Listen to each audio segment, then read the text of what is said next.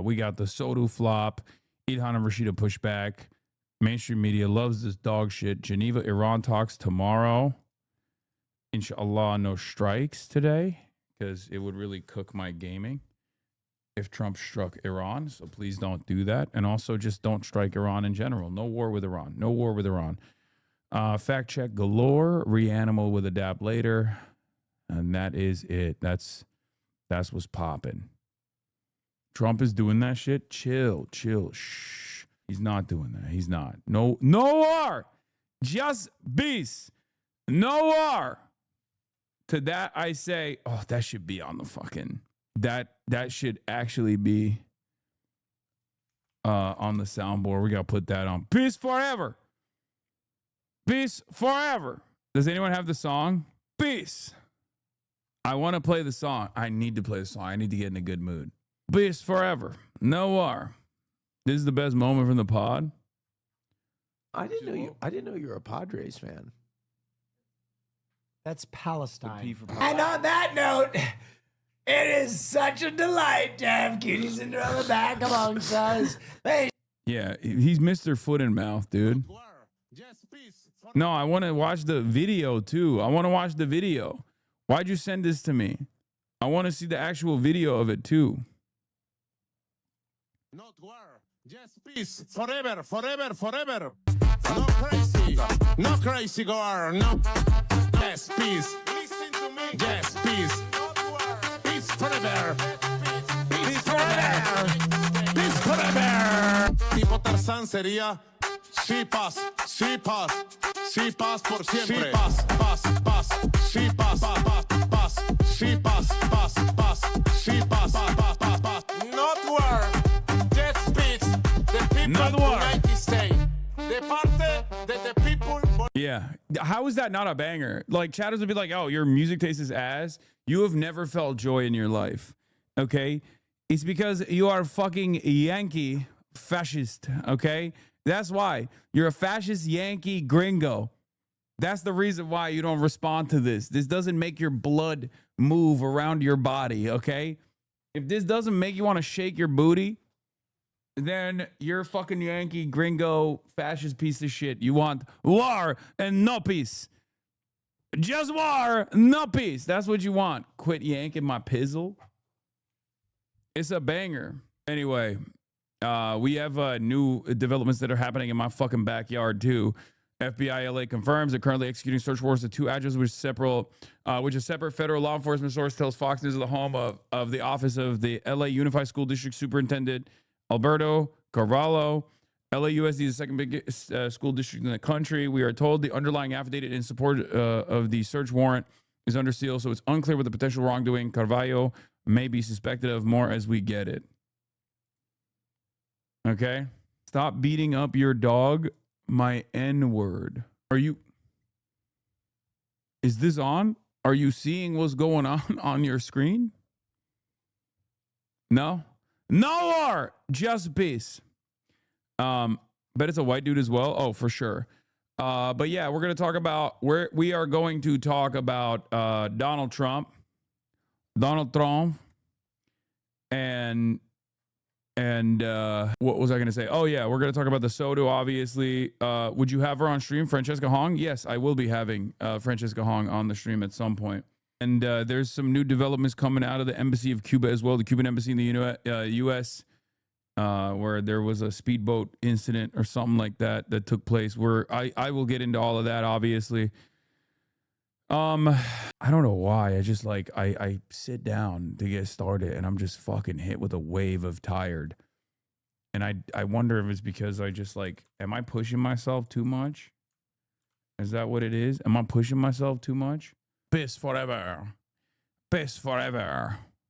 Beep, beep. Yeah, also, look. That chatter is not wrong. Look at this. Look. She really does look like rotisserie chicken. I can't get over it. Hi. She really does look like rotisserie chicken. I can't. Yeah. I don't just beat my dog. I eat my dog, dude. Peace forever. You guys are the funniest motherfuckers ever. I didn't know you were a Padres fan. That's Palestine. And on that note, It is such a delight to have Cutie Cinderella back amongst us. Ladies and gentlemen, we'll see you. Padres fan. I didn't know you were a Padres fan. Trump is draining your soul. That's the problem. He's draining your blood like a vampire. You watch him and he drained your energy. Bro, you think that's how he keeps... you think that's how he stays alive? You think he just like drains the life force of everyone that's actually watching him be a fucking asshole? And that's how he charges his battery? He won't tell us. That's why he's never going to die. He just eats Big Macs and filet of fishes from McDonald's. And he's like a straight up energy vampire. And that's how he's doing it. That's how he's doing it. Hold on. I'm getting freaking dinged. I'm getting pings upon pings upon pings upon pings. No war, just peace. Peace forever. Peace forever. Burp, burp, burp, burp, burp, burp. Oh, God, I can't stop. No war. Just peace. Did you name Kaya after the Bob Marley song, I Love You? No, Kaya just means rock in Turkish. Claire Valdez is being outraised by Reynoso. It doesn't matter. They stopped pushing Elon Brainlink because they've needed all those chips to keep Trump moving. One chip per appendage, a chip in each fingy and toe. Okay. Stole your joke. My bad. Oh, nice. And you got a banger, too. The NYPD after the assault by Snow Hamas. Snowballized the Intifada. Another fan of Hassan Law. There's nobody less talented and funny than this guy. I've never seen a clip of him. Keep in mind. This has 22 likes, man. I don't know why you're showing me this. But yeah, no, I saw my take is going a little viral on hockey Twitter. By the way, real shame for the fucking this will be remembered. That is an unironic shame for the hockey team. It's not an honor to be there for Donald Trump. I will say it. I don't really give a shit that much, but straight up, you are fucking pawns, okay? You are 100% pawns for the Nazi government, and the fact that you're willingly participating in this song and dance implies that you don't really give a shit. You don't really see it. You'll turn around and try to hit the apolitical line and go, oh, well, you know, it's the American government. Like, this is for America. We did it for America. No, the fuck. It won't be read that way. It will be remembered not as fondly as you think it will be. You know, like those black and white photos that you see from like Nazi rallies and shit like that? This will be in history. This will not be remembered fondly if we have a future at all. One of them has an MLK quote tattooed on his body. Bro, I know. I've seen it. Yeah, I saw this too. I couldn't clip it, but Hassan Lahan said the fact that the USA men's hockey team allowed themselves to be used as props by Trump will be a stain on them forever, and that we would look back on photos of them standing with the fascists, and he's 100% right. Yeah, except people are really fucking mad about that. They're like, oh, shut up, loser. Shut up, libtard. You fucking libtard. Shut your stupid ass up. You don't know anything. It's just sports. It's just sports. It's just sports. Right? Like, teams have deliberately turned down the White House over and over again for this reason. They don't want to be remembered as fascist collaborators. And I saw a photo. I mean, this is what it's giving, you know? Like, this is what's giving. This is what it's giving. You're you know, you're giving a little Sig Heil there, buddy. Not great. Not a great look. It's called sports washing. And that's precisely what the Trump admin is doing. In any case, you know, it's just fine. It's whatever. You chose this. You chose to be remembered this way, and you'll be remembered that way, right? I don't get it.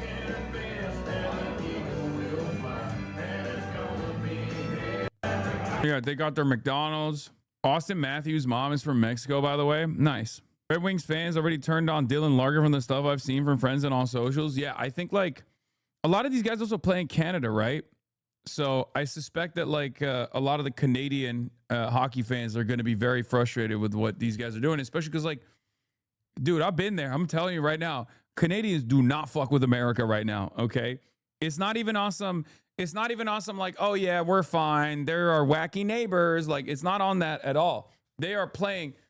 They're on very different timing, okay? They do not fuck with America at all, especially after Donald Trump was like, I'm going to annex Canada. Canada is the 51st state, all this shit. Like, that was not read as a joke up there, which is completely understandable. It's completely understandable that that wasn't read as a joke at all. There are, I think, a lot of Canadians who are frustrated. I think you're underestimating how shitty men's hockey fans are in general. The majority of hockey players don't give a shit at all, though. I don't think that's the case. I think, what are you talking about? They did this to one of their biggest legends, dude. What was it? The one of their biggest hockey legends, like historically, one of the biggest hockey legends of all time around the globe, Wayne Gretzky, came out and was like pro-Trump, and Canadians were like, Wayne Gretzky, fuck you. I will never consume your wine ever again. I know that there are a lot of conservative hockey fans out there, but I think there's a difference. There's a different, like, you think it's just woke Canadians that don't want to be annexed by America. No, that's not the case. Okay, you're mistaking. You're forgetting a major component here, which is that even right-wing Canadians, with the exception of like Albertans or whatever, are not fond of being forcibly annexed. Yeah, my normie coworkers literally hate America now. Yeah, Canadians literally turned into like third worldists overnight when Donald Trump said, we're going to annex your country. We're going to invade it militarily. I think you guys forget that like PP was supposed to win. Okay. If you look at the polls before Donald Trump comes out and is like, I'm going to invade the Canadian heartland. It is mine now. Pierre Poilievre is doing very well against, at that time, it was also Justin Trudeau. But like, he was going to fucking win that election. And then Donald Trump was so aggressive. Donald Trump was so aggressive in his posture that Canadians were like, no, fuck that. It was JT, not PP, man. No, I mean, obviously people hated Justin Trudeau. But again, PP was doing fine. PP was doing pretty good, as a matter of fact. And then his association with Donald Trump and MAGA in general caused the election to go resoundingly in the direction of Mark Carney. So shouts out to Donald Trump for that. I mean, it's correct. It literally is. Like, that is what happened, because a lot of conservative Canadians as well recognized that their sovereignty was being violated by the United States of America, and they reacted to that in a way that I haven't even seen from European leadership, really. I mean, yeah, even the Albertans, I joke and say Albertans want the annexation, but that's a joke, okay? That's not real. Yeah, let me get the other one too, and then you can put the others in the fridge. Thank you. Okay. Did you hear about the China-Germany meeting? They pledged deeper economic ties and push back against tariffs. I mean, great. Fantastic. What are you supposed to do, you know? I'm in favor of countries, middle powers getting sovereignty, okay? I'm in favor of middle powers getting sovereignty.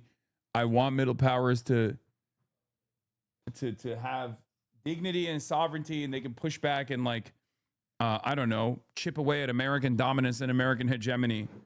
I know that this is like a weird take from an American, but I do think that American hegemony is global capitalist hegemony, and anything that chips away at that power is good in my book. Okay, I want countries to regain confidence in themselves and their peoples and their population. If that means leveraging better relations, leveraging better trade negotiations and better trade relationships with the United States of America by working with.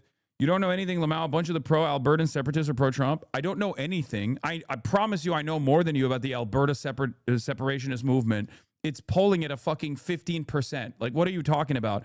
I joke about Alberta separatists all the fucking time on this broadcast. But the reality of the matter is, even they are a relatively marginal voice in Alberta, one of the most pro-American parts of Canada. Okay?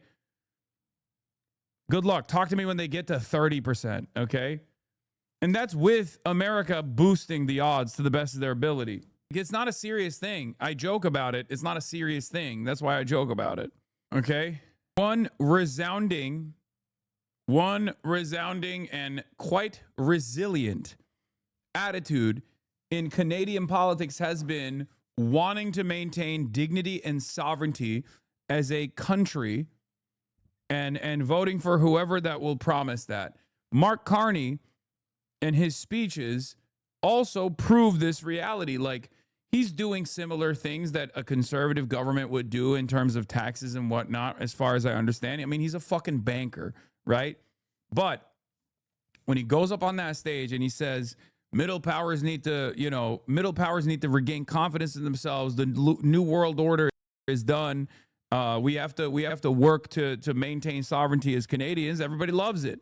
Even if he ultimately follows through on whatever America's grand design is. Like, for example, if Mark Carney truly wanted to break the hegemony, what would he do in Cuba right now? Canada and Cuba have always had better relationships than Cuba and America have had. And yet, Canada is doing nothing to help Cuba right now. I mean, they're doing aid. They still allow flights to go to Cuba and shit like that, but they're not sending oil. You know what I mean?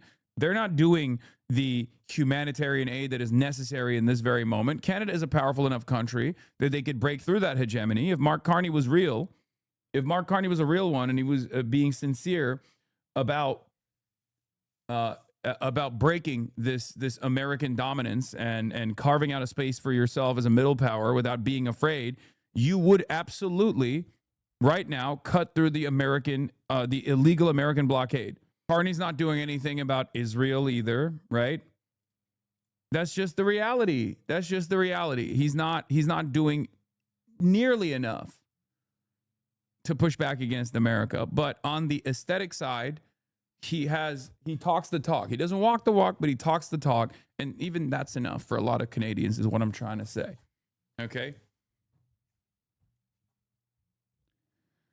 Yeah. Breaking. Canada's foreign minister says, will not open diplomatic relations with Tehran unless there is regime change. Canada complains about America wanting to invade us, then supports literally every American invasion. It's true. Also, Avi Lewis had a good take on Carney as well. Carney's a smart guy. He's very popular in Canada right now because he has a diagnosis about where we are in history. We're at a turning point. But what he wants to do is make us into a militarized petrostate, a junior arms dealer in the world stage. Well, I think I think maybe I'm a throwback to the NDP of the CCF NDP of my grandpa's era. Think about what Tommy Douglas did with healthcare. It was the same thing. It was a giant idea that was outside the box. I'm outside the box for some of these, for what is considered a serious political idea by the very serious people who decide what's serious in this country. I'm advancing solutions as big as the crises we face. And that's what's required in this time. That's what Tommy did with healthcare.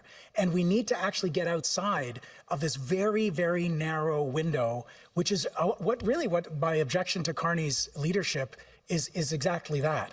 He's a smart guy, and he's very popular in Canada right now because he has a diagnosis about where we are in history. We're at a turning point. But what he wants to do is make us into a petrostate that is a militarized petrostate, a junior arms dealer on the world stage. I have a very different vision for Canada, and that's what is outside of maybe the Ottawa bubble, but certainly not outside of our tradition as New Democrats. Okay, thank you, Abby. It's crazy that Canada had the wherewithal to understand that, like, or take advantage of the Trump situation where, like, cultural grievances were actually playing a major role in the debate, in the back and forth, whether it be the trucker convoy or whatever the fuck, like the vaccines, Justin Trudeau is Hitler because he's doing vaccinations and mass inoculation initiatives. They were taking advantage of the same material issues that the Canadian working class were facing, and then taking that anger and animosity and pumping it into much more viable outlet for the reactionary masses, much more viable outlet for reactionary parties. And then all of a sudden, Trump came out and was like, well, guess what? If you're MAGA, then we're actually going to annex you. And then boom, all of a sudden, you got a liberal. Mark Carney comes back, says, we are not going to do that. Look at my opposition. They want America to invade Canada. It's completely unacceptable. And we're going to do the same neoliberal initiatives that the Conservative Party would have done, but instead we're also going to slap on a sovereign patina to it. Canada is sending Cuba aid? Yes, I know. This isn't what I'm talking about. So is Mexico. Cuba like we're sending aid to Cuba. I'm personally sending aid to Cuba. That doesn't mean anything in the grand scheme of things. We're talking about actual states. Okay? It's great. It's wonderful. It's nice, but it's obviously not the necessary aid. The necessary aid in this situation for Cuba is oil. Okay? I know Canada is sending aid. They're not sending oil. I know Mexico is sending aid. They're not sending oil. Mexico and Canada, two North American countries, could get together and say, we are going to continue sending oil to Cuba, especially now that Donald Trump no longer has the tariffs tool, right? The IEEPA tariffs that Trump was just throwing around willy-nilly was his main tariff war tool that he was using. That's now been taken away by the Supreme Court of the United States. Countries should take note of that. Countries should remember that. Countries can take action now that at least one of the tools at Trump's disposal has been taken away from him. The opportunity is here. Breaking U.S. Treasury moves to authorize Venezuelan oil resales to Cuba. Washington is signaling limited easing of restrictions on Venezuelan origin oil flowing to Cuba, saying it will consider license applications so long as the fuel benefits civilians, private businesses, and humanitarian needs, not Cuba's military or intelligence entities. Under the new OFAC FAQ 1238, the Treasury's Office of Foreign Assets Control says it would consider approving specific license requests if the transactions are consistent with the terms of Venezuela General License 46A, support the Cuban people, including the private sector and humanitarian use, do not benefit Cuba's military intelligence services or entities on the U.S. State Department's Cuba restricted list. Yeah, they might ease up on the the insanity a little bit, but we'll see what happens. We'll see what happens. Especially because the latest update from Cuba is that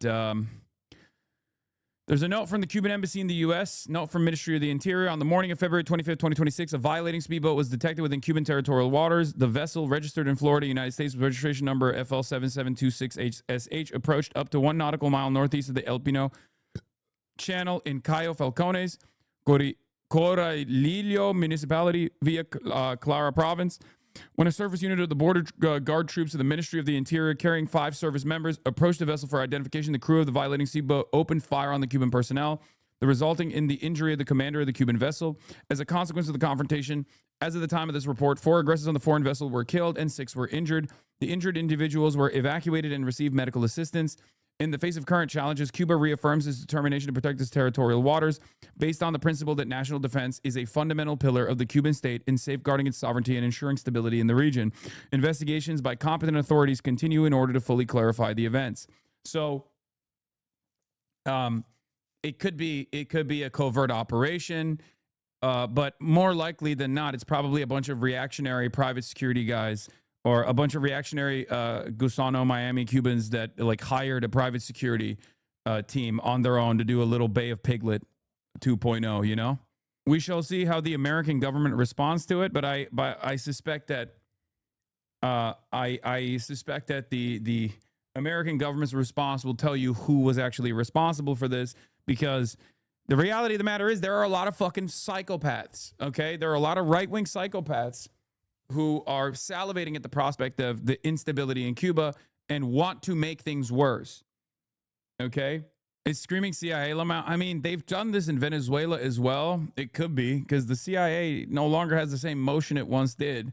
So it wouldn't be all that shocking to me if this was unironically like a covert initiative, but I just don't think it doesn't read government to me, because it doesn't read government to me. I could see this being like a parallel incident where you know, a bunch of like far right. The CIA doesn't run a speedboat towards armed Cuban guards on the open seas. I mean, they kind of did do that in Venezuela, if you remember. That's why I'm saying like it could be, but probably not. I mean, this seems very amateurish, even though there was a similar situation in Venezuela, if you remember. Where they had a bunch of like security contractors that tried to like invade Venezuela a couple of years prior, and they got overtaken by fucking fishermen. Yeah. So yeah, I'm talking about Operation Gideon was an unsuccessful attempt by the active coalition of the Venezuelan International Reserve, Venezuelan Dissidents, a private security firm, Jordan Gurdo's Silver Corp USA, to infiltrate Venezuela by sea and remove Nicolas Maduro from power. The plan, executed from the 3rd and 4th of May 2020, was for expatriate Venezuelan former military personnel living in Colombia to enter the country by boat at Macuto, take control of an airfield, capture Maduro and other high-level figures in his administration, and expel him from the country. If you remember, they literally caught these guys, like fishermen were able to catch these guys. I'm not even joking. It wasn't even the fucking Venezuelan Coast Guard, I'm pretty sure. So, have your handlers told you about anything about Eric Prince lately? Isn't he in Africa right now? Isn't he doing shit in Africa? I don't know. They keep swinging on Cuba and they keep getting their asses handed to them every time. Yeah. There's also the DPRK incident, but that was U.S. Navy SEALs. Obviously, this was a declassified report. There was a botched mission where they just they just murdered a bunch of Korean fishermen because they encountered them by accident during a botched mission. So, you know, but that was the American government doing that. And they did actually kill all of the people that caught them, and then they fucked off. So that's a little different. So I don't know where this goes, but this is at least, this is actually signaling that there might be a little bit of easing of restrictions, even though the restrictions were initially totally unnecessary. Hopefully that happens, though. And what else is there to say, honestly, other than hopefully they fucking ease the restrictions? It's completely unacceptable. The fact that they're strangling the island is not only totally unnecessary, but it's totally fucked up. So USS Gerald Ford got stunk. Yeah, I know. That's an internal plumbing problem.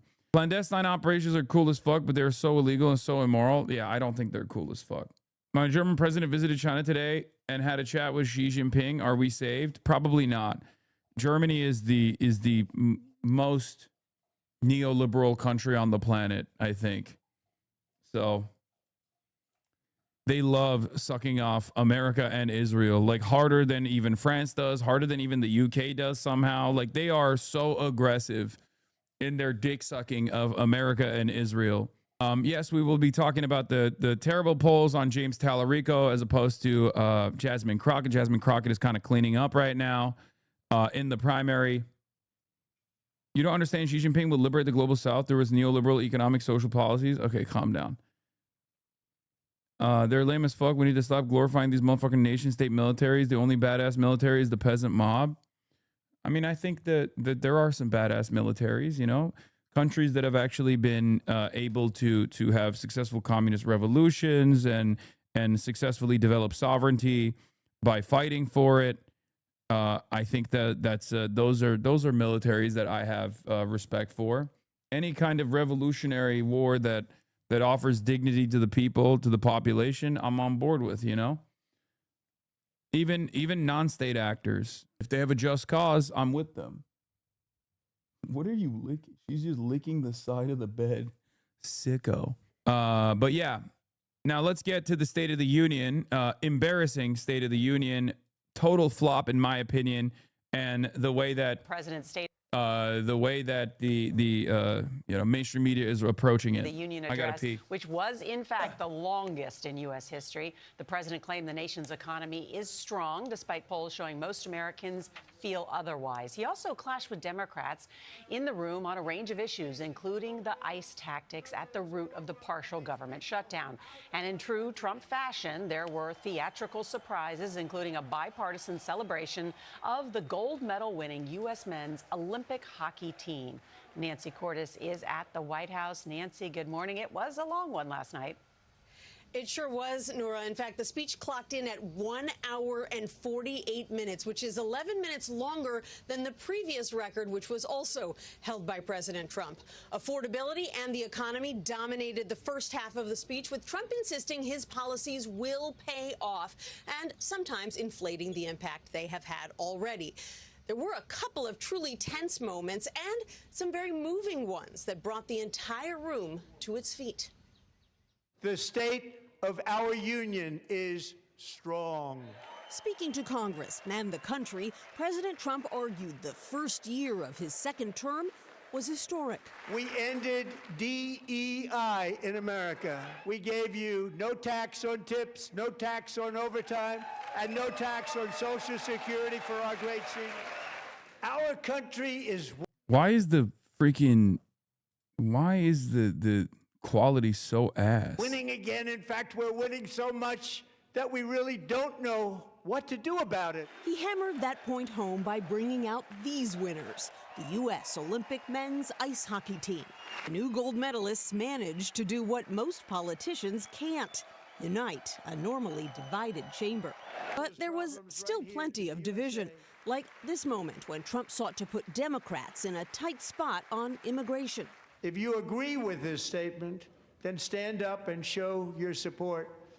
The first duty of the American government is to protect American citizens, not illegal aliens. You should be ashamed of yourself not standing up. His move prompted shouting from a small group of Democrats. Removal of criminal aliens. Trump hit back on the issue of voter ID, falsely claiming that Democrats have been rigging elections. They want to cheat, they have cheated, and their policy is so bad that the only way they can get elected is to cheat, and we're going to stop it. On the economy, Trump said he wants another round of tax cuts, and he touted a new plan to keep electricity prices low when AI companies and tech companies build data centers. This is a unique strategy never used in this country before. We have an old grid. It could never handle the kind of numbers, the amount of electricity that's needed. So I'm telling them they can build their own plant. Perhaps the most moving moment came when Trump awarded the Medal of Honor to Army helicopter pilot Eric Slover, who was wounded in the daring Venezuela raid last month. From what I understand, the military guys can correct me on this, but like this is actually really unique. It might be the fastest Medal of Honor ever given. And I saw a lot of like hoorah military guys actually saying that it was totally not worth. Like they were saying it's a Mickey Mouse ring. Like they were saying like the military guys that I was looking at on the timeline was saying like this is crazy. Like it's actually taking away from the significance of the honor itself, that this is like it cheapens the worth of the medal, because it's like they did it in such a short period of time, unheard of. It's not posthumous, and that they did it specifically for the show. They did it specifically for the State of the Union, and that usually you don't get a Medal of Honor for like, you know, getting shot while you're, you know, driving a helicopter, where you're flying a fucking helicopter on a mission like this. Posthumous doesn't really impact his weight. No, but like they're saying, I'm a military guy and last night was bash it. It's not normal to how these ceremonies tend to happen. It's a show, that's it. During and after the Civil War, the Medal of Honor was dished out like hotcakes, but in recent times it's been more esteemed and very selectively picked. Trump has now made it Mickey Mouse again.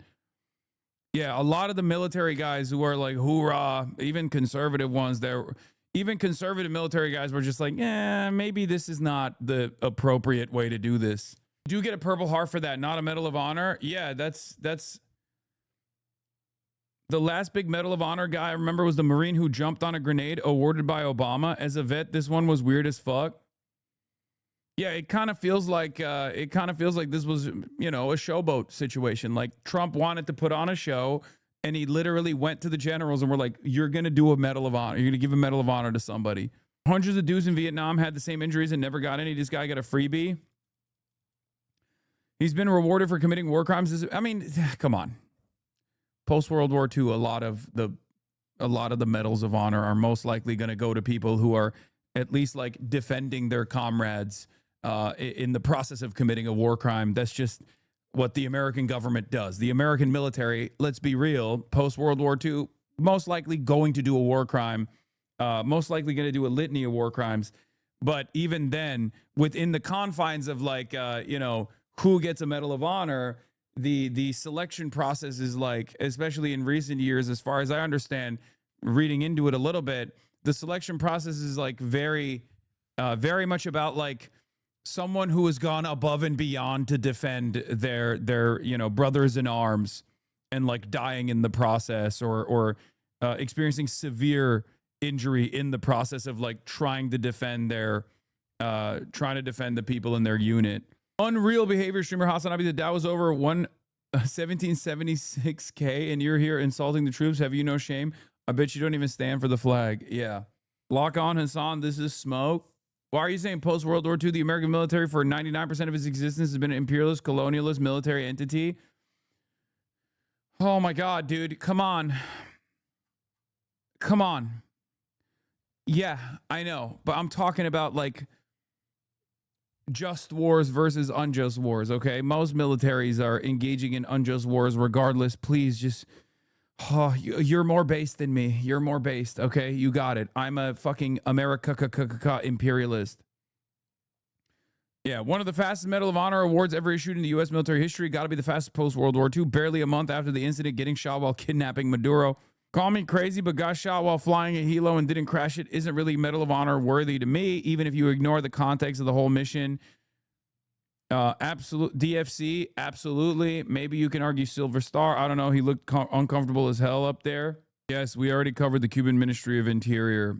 They made him wait outside the room for an hour before calling him, and a man who struggles to walk in to receive his award. I mean, I'm sure he was happy to get it, though, regardless. Trump post about Ilhan and Rashida. Oh, God. Oh, we'll talk about that.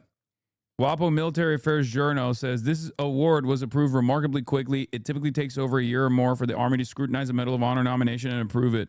That one little smirk he did was awesome to see. Few things pull at my heartstrings like a warrior being recognized.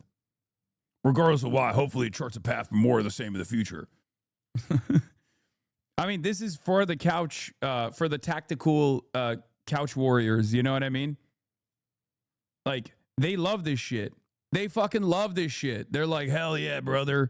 Hell yeah, these are brave war fighters. It's like, bro, they literally kidnapped the head of a foreign state, man. Like, they weren't like defending your interests, okay? Unless your interests are directly to reroute Venezuelan oil to like Israel. That would be a really strange personal interest or investment to have. But off topic, well, why do we say kidnapped after the person is 18? It's supposed to be sequestered. English is so dumb, Lamau. Okay, dude. The veteran subreddit says very fast too. Am I crazy or was this kind of quick? I know the first guy to receive a Medal of Honor while still alive since Vietnam. I was deployed with him in OEF 8 and remember when they put him on Silver Star for actions in October 7. We literally got back from deployment. He PCS'd. We trained up and deployed again in late 09. We got October 07. Sorry, not October 7th. We got word that he had been upgraded and due to receive it around fall of 2010 before we ended that rotation, so 3 years. The other non-posthumous MOH recipients I know went to another guy in my battalion from another company, Kyle White. Happened around late 07, but he didn't receive it until after I was out of the Army, mid-2012, so 6+ years. The carrier he launched from is still deployed. I'm sure morale is excellent. I hear it's pretty shitty. Morale is in the toilet. It's so funny that you got Redditors who are like active duty who do like Reddit-ass jokes. This is a Reddit-ass joke. They're talking about USS Gerald Ford, by the way, obviously, which is knee-deep in Dookie, for the record. Shouts out to the brave war fighters on USS Gerald Ford who are actively trying to undermine America's imperialism from within, sinking their own personal battleships by sinking fat dumpers and also rope and T-shirts into the toilets. Should have done that faster, but I really thought, maybe I shouldn't do it. But I had to do it, Let's fucking shit. I love that emote. One of my favorite emotes. Bro, the craziest part about the poop stuff, the poop ship, is this is a reoccurring issue. I Googled and found like 6 articles about this happening in the past few years. Yes. $13 billion island that is like technically supposed to be unsinkable, and it is caked in layers of shit. How fucking awesome is that? But yeah, that part of it was like, Hassan is being more patriotic than people that don't even understand what our flag stands for. So many people yell flag America and they have not a clue or what freedom stands for. Come on, guys, unity and love should be our foundation. Yeah, I think these kinds of actions are like anything that Trump is demanding of the military is going to be dog shit. Let's be real, because he is dog shit and he's the commander in chief. So he's going to force you to do dumb things. However, Donald Trump put the red meat out there with his childlike State of the Union, and a lot of hogs absolutely responded to it. Okay? They responded to it as expected. Donald Trump did the, if you say what, you're gay. And everyone said what? And he was like, got you. If you don't stand up, you're unpatriotic. And the Democrats, of course, didn't stand up. And then every Republican is now going, how could the Democrats not stand up? Oh, they hate America. See? Like, dude, you have the brain of an infant. If you respond to this shit, you have the brain of a fucking infant, okay? Also, Scott Jennings is one of those guys who immediately ate that bait. Of course, they were like waiting for it, Moment of the night, Democrats refusing to stand to affirm their allegiance to American citizens over illegal aliens will be a signature moment from the speech. Trump nailed them. Again, everyone is 12. Genuinely, everyone is 12. Like, that is the best assessment of this administration is the everyone is 12 theory. Okay? It's not a theory, it's just real. There's two competing theories. Okay? One is the entire Republican movement is 12 years old. They have the working brain of a 12-year-old. The other theory is every Republican is a pedophile, pedocon, right? Both of these theories are basically like the theory of gravity, okay? It's not so much of a theory, but it's just, it's observable reality. That's it. That's where we're at. I said, Democrats, get up for the standing ovation. Oh, that's the other thing I was going to talk about. That's the Iran thing. But yeah, I tweeted, Trump loves doing the if you're not standing up, you're gay style antics at every State of the Union, and the MAGA hogs love eating up this slop. They're all collectively 12. Like, it's so childish, dude. It is so fucking childish. Like, how can you be like, oh, well, everything sucks. The economy sucks. Trump is warmongering all around the world. None of that is beneficial for us. The roads are covered with potholes. The infrastructure is in a state of dire disrepair. Okay, we have no health care. Health care is going to be cut for hundreds of thousands of Americans because Donald Trump wanted to give the Epstein cabal new tax breaks, right? Things are just incredibly unaffordable. But the Democrats didn't stand up. When Trump said, stand up, patriots. Like, you're a fucking idiot. I'm sorry. We cannot deal with 10 to 20% of the country that is this fucking stupid. We don't have to listen to them, okay? We don't have to listen to them. Just win fucking elections. Enough. Stop trying to appeal to them. Stop trying to appeal to the fucking moderate center that doesn't exist. Just do your fucking jobs. Democrats, do your fucking jobs. This is the Nick Shitley party, okay? How are you going to get your lunch money stolen by people who I feel a little weird criticizing all the time because it's fucking objectively ableist, dude? I feel like the Republican Party nowadays is so incredibly stupid in their forward posture that every time I fucking shit on them, I'm like, am I being ableist? Am I making fun of someone with a mental disability? Okay? And kind of, I kind of am. I kind of am. I feel like I am. Like, Nick Shirley is the boundary-breaking media figure for the National Republican Party. They are medically stupid. They want medical stupidity. They genuinely are. They genuinely are unimaginably angry and stupid. You don't have to take them seriously. Please. Motherfucking finger readers, dude. If they can read at all. Half of these guys are illiterate. You're ableist, elitist. I would think you'd be slightly benevolent. I'd be slightly benevolent. You were right. To me, I don't like. Yeah, this is the guy that has the Martin Luther King tattoo, by the way. Hannah Einbinder on Hassan Piker. Yeah, no, she's a Hasanabi head. Yes, she is. For those of you who don't know at this point still. To get political or get into that kind of stuff. Yeah, classic. I don't want to get political, bro. Sports is just sports. This is my country, And like I said, we're proud Americans, and winning a gold medal. It's been 46 years since. Get that fucking hat off your head, man. Wearing the fucking Maple Leafs hat and everything. men's ice hockey team has done that. So, I mean, the team that wins the Stanley Cup every year accepts the White House invitation to go. So, I mean, I just think it's something that you do. Bro, Trump used you like a cum sleeve, okay?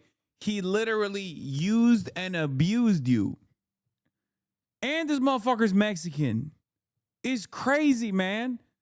Oh, it's just sports, man. It's all love, man. It's like, really? Really? You're fine? It's just sports? Oh, it's not about politics.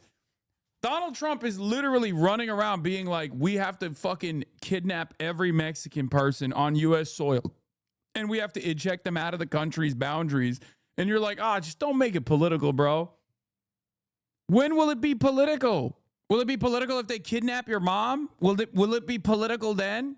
Do the leopards have to eat your face for you to fucking, gain the capacity to empathize?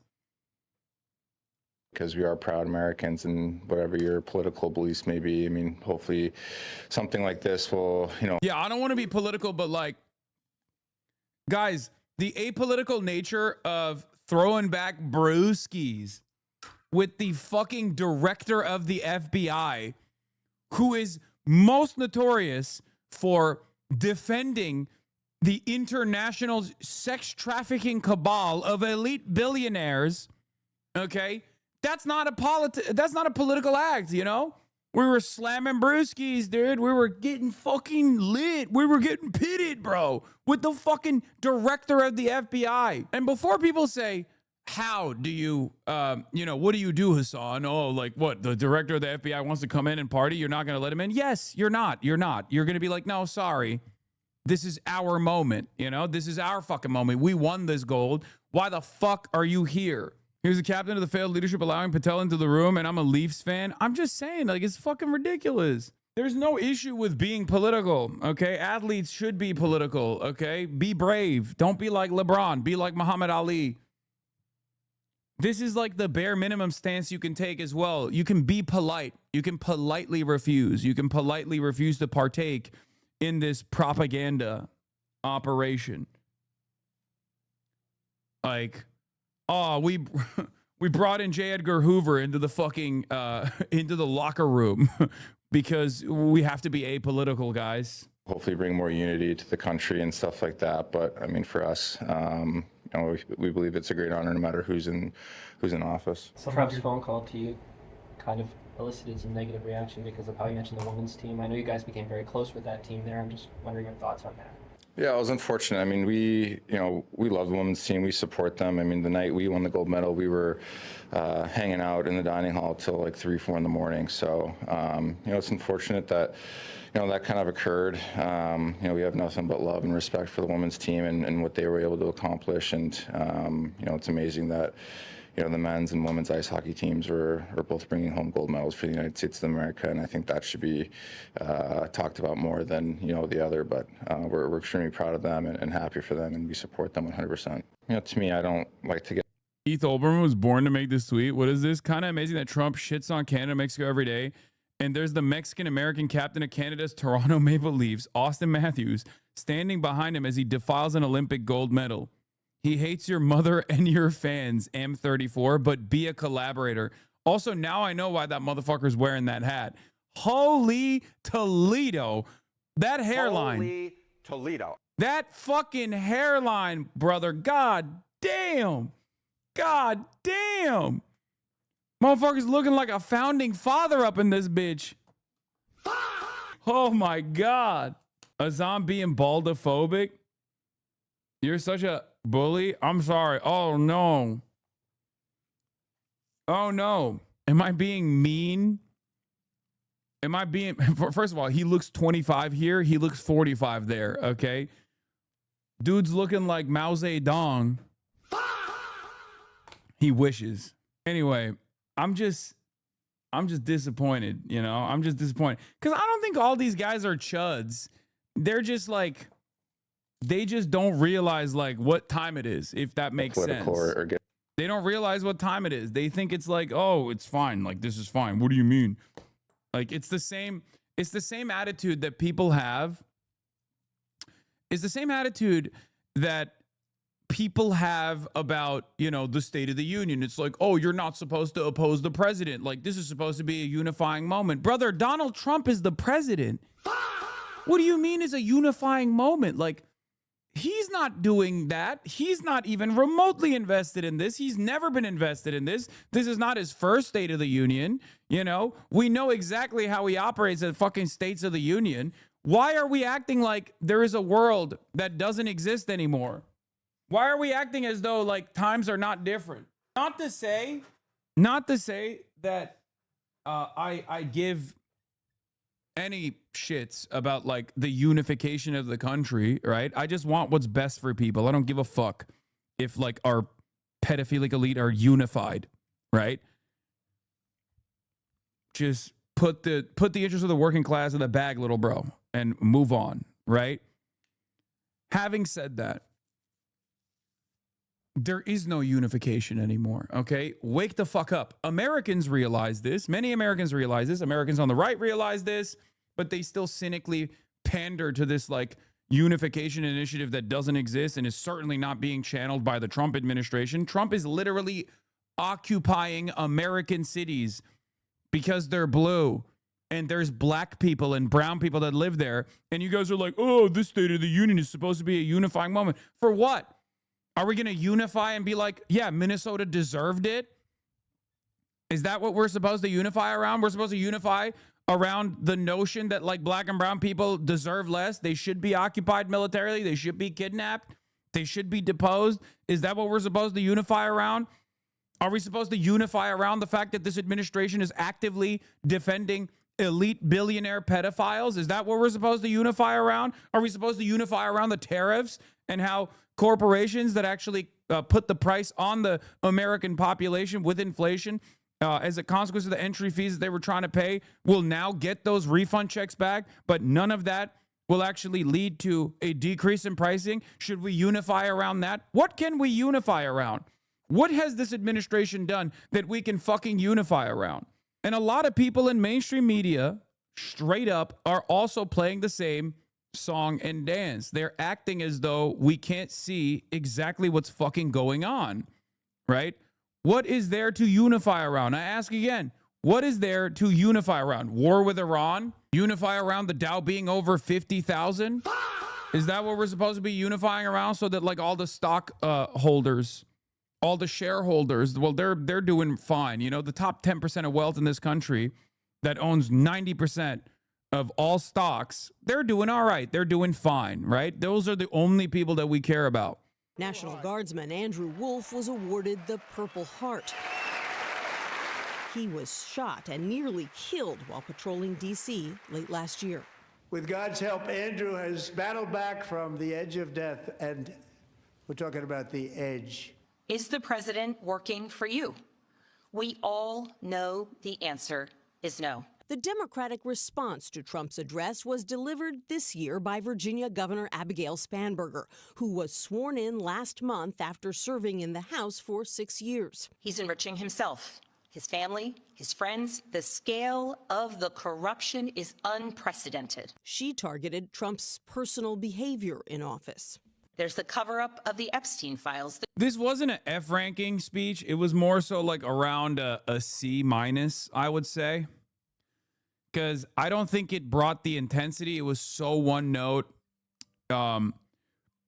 Overall, I rate the like across the board, I think CIA Burger is not the person that the Democrats should be putting on as like who is supposed to represent the National Democratic Party.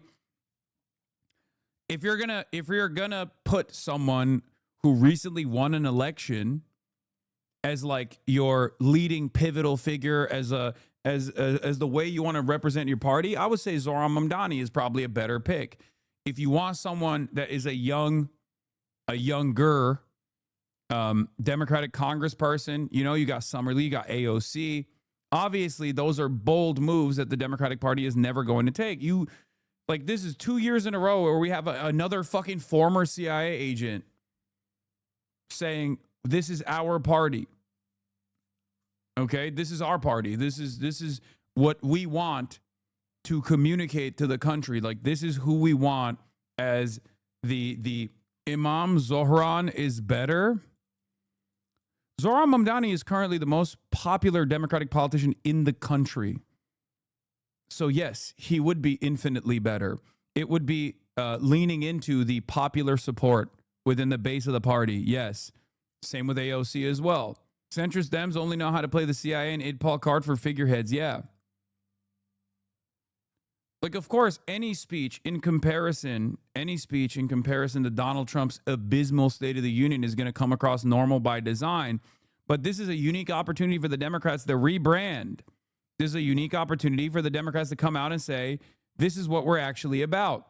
What we're about is not business as usual politics. What we're about is not having like CIA candidates. What we're about is actually having candidates that center the working class and their interests. Crypto scams, cozying up to foreign princes for airplanes and billionaires for ballrooms. Fuck it, put Ro Khanna on there. You know what I mean? If you want to talk about bipartisan unity, who in the Democratic Party's ranks is currently showing how bipartisan unity could work in a very effective way, you know? Out of all of the candidates that could potentially run for president, Ro is not my favorite, but it doesn't matter. He's fucking doing it. He's doing it with Thomas Massie, right? That's the kind of bipartisan unity I'm on board with. That's the kind of reaching across the aisle I'm on board with. Reaching across the aisle to laser elite pedophiles. Reaching across the aisle to force a vote on authorization of war with Iran. That's exactly what we should be doing. That's exactly what Democrats should be doing. But no, they want to reach across the aisle in a direction that moves towards moderacy. Putting his name and face on buildings all over our nation's capital. This is not what our founders envisioned, not by a long shot. Yeah, at the end of the day, it wasn't like the worst possible speech. Like I said, it's like, I think CIA Burger was a lot better than CIA Slotkin, okay? CIA Slotkin is even more Rizless than CIA Burger somehow, and at least she didn't make a mention about how she's a Reagan Democrat. So it was a mid-ass speech. It was a C-. And a big part of the reason why is also a C- because there's like far better alternatives that the Democrats could put forward to say, this is who we are. Okay. Might have noticed there were a smattering of empty seats in the House chamber last night. That's because dozens of Hassan just loves giving bad advice so he be popular while Democrats lose. Don't you realize that actually proves the point? Why would I be popular if what I was saying was not channeling the frustrations that like everyday people have? You're literally saying shitting on the Democratic Party makes me popular, while simultaneously claiming that the way that the Democratic Party is presenting itself is supposed to be popular. Why won't people understand? If elections are a popularity contest and you're recognizing that shitting on the Democrats makes someone like me popular, then maybe the Democrats need to fix their fucking branding. Perhaps you can comprehend what my argument is here, because at the end of the day, I do not want the Republican Party to win, okay? I don't want Republicans to win. Republicans are fucking fascists. It's literally a cell phone. You say, every time a shit lip comes in here, every time a centrist Democrat comes in here and says, Hassan just gets popularity by shitting on the Democrats, you don't understand that that's an own goal, okay? That's why I would not vote for Gavin. Motherfucker's still talking about Gavin. Holy shit. Oh my God. Still talking about Gavin Newsom. Yeah. No, dude, it's 5D chess. You're giving the Dems the right advice knowing they won't take it and lose, so you remain popular. Winky face. La la la. Exactly. Hassan, your reasonable critiques of the Democratic Party make you endlessly popular, and the Democrats actually are unpopular, and I'm acknowledging that your criticisms are making you popular and the Democrats less popular. Let's not listen to the criticisms is not a fucking reasonable argument you can make. It's inconsistent. You understand that, right? Anytime a centrist liberal comes in here and says, Hassan, you're gaining a lot of popularity by shitting on the Democrats, you don't realize what you're saying. What you're saying is that there is popularity to be received by shitting on the fucking Democrats. That means the Democrats' brand is dog shit. It's truly illogical to make this argument. Democrats skipped the president's speech. One who was there was Al Green of Texas. He had to be escorted out for holding a sign that read, "Black people aren't apes." That was a reference to a racist video that Trump recently shared depicting Barack and Michelle Obama as cartoon primates. You may recall Green was removed from the chamber last year, too, for heckling Trump. He faces a tough primary next week after 11 terms in office. Gail? All right, Nancy, thank you very much. For more insight, let's... You keep naming minorities knowing they will not win. Oh, my God. And he's a fucking... The most popular Democratic president in our lifetimes is a black man. Shut the fuck up. Okay? Shut the fuck up, please. Like, being a lifelong Democratic Party voter does not give you the right to literally, does not give you the right to be a fucking white supremacist in this chat. You understand that, right? Oh my God. Does this attitude extend to the Jasmine Crockett race in the Texas primaries? Would you come in here and be like, well, James Tallarico is a white man and Jasmine Crockett is a black woman, so James Tallarico should actually win that primary? Do you say that there as well? Does it extend to all the races? It shouldn't, by the way. It should extend to 0 races. You should focus on the policies and the communication strategies of each candidate. I would never make that argument about Jasmine Crockett. I would never be like, oh, Jasmine Crockett's a black woman. She can't win because she's a black woman. That's fucking insane. Bring in our CBS News chief Washington analyst. There he is, Robert Costa. Bob, always good to see you. Other than the length of the speech, everybody clock that. Just because you're being critical of the Democratic Party doesn't automatically mean your entire message is the correct assessment of a disastrous political party. I mean, it's most of it is correct, though. And I would like to remain on the issues. I would like to talk more so on the commentary here rather than all these like bullshit aesthetics that people are leaning into. So yeah, if you have an issue with my criticisms of the Democratic Party, let's talk about them. But no one seems to take issue with what I'm saying beyond, well, you're being critical of the Democrats and therefore you're wrong. Therefore, you are, you are forcing voter apathy. What was your biggest takeaway or some of your biggest takeaways from last night? Great, Gail, great to be with you. So much was said last night in President Trump's State of the Union. What really stood out to me was what was not said. He did talk about the challenges on foreign policy, but he has a big decision he still has to make about how to handle Iran and whether he wants to have a military strike to go after its development of a possible nuclear weapon. Is there anything else where you said about not said, there were some Epstein survivors who were in the room last night. You made no mention to them whatsoever. Did you think that he would? I think most people thought he would stay clear away from that, and he did. Yeah, of course he wouldn't mention the CBS. And he was also not someone who talked about the Supreme Court at length. We saw it just in recent days. He was so frustrated with the Supreme Court's ruling on his tariff policy, but he held back a bit. And this is a president who does not often hold back. But you saw him trying to underscore patriotic themes, highlight Americans who have compelling stories of service to the country, while also taking on Democrats, calling them crazy, saying they're not addressing the issue of immigration or the economy. And you really see ahead of the midterm elections, this is a president who wants to be appealing to the center of the country, the undecided voter, while at the same time not always trying with a huge national audience to wade into some of these waters like fighting the Supreme Court. Let's talk about that, the upcoming midterms, where the Republicans could take a beating at the polls if voters don't think the Republican Party is delivering on.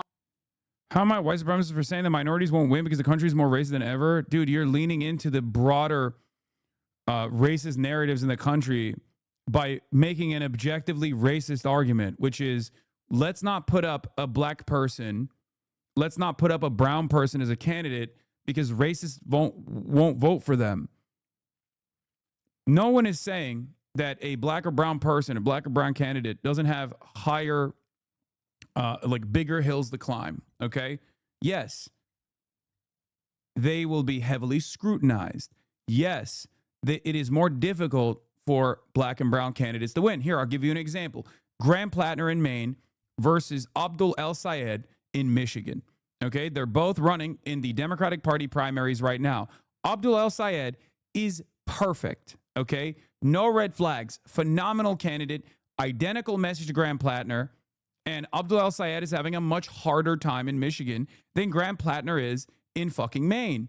Graham Plattner had a goddamn Nazi tattoo on his fucking chest. Graham Plattner had a Nazi tattoo on his chest. I don't know what else to say. So yes, being a white man is OP. Okay, I recognize that. But do you see me fucking criticize the electorate? No. You have to work with what you have. It's ridiculous. Work with what you have, not what you wish you had. Yeah, America's two races. That's why we shouldn't allow marginalized groups to hold office. Incredibly stupid take by that chatter. Exactly. Haley Stevens may have skipped the Michigan Black Summit, but there's one event she'd never miss, a celebration of Israel. Yeah, I mean, look, Haley Stevens is not the fucking hill to climb here for Abdul El Sayed. Haley Stevens is dead in the fucking water. She'll get unlimited funds from AIPAC, DMFI, all these other groups that are super pro-Israel and one note and only invested in Israel and nothing else. The real problem is Mick Morrow. Okay? Mick Morrow is the one that is at least like progressive adjacent. On the issue of the economy, we saw the president last night blaming Democrats for the affordability crisis. How do you think this plays out? When I'm on Capitol Hill, Nora, it's so evident that House Republicans, Senate Republicans are very nervous about the midterm elections and whether they can make the... No, I don't believe the Stevens polling above Abdul polls. I think those are ridiculous. But Mick Morrow is definitely polling above Abdul El Sayed. Economic case. President Trump has been trying to reassure them behind the scenes. He did it in the speech last night. When I called President Trump before the speech, I said, what are you going to talk about with the economy? He said, I'm working to bring prices down. He blamed President Biden for any economic pain that people are feeling out there. And so you really see him trying to shrug off any criticism and push back quite hard against his critics. And in your conversation with him, did you get the sense that he's nervous at all, or sense? No. Yeah. Not nervous about the You've speech. covered it for a long time too. I know. Nervous is not a word I would use. Defiant, defiant as ever. Bob, real quick before you go, what did you think about the reaction or lack thereof of the Democrats in the room? Did that hurt or help them?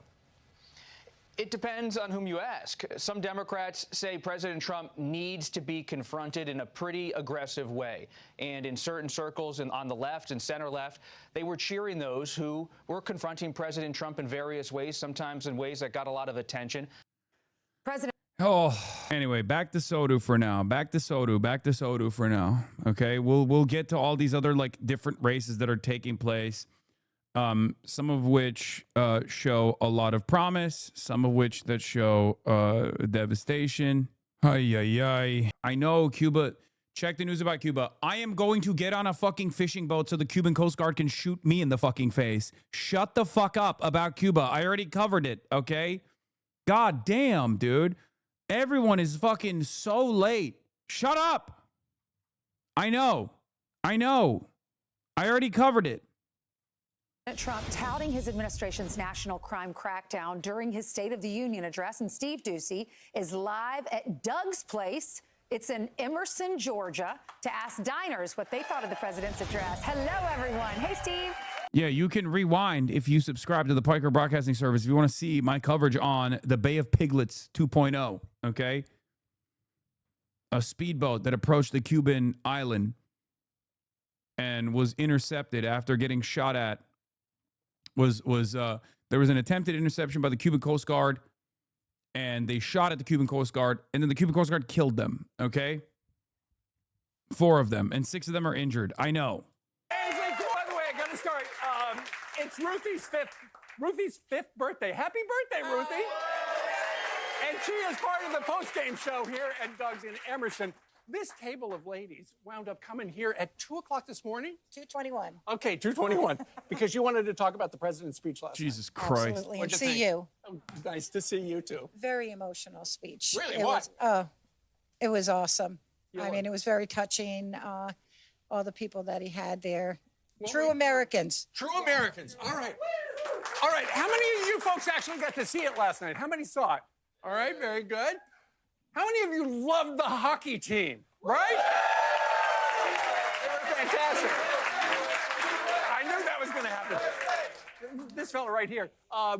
Ainsley and Lawrence set this up by talking about how the president was talking about his crime prevention during his administration. What did you think? Well, I appreciated what he said. I mean, we're being tough on crime, and that's what we need in our country right now. Absolutely. And you're in the state legislature? I am. Yes, I'm here in Cartersville, House District 15. Okay, and you said you had to leave to go to do your job. Is that the deal? We're headed to work in just a few minutes. Well, you can go right after this, all right? Who else would like to talk a little bit about what the president had to say last night? I'm going to come right over here. What's your name? Melanie Collier. Melanie, good morning. Good morning. What'd you think? It was awesome. It was just wonderful. I was so proud to watch my president up there last night, and he was telling it like it is. There you go, telling it like it is. And this fella right here, what's your name? Phil Brannon. Phil does a Donald Trump impersonation, by the way. By the way, don't kill me that the ratings were better when you were on the couch, Steve. Is it much better then? But the speech last night was incredible. I still have a lot of breath left, though. Okay. Lots of breath. Lots of breath. And funny. Listen, you know who rolled out the red? This is the only demographic that matters. Okay? Retired small business owners with numerous properties, okay? White retired small business owners with numerous properties. This is like the meat, the bread and butter, the heart of American politics right here. People who look at politics and go, oh, hell yeah, Trump's got the Dow is over 50,000, brother. Hell yeah. Fuck me. Oh my God. Absolutely devastating. Carpet for us here at Doug's is Mark. Mark and the crew has owned this place for a couple of years. Yes, 3 years. Turn around. Oh, yes. Oh, sorry. I love that. Look at that. Doug's Place loves Fox and Friends. And we love all of you for coming. We're going to continue. As a Miami Cuban, I'm upset you're not covering the incident to just happen in Cuba. Take an hour off. Conversation, guys. Thank you very much. Meanwhile, Ainsley and Lawrence, back to you on the couch in New York City. Well, tell our Georgia friends hello. They're all so nice to be there. We have more Fox and Friends straight ahead. I'm Steve Ducey. I'm Brian Kilmeade. The president talked about the importance of investing in younger Americans last night. CBS News national correspondent. Bro, they're eating it up. They're eating it up. They're eating it up. They're eating it up. It's so crazy. I feel like I'm losing I feel like there's two different Americas, okay? I feel like we are watching two separate Americas. And this is like the liberal, supposedly liberal news media. Okay? This is on CNN. Trump is right. The economy is strong, but he's missing the big problem. Affordability, not economic strike, drives voters to the polls. Most Americans don't care a lick about GDP, CPI, PCE, or any other acronyms or data points that show the economy's on the right track. They care. I mean, this is a clickbait. Okay? I think it still drives home the problem. CNN poll, meanwhile, actual more invested Trump voters didn't like the soda speech. CNN, a poll found nearly half of the people who watched Trump's speech said that the president focused too little on the economy and the cost of living. Yes. Respondent Lana Zach met with some of them. 4 undergraduate students from the University of Iowa. They all got together for a watch party. All of them had cast their very first presidential vote in the 2024 election. Watch this. Raise your hand if you voted for Trump. Raise your hand if you voted for Harris. Raise your hand if you thought that the president did a good job in the State of the Union tonight. Oh, the first-time voters, I talked about this extensively leading up to the election when I was talking about low propensity voters and the areas where Donald Trump would make significant gains in. Young voters who were too young to remember the first 4 years of Donald Trump. That's why the podcast circuit was so important for Donald Trump, because he was able to convince a lot of young voters, first-time voters, that he would actually be different than the economic hardships and lack of a positive vision that they were experiencing under the Biden administration, right? If they were 13, 14 years old as Donald Trump was getting out of office, and they were 18 by the time that the election was coming around, they didn't actually experience the first Trump administration, so they didn't fucking know. They didn't know anything about what it would look like. So they were still able to, due to also Democratic incompetence here in the messaging front, they were able to convince themselves that Donald Trump would be a change of attitude. Donald Trump would Donald Trump would spell a different approach to politics that could potentially be helpful to them because they were seeing Joe Biden. They didn't like Joe Biden. They didn't like where their job prospects were under Joe Biden. And they were silly enough to believe that Trump would be a hatchet to the establishment, a hatchet to the status quo, and they thought it would be good for them. They very quickly realized that Trump was not good for them at all, which is part of the reason why they're not happy about this. Interesting. Okay. And Lana Zach is joining us now this morning from Iowa City. So tell us a little bit more about what you heard from these young folks. Like the under 35 vote that swung wildly in the direction of Donald Trump swung back first, way before anybody else, way before the lead generation ever actually came to the conclusion that Donald Trump was not actually going to help them out, way before the boomers actually swung back, and even though they had already swung in favor of the Democrats anyway. Thoughts on Sharia law? Love Sharia law. We need to implement it here immediately.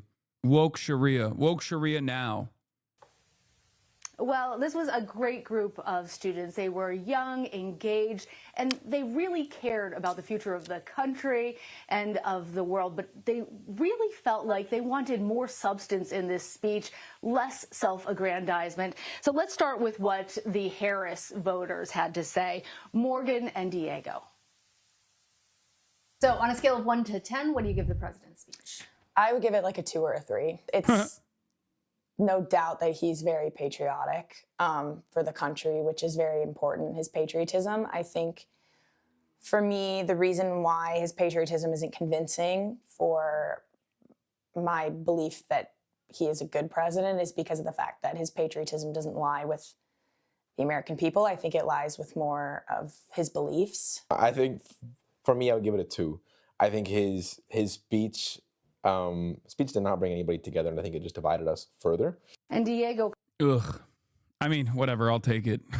comes from an immigrant background himself, and we talked a bit about how painful it is to hear immigrants and people like his father who came to this country scapegoated. And it feels like in this moment that people, whether they came with legal status or didn't come with legal status, are all being scapegoated for America's problems. And that was part of what he really had a problem with. He really wished that the president had acknowledged Renee Good and Alex Preddy as American citizens in that moment. Let's now listen to a little bit of what the Trump voters, Caitlin and Lincoln, had to say. You were a Trump voter. Yes. What score did you give the State of the Union tonight? About a 4 or 3. Kind of a low score. Fairly low, yes. What's the reason for such a low score?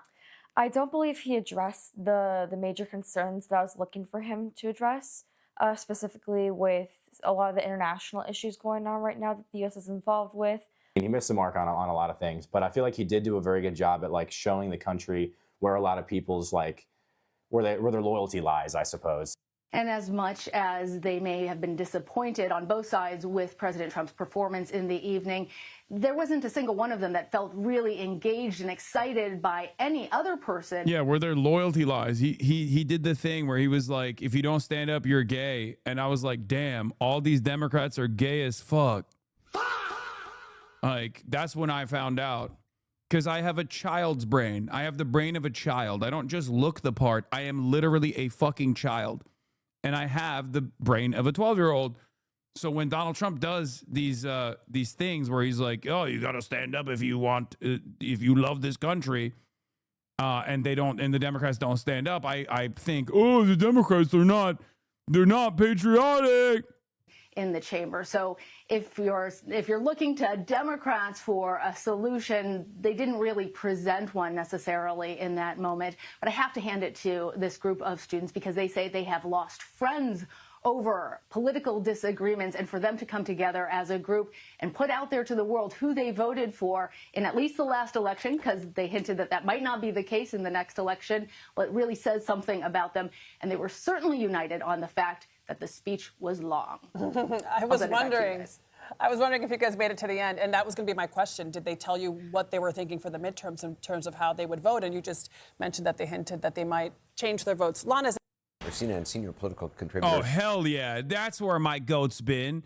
I was wondering where my goat has been.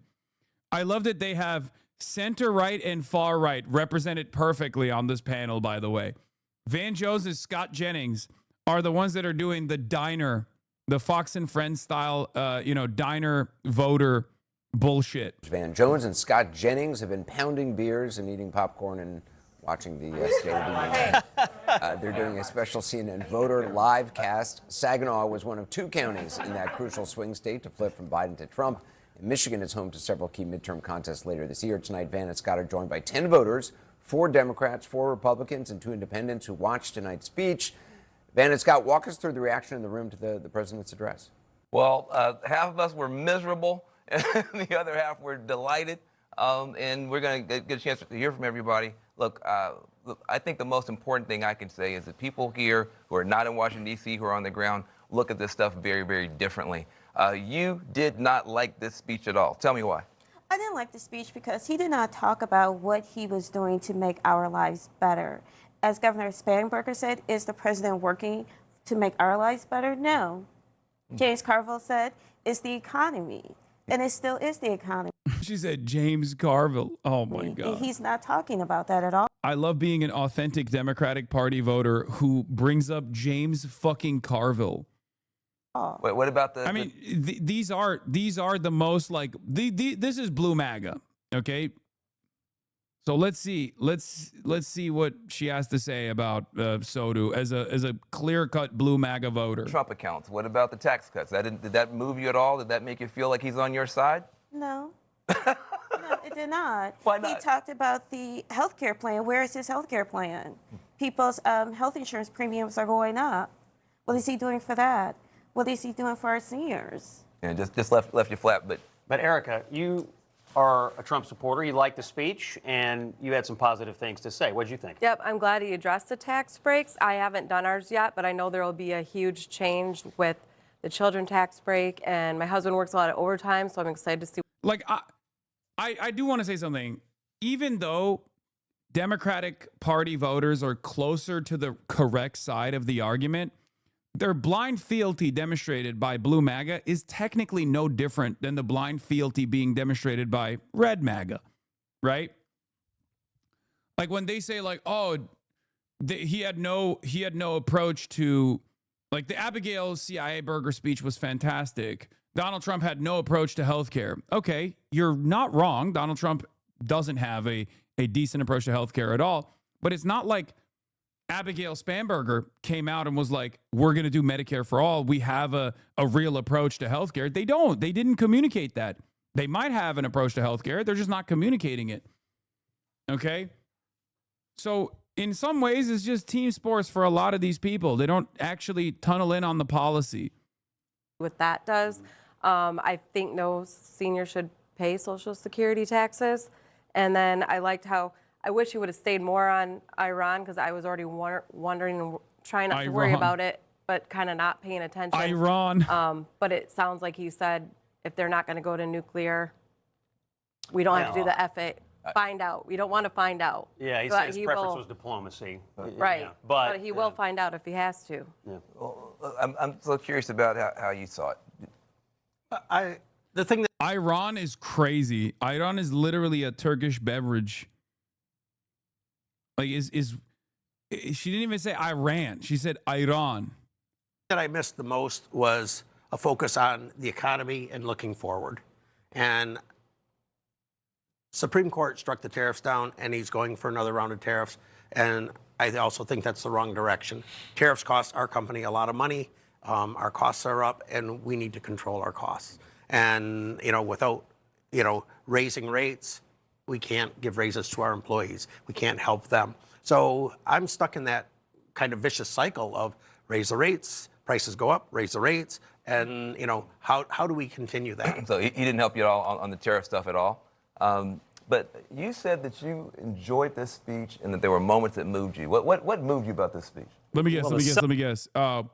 When he gave a Medal of Honor to the National Guard, when he gave a Purple Heart to the National Guardsmen, when he gave a Medal of Honor to the fucking brave soldier, when he said stand up if you're not gay, and then the Democrats sat down and they didn't stand up. When the hockey team came out, I was like, wow, we got the gold. It was so sick. Celebrating people is always good, but again, that 18 trillion investment, the 25 million in Trump accounts. But I did hear something on the health care, right? We have a law. Never mind. He didn't. He went nutty mode with it. The Obamacare, the ACA, and we don't have we don't have a way around it, and it's really just pooled care. Yeah, no, it's great. Democrats offer subsidies to the private health insurance marketplaces, and the Republican approach is just destroy it altogether. Okay, the Republican approach is just like give me back the money.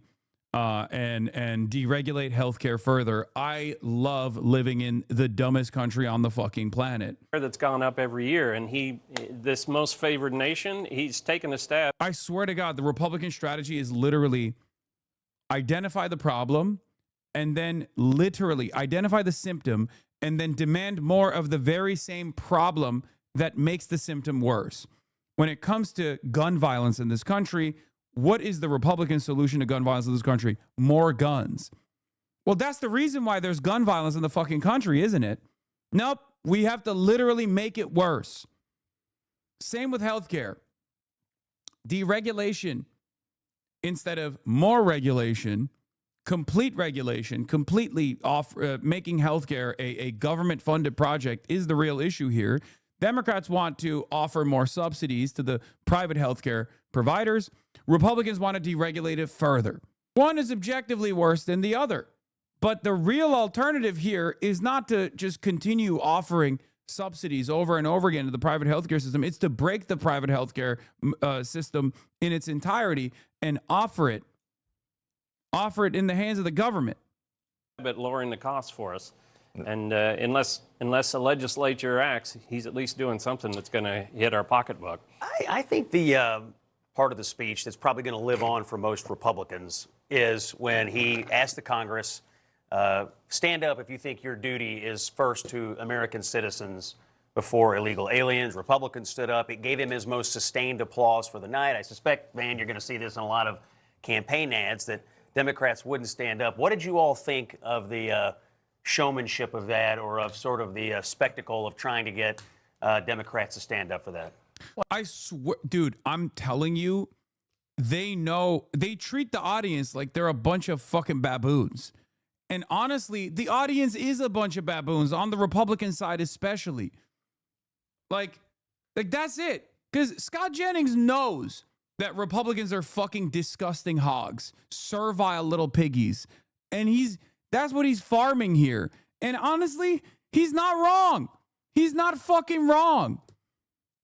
And it's crazy because like the CNN news coverage on this should be a little bit more educated, right? Like it should be a little bit more bipartisan even.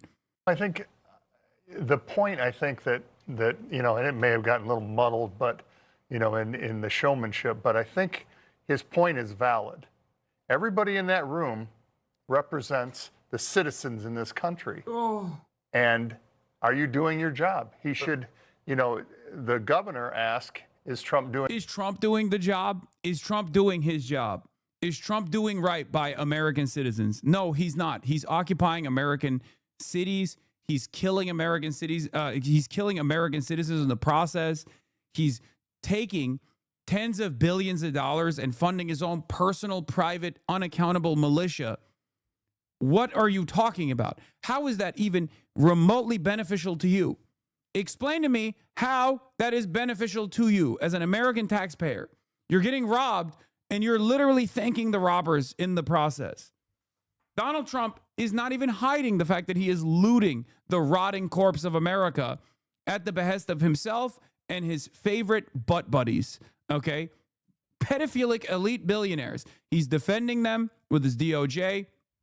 He's refusing to name co-conspirators. He's throwing setback after setback in front of the American public, learning about who's actually responsible for these heinous crimes. He's literally invading countries. He's waging wars after saying he wasn't going to fucking do wars at all. And none of those wars are actually beneficial for Americans anyway. And all it takes for these dumb fucks is literally, oh, stand up. Stand up if you love America. See, they didn't stand up. I cannot believe how fucking stupid the average American is. It blows my goddamn mind. He's a white bald guy speaking about the 18 trillion is literally a Republican operative. He's running the Michigan Senate Republican primary twice. He's doing the pretend to be a swing voter lie that happens every time CNN sources a panel. Somehow they always find Republican politicians that they present as swing voters every time. Exactly. That guy back there. I think he's also originally from Texas, right? His job. Trump asked, are all of you doing your job? But don't you think it was just kind of a cheap stunt?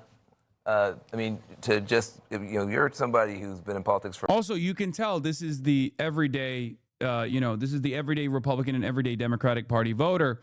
And these guys are having a normal conversation at a normal diner. Why do we know that? Because they're not wearing suits, right? They're not wearing suits and they're inside of a normal diner that they presented as a totally normal random diner with totally normal random people that they found off the street.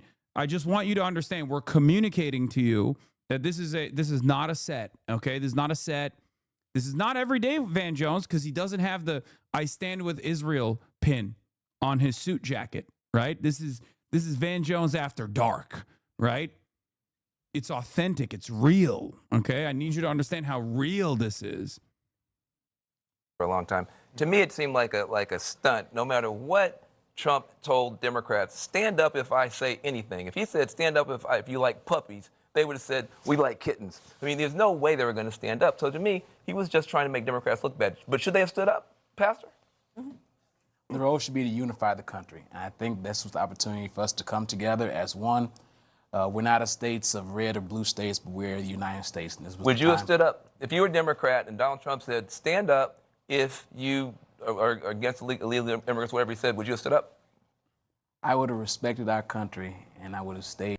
The average American, quote unquote average American, that they present on television is so disrespectful to the intelligence of normal people. Like, they find people dumber than dirt, brother. I swear to God, they find people dumber than dirt to be like, this is the average American. Look, you're just like him. He stuck to my standards. I would have stayed to my who I know who I am and left it at that. You should be a politician. He's a better politician than me. Wait a minute. All right. We have a minute left here. We're in Michigan. Yeah. We are in Michigan. Yeah. We can see Canada from here, almost. Kind of. Did everybody love the hockey team? Let's do it. Yes, this unified America. We took their sport. We took their gold medal. Jack Hughes, took 2 gold medals. Our guy. He took their hot chicks. He's dating one of their hot chicks right now. It's amazing. Jack Hughes is from Michigan. I know. That's what I'm saying. We took 2 gold medals. The women won 2. And the president acknowledged the women, and he said they're coming to the White House, which I thought was a great thing. So here in Michigan, Anderson, I have to say, I think the hockey moment was unifying, probably in this particular area more than anywhere else in the country. Everybody, Republicans, Democrats, even Van, even poor Van, on a miserable night said, the American hockey team is a great thing. So, I admit it, good thing. That was a good thing, though. I will say they keep messing with these Canadians and it's messing up y'all's economy. No tourists are coming down here, so let's be nice, be a little bit nicer to the Canadians, but I'm glad we won. All right, Anderson, it's that's nice what we got out here in nice Michigan. We got a lot of opinions out here. It's nice to see the heated rivalry between you guys. You can watch it later, Scott. You'll see. My panel is here with me in Washington. I do want to play something that President Trump said about affordability. Yeah, I mean, this person says, God, dude, we're so fucked, just endlessly held hostage by the dumbest motherfucking constituency the world has ever seen, known only as the elusive swing voter. The reality is that guy is not a real swing voter, okay? That guy's a Republican politician, as we also explained, right? The problem is the media presents him as the fucking elusive swing voter. You want to know the average American the average American voter within the voter eligible population, they're a non-voter. Okay, they don't vote. They look to both parties and they're like, none of them actually care about me. They care about fucking, apparently pedophilic billionaires. Doesn't matter if it's a Democrat or a Republican in charge. I don't really care.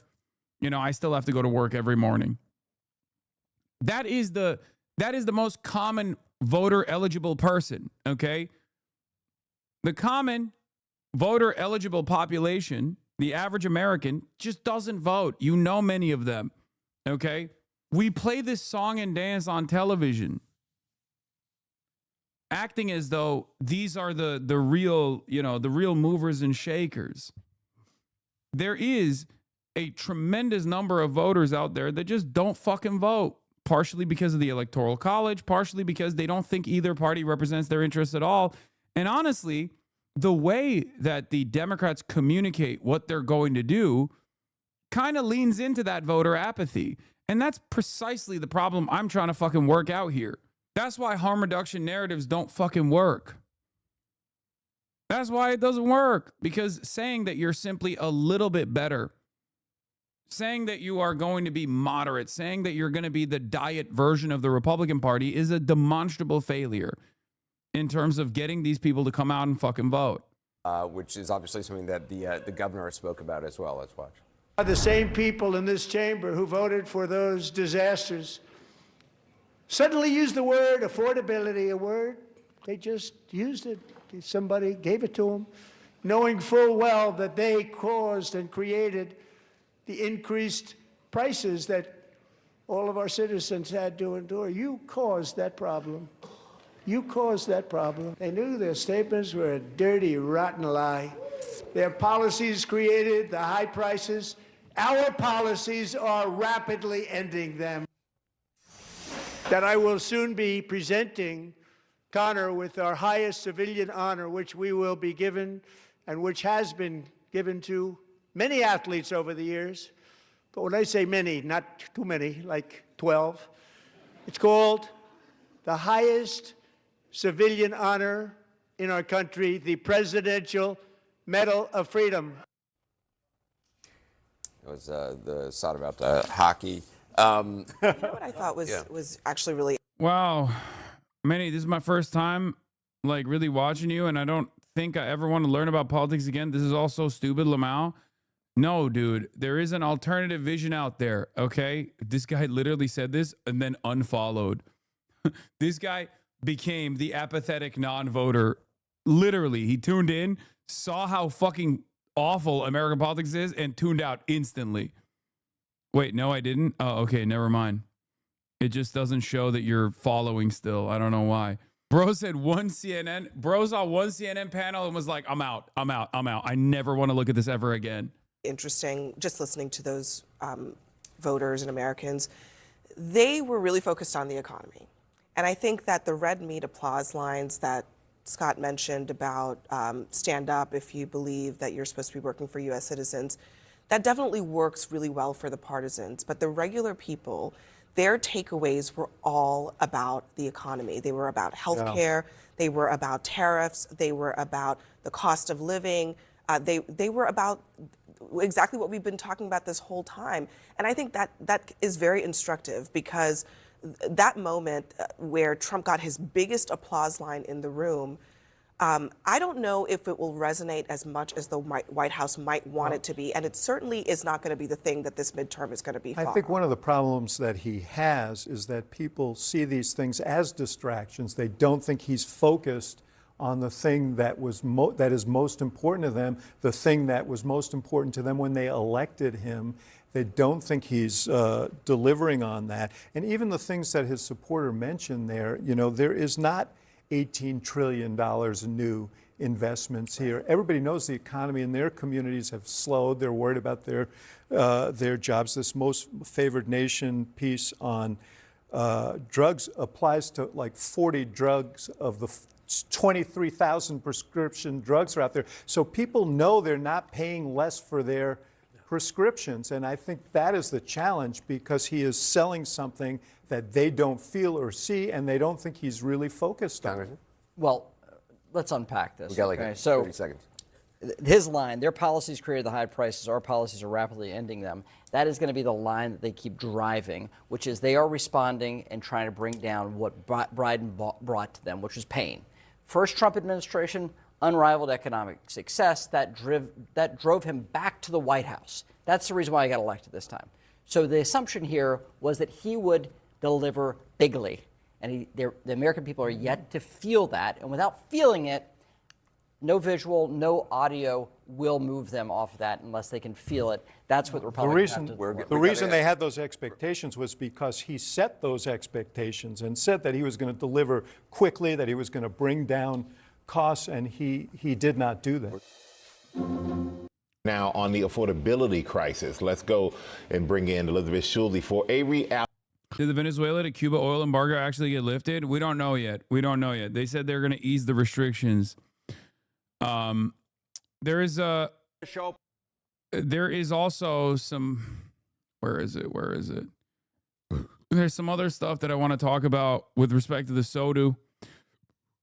Here is a CNN poll that found nearly half of all people who watched Trump's speech said that the president focused too little on the economy and the cost of living, by the way. Question now, what does his message mean for today? A CNN poll found nearly half of the people who watched the speech said that the president focused too little on the economy and the cost of living. There basically seemed a lot split on that point. Many Democrats boycotted the speech or sat in silent protest throughout. The question now... Hey, Hasanabi, as a China-born person who live in the U.S., I just can't understand why the average American are so stupid. Like how there are tons of U.S. citizens can still support this administration. Explain to me, bro. It's called no fucking education whatsoever. Americans are the most propagandized country. Americans think that North Koreans are the most propagandized country on the planet. And the reason for that is because they don't understand that they're being propagandized. Okay? Americans don't realize that, like, everything that they watch in the news, in mainstream outlets, everything that comes from supposedly independent media is basically breaking their fucking brains all the goddamn time. They don't realize it. They don't recognize it at all. And they have no education. They have no media literacy. They have no capability for critical thinking. They can't critically engage with the information that's being presented to them. So they literally think like, no, we're fucking free thinkers. We're not sheep. We're not sheep. We're independent thinkers. And that's basically it. That's it. That's also part of the reason why when they see stuff like, oh, if you're not standing up, you're gay, and then the Democrats don't stand up, they go, hell yeah, brother. Donald Trump really exposed the truth. How do you fix it? I mean, there are so many different problems. It's very difficult to fix. It will take a very long time to fix. But one of the things that stops slandering the American people, it's not a slander, dude. It's just a recognition of reality. There are plenty of intelligent Americans, or even the dumbest Americans still understands when they're getting fucked. But the issue here, of course, is that the most common voices you hear, unfortunately, the most common voices you hear in American media are the voices not of the regular people who say like, why are we focusing on all this dumb shit? Like, fix the prices, please. Make things more affordable, please. That's why we voted for you, or that's what you said you were going to do. You didn't become president so you could protect the Epstein class. You didn't become president so you could go wage war overseas. You became president to fix the prices, right? You became president to make things more affordable. You haven't made things more affordable for everyday Americans. You rarely ever hear that. New joke for you. CIA and KGB agent in a bar. CIA, your propaganda is really impressive. KGB agent, thanks. But it's nothing compared to American propaganda. CIA agent, what propaganda? I know, that's not a new joke. I've made that joke before. Homeboy loves to do his tap cleaning ritual while talking to an unserious chatter. That's funny. Anyway, here, let's look at a Minneapolis voter that reacted to the Trump State of the Union speech. I think you said at one point, this thing is a joke. You said to me, this is a joke. Yeah. What made you feel that way? Just the pure unseriousness, just making up jokes. I mean, the jokes for me were like just saying, oh, yeah, America's winning, but... Genuinely, what do you mean by this? We have multiple independent sites of the news and political faction. How can everyone be propagandized? Thank God Neek Skit's in the building, dude. Thank you, Neek Skit. Thank you, brother. This man has tuned into the broadcast every single fucking day, okay? Every single day. and he still does not understand it. Like, most of what I do revolves around educating people on how a quote unquote supposedly independent private media ecosystem still ends up churning out propaganda at the behest of capital and also at the behest of the State Department. Whoa, that was crazy. Okay, that's it. That's like most of my coverage revolves around this. And Neekskit comes in here every day, every damn day, and still does not understand it. He just doesn't get it at all. He's like, oh, I'm so oblivious. Like, where are we winning? People here have been murdered. Representatives have been murdered. Like, people protesting at ICE protests have been arrested. That's free speech right there. Constitution rights have been revoked. If anything, we're burning. I don't see anything thriving. I don't see anything good about it. And he's just over here acting as if like he is a president, yeah, but at some point it will catch up to you. You're not above the law, so it will end up getting up. Think about it this way, Neekskit. Here, I'll use like a partisan argument. Elon Musk is a right-wing shithead. Twitter is a private company. Elon Musk purchased Twitter and now does unlimited far-right propaganda off of Twitter. Do you feel like Twitter is not being used currently to do unlimited right-wing propaganda? Okay? Watching MSNBC and Democrats not the same as Chud, though. Again, do you feel as though Twitter is not being used for right-wing propaganda right now? TikTok, also supposed to be an independent social media platform, was directly purchased by the Ellisons so that they could clean up the anti-Israel sentiment on the platform and make it more pliant to Trump's needs, make it more pro-Trump, make it more pro-Israel, right?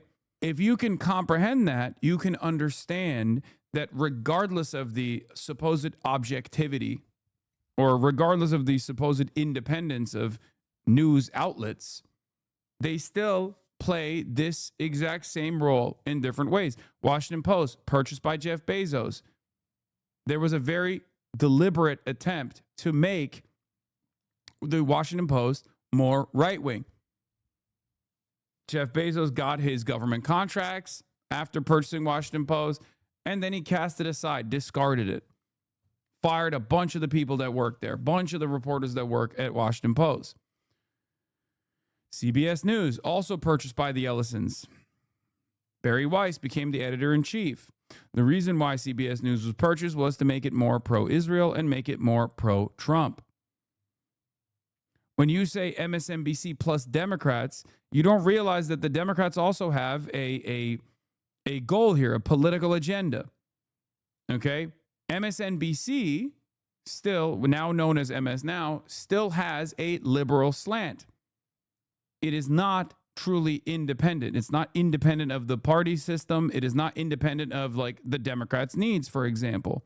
There's a reason why you rarely ever hear anti-Israel sentiment from any of these mainstream outlets. There's a reason why you rarely ever hear, for example, the Epstein connection to Israel. None of them cover it because that's one of those things that the media class has decided is untouchable. We shouldn't talk about it. They don't even talk about how Epstein is a CIA agent, potentially. There's a reason for that. Because when it comes to issues that pertain to the State Department goals and the State Department interests, the CIA's interests, it's uniparty. They will not touch it. When it comes to the interests of capital, rarely do you ever hear people make an affirmative argument in the direction of Medicare for all, breaking the oligopoly that exists, breaking the system that currently exists with private healthcare profiteers. They don't want to touch that at all because they're still financially supported by these same they're financially supported by these same companies, right? These mega corporations. You rarely ever hear an argument in the direction of taxing the billionaires. These are very popular issues. So why is mainstream media not covering these very objectively very popular and very good issues? Reality check. Good morning, Elizabeth. Hey, good morning, Michael. President Trump is painting a rosy picture of the economy at a time when many households say they are not feeling it. Our latest poll finds 48% of Americans say that the economy has gotten worse since Trump became president. 29% say it's gotten better. The president used this speech to tout economic numbers that look good on paper. Record highs in the stock market, lower gas prices, falling mortgage rates. But for many families, their perception of the economy comes down to what they are paying for day-to-day essentials, and many of those costs are rising. Government data shows that since President Trump took office, electricity bills are up 6%, medical care and daycare costs up 4%, rent is up about 3%, grocery bills up 2%. Like, think about it this way. The media, liberal media, hates Donald Trump, right? They say they hate Donald Trump.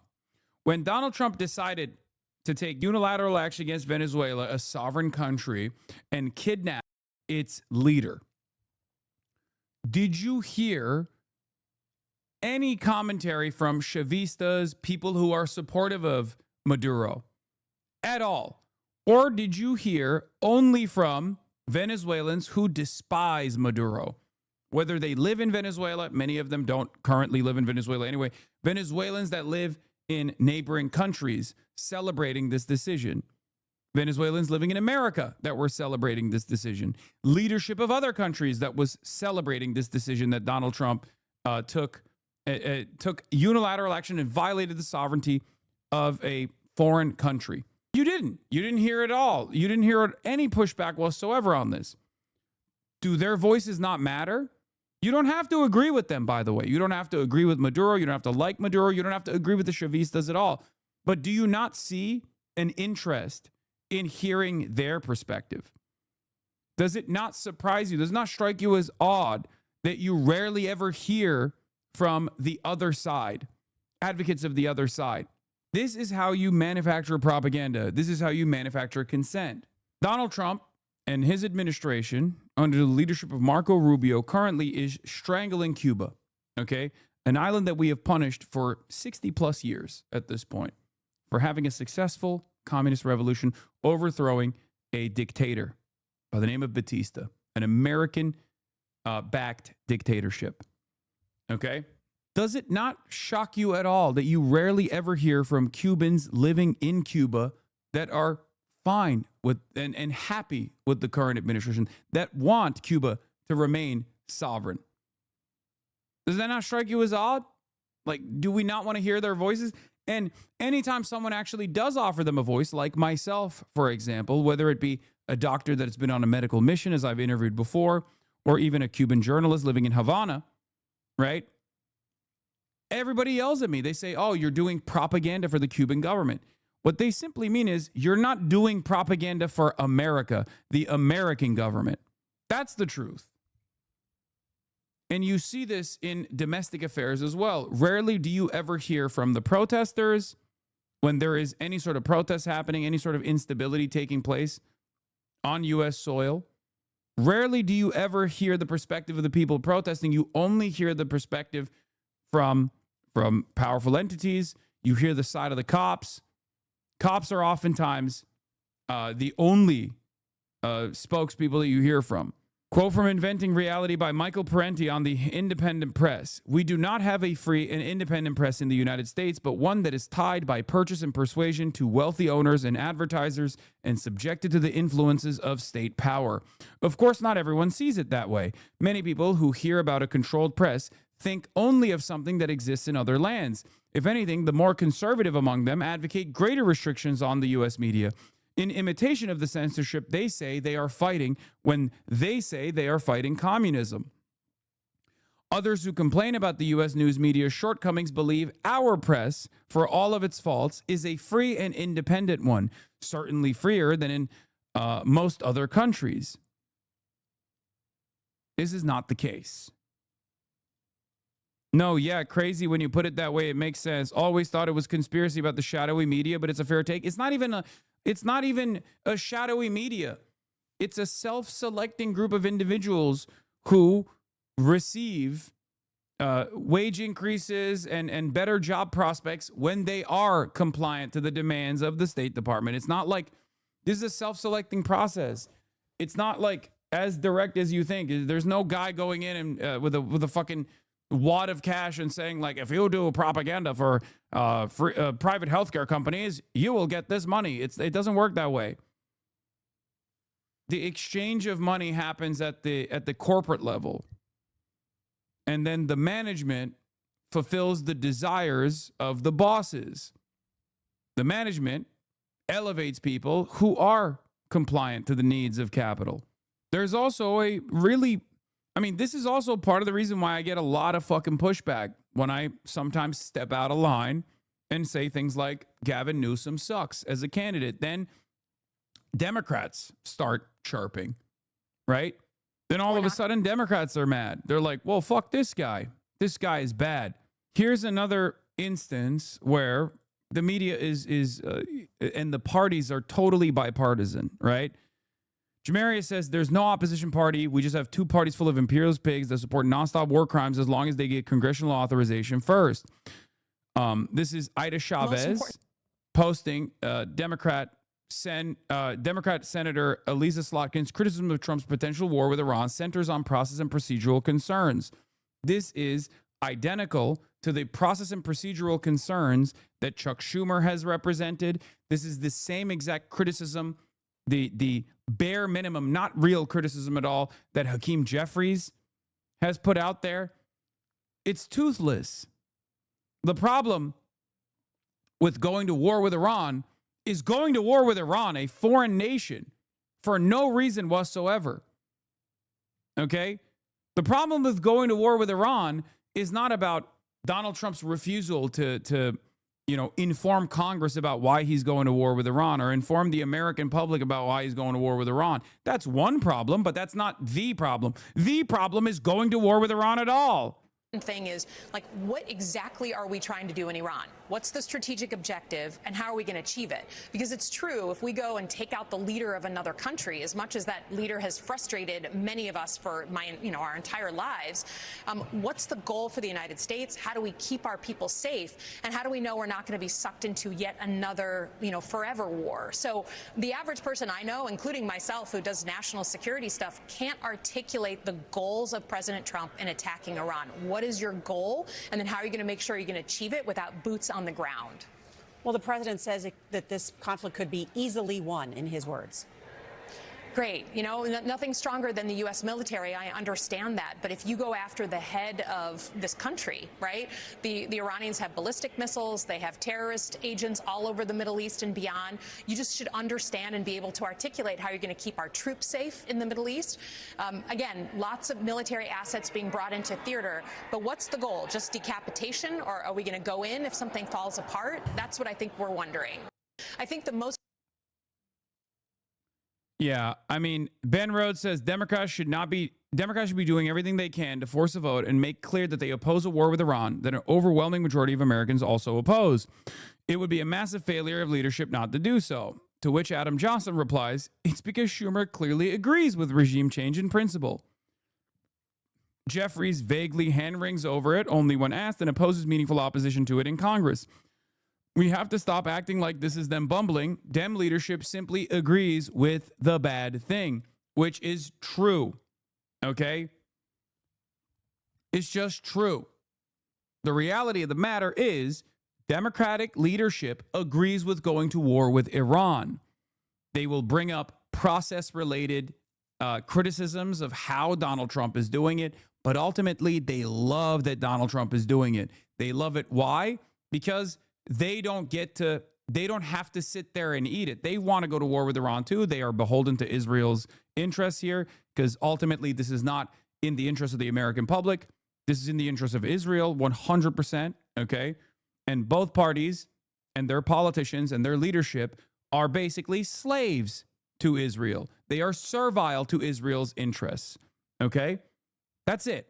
No other way to look at the situation, because the United States of America has shown, when Ben Rhodes was literally in office alongside Barack Obama, right, when he was doing foreign policy for Barack Obama, actually had a very different approach to Iran, one that Israel despised. And you know who was in opposition to Barack Obama back then? Chuck fucking Schumer. That's it. Democrats want to strike Iran as well. A lot of top Democrats want to strike Iran as well, and they love that Donald Trump is brave enough to do it. And when it becomes an inevitable failure, they don't have to have that moral rot associated with them, but the deed is done. That's it. It's perfect for them. That's what I mean when I say it's controlled opposition party.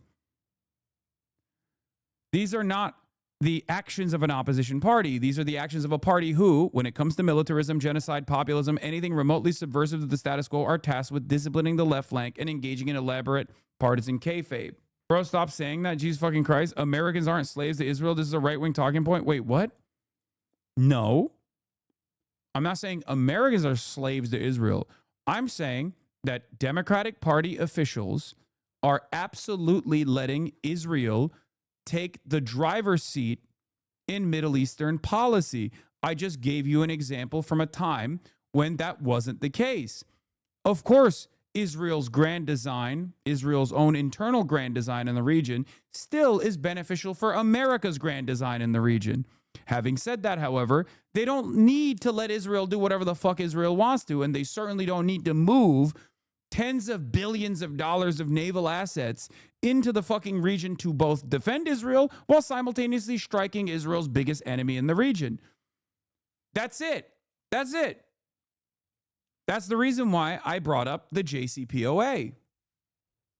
Why are you hyper-focusing on Israel? I think what's absent from your analysis that this isn't specifically in Israel's desire, weapons manufacturers and other industry interests.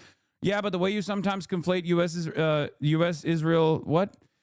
The way you say it sometimes conflates Israel to U.S. relation. U.S. is the imperial project with Israel as a subject. It doesn't fucking matter. It doesn't matter because there is an entirely separate approach to this that was demonstrated by the Obama administration that's very different from Trump 1, Joe Biden's leadership, and Trump 2. Okay? Ever since Trump 1 happened, ever since Donald Trump became president the first time, Israel has been in the driver's seat of our MENA policy. That's it. That's just the truth. To deny that is to deny reality. And Biden never reversed any of that because he was also a fucking massive pro-Israel dick rider. I'm sorry if this offends your sensibilities and if you feel like this is, Pat Buchanan speak or some shit like that, but it's just objectively the truth. There was a point where America was saying, look, we let Israel get away with a lot of stuff, but ultimately we're in the driver's seat, okay? We say jump, Israel says how high. Now, the dog has caught the car. Do you think Barack Obama was engaging in anti-imperialist action when he did the JCPOA? No, of course not. That was still a way to effectively neuter one of the major destabilizing forces in the region that was going up against America's interests in the region. But that was a different approach to Iran, a much more successful approach to Iran, one that Israel didn't want because Israel ultimately does not care about a stable Iran. Israel does not want a sovereign Iran because as long as Iran has a ballistic missiles program that can reach Tel Aviv, they are a fucking threat. As long as Iran has the IRGC, as long as Iran has a funding vehicle for Hezbollah or Hamas, offering any sort of logistical support, offering any sort of military support to proxies in the region that are against American imperialism, that are against Israel's imperialism and death and destruction campaign, they are a threat. You can either deal with them as a partner in the region or as a sovereign nation in the region that understandably has this different approach to American foreign policy, which is what Obama was trying to do, or you can just try to destroy them, turn them into Libya. That's what Israel wants to do. This is not mind control or anything like that. It's pretty out in the open. I mean, listen to Donald Trump talk about why he loves Israel. There is a more tolerant imperialism that America could be engaging in the region, one that was shown in the past, one that was at odds with Israel's design. Donald Trump very clearly is letting Israel lead and doing everything in his power to move at the behest of Israel. And he's not shying away from putting American troops in striking distance of Iranian rockets. And he's not doing that for some sort of like grand American purpose that'll be beneficial. He's doing that so that they can defang and destroy and potentially destabilize a country with 90 million plus people in it, so that they are no longer a threat to Israel's Greater Israel Project. That's it. How can you see Chuck Schumer's not even like tepid response or reaction to what Donald Trump is doing, but like outright defense of what Donald Trump is doing? Because if Donald Trump is saying we're going to fucking bomb Iran and we have 50% of our naval assets, in the region, we are 3 seconds away from striking Iran. And Chuck Schumer's response is, oh, well, you need to inform the public like you inform me about why you have to do this. Then you don't have a response to it at all. You have no objections to it at all. Right? You agree with it. You agree with fucking striking Iran. It's that simple. Yes, Kai is getting groomed. When you say Greater Israel Project, do you mean their intentions to expand into other territories? Yes. And they're already expanding into other territories. They already have. Like, if I were to say, I'm going to beat the shit out of someone, okay, and another person came out and they truly objected to that, they go, I don't want you to beat the shit out of this person. They wouldn't say, no, you have to explain to the public why you're beating the shit out of this person. If they come out and say, explain to the public why you're beating them, you kind of understand that that other person agrees with me, right? There's just some sort of secret hidden truth that I haven't revealed yet, and he just wants me to reveal that secret hidden truth, that justification. It's that simple. Lock in when he just told us Kaya's at the beauty salon? Yes. On the topic of propaganda, what do you think of the regressive way we're seeing criticism reduced to bigotry, e.g. criticizing Israel, anti-Semite, criticizing Kamala, racist, misogynist, criticizing John Davidson, ableist? It's only benefiting the bigots because it obscures the definition of bigotry? Yes, it's a fucking tool in the tool belt, man. You can either get duped by it or you can read between the lines, you know? I truly believe that there are people who have the capability of reading between the lines. If I didn't believe that, I wouldn't be doing what I'm doing, right? It's pretty wild that they're not even trying to persuade the public into why this action is totally reasonable, totally just, by the way. That's what's crazy. Are down, but other staples like coffee are up double digits. So while the president says that inflation is plummeting, when you put all of this together, the typical household is spending about $170 extra every month compared to last year. And for lower and middle income households especially, their take-home pay is not keeping up with those price hikes, underscoring a widening divide in the economy. Robin. And thank you for breaking down those numbers for us. Appreciate it, Elizabeth. All right. Apparently John Fetterman is also stroking out on television right now on CNN. Hunt, some people were surprised you wore a suit and tie. Some people were surprised you wore a suit and tie. I'm not sure why that's news. Yes, I do. I do dress like a slob, but I mean, for me, I'm gonna respect the event. Respect that's the dress code, of course. Yeah. The only time this motherfucker ever wears a suit and tie is for Benjamin Netanyahu or Donald Trump, by the way. God, he is such a piece of shit. So for me, it was an opportunity to hear these things.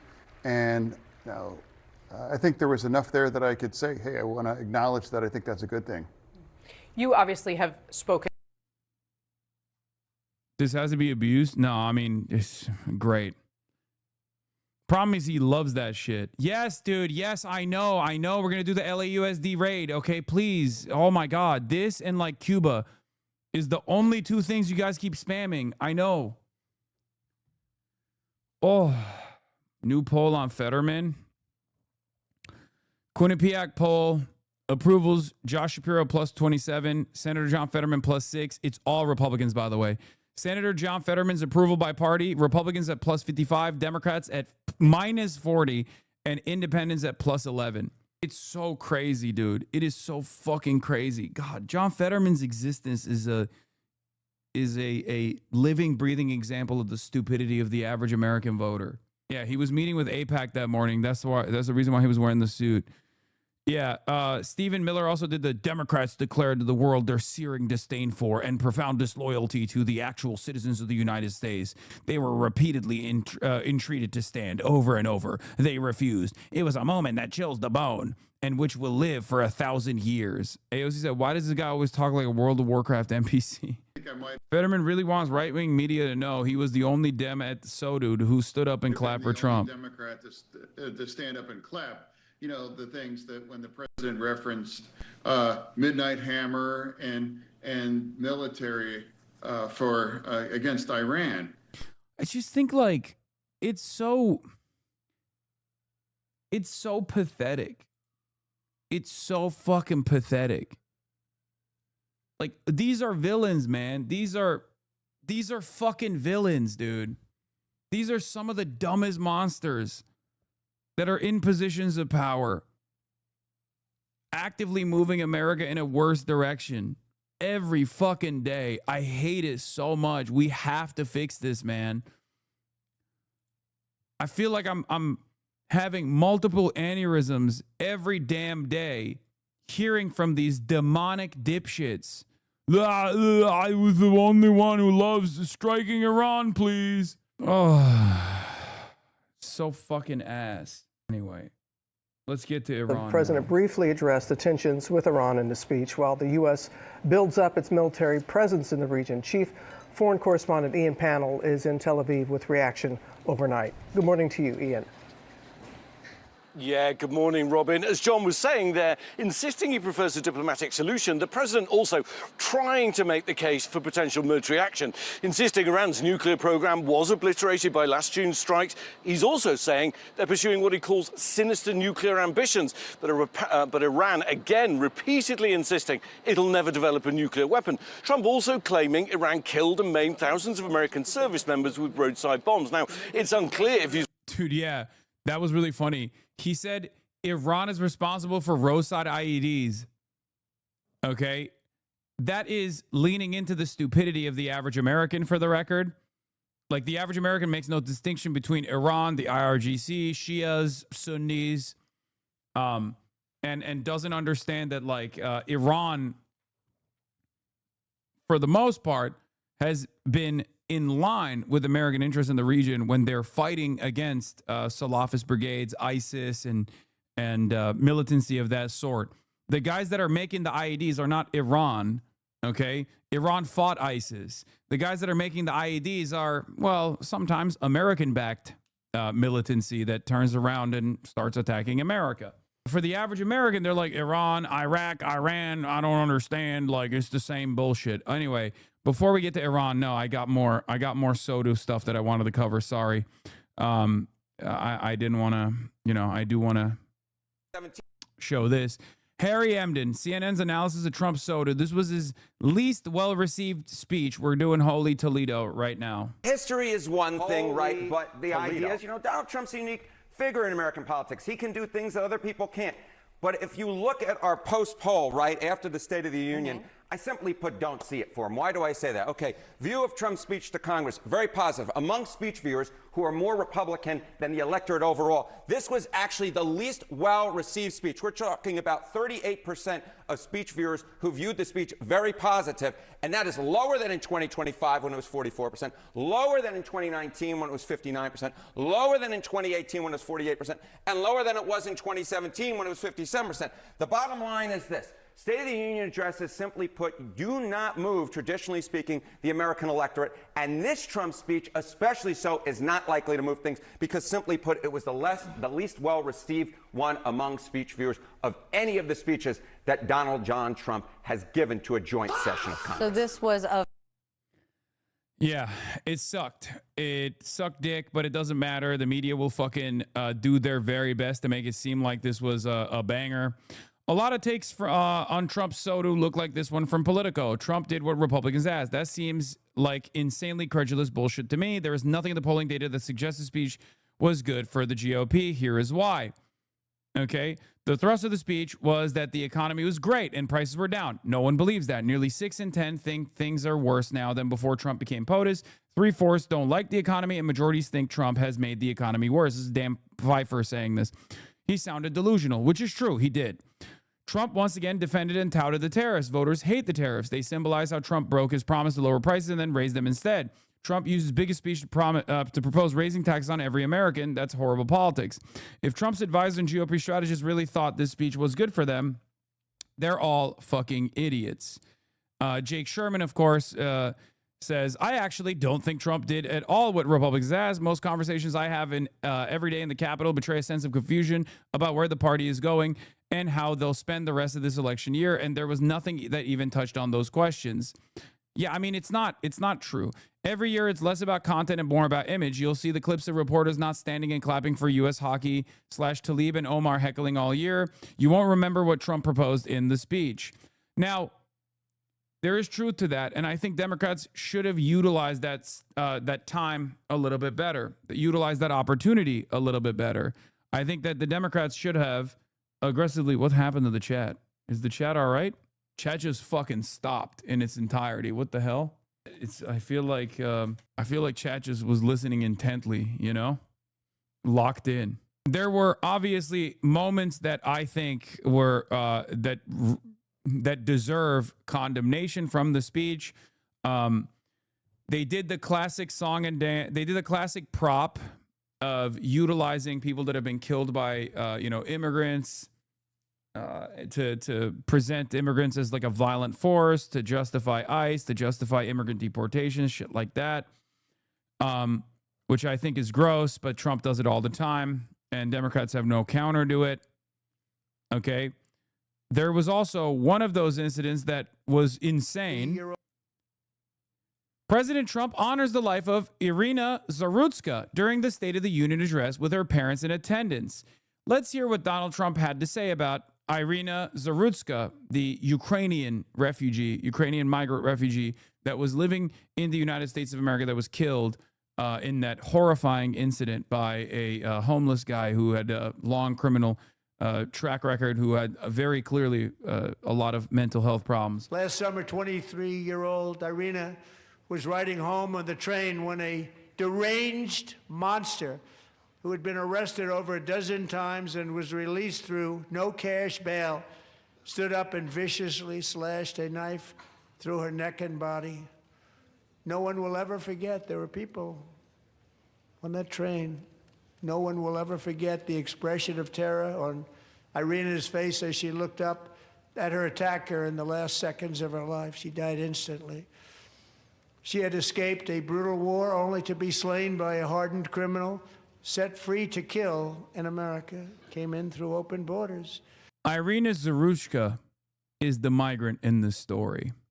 She is the migrant refugee from Ukraine.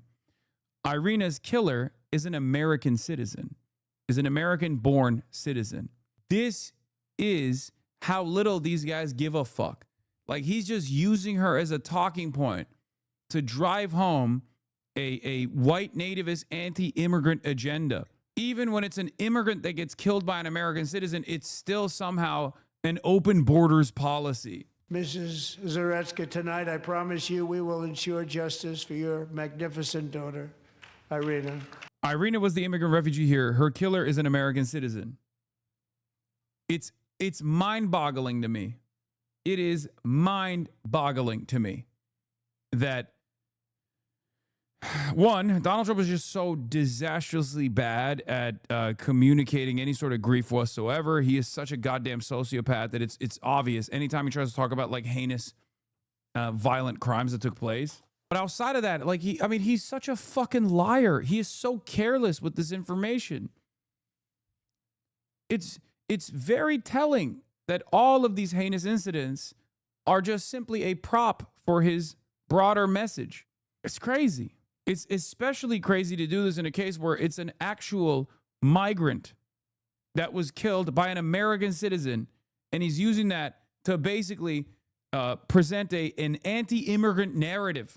But I guess the migrant was white and the American citizen was black. And that's how you understand that most of the anti-migrant, anti-immigrant sentiment coming from this administration is actually just a pure expression of white supremacy.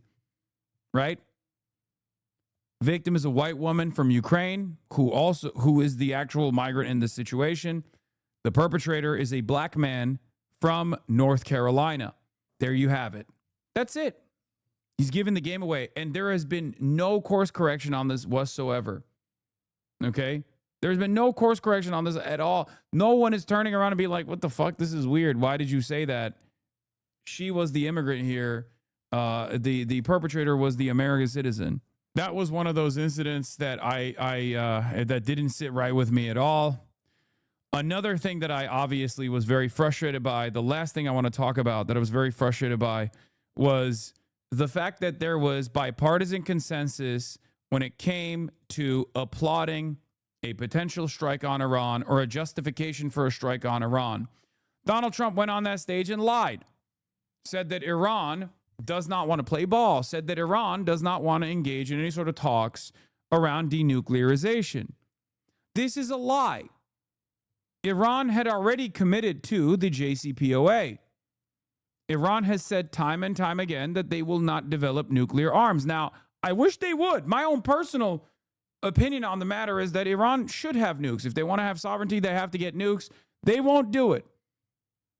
The fucking Ayatollah won't release the fatwa. It's insane. But clearly their position is, we're gonna enrich nuclear uranium to get leverage in a negotiation where hopefully we can demand to lower the fucking sanctions, right?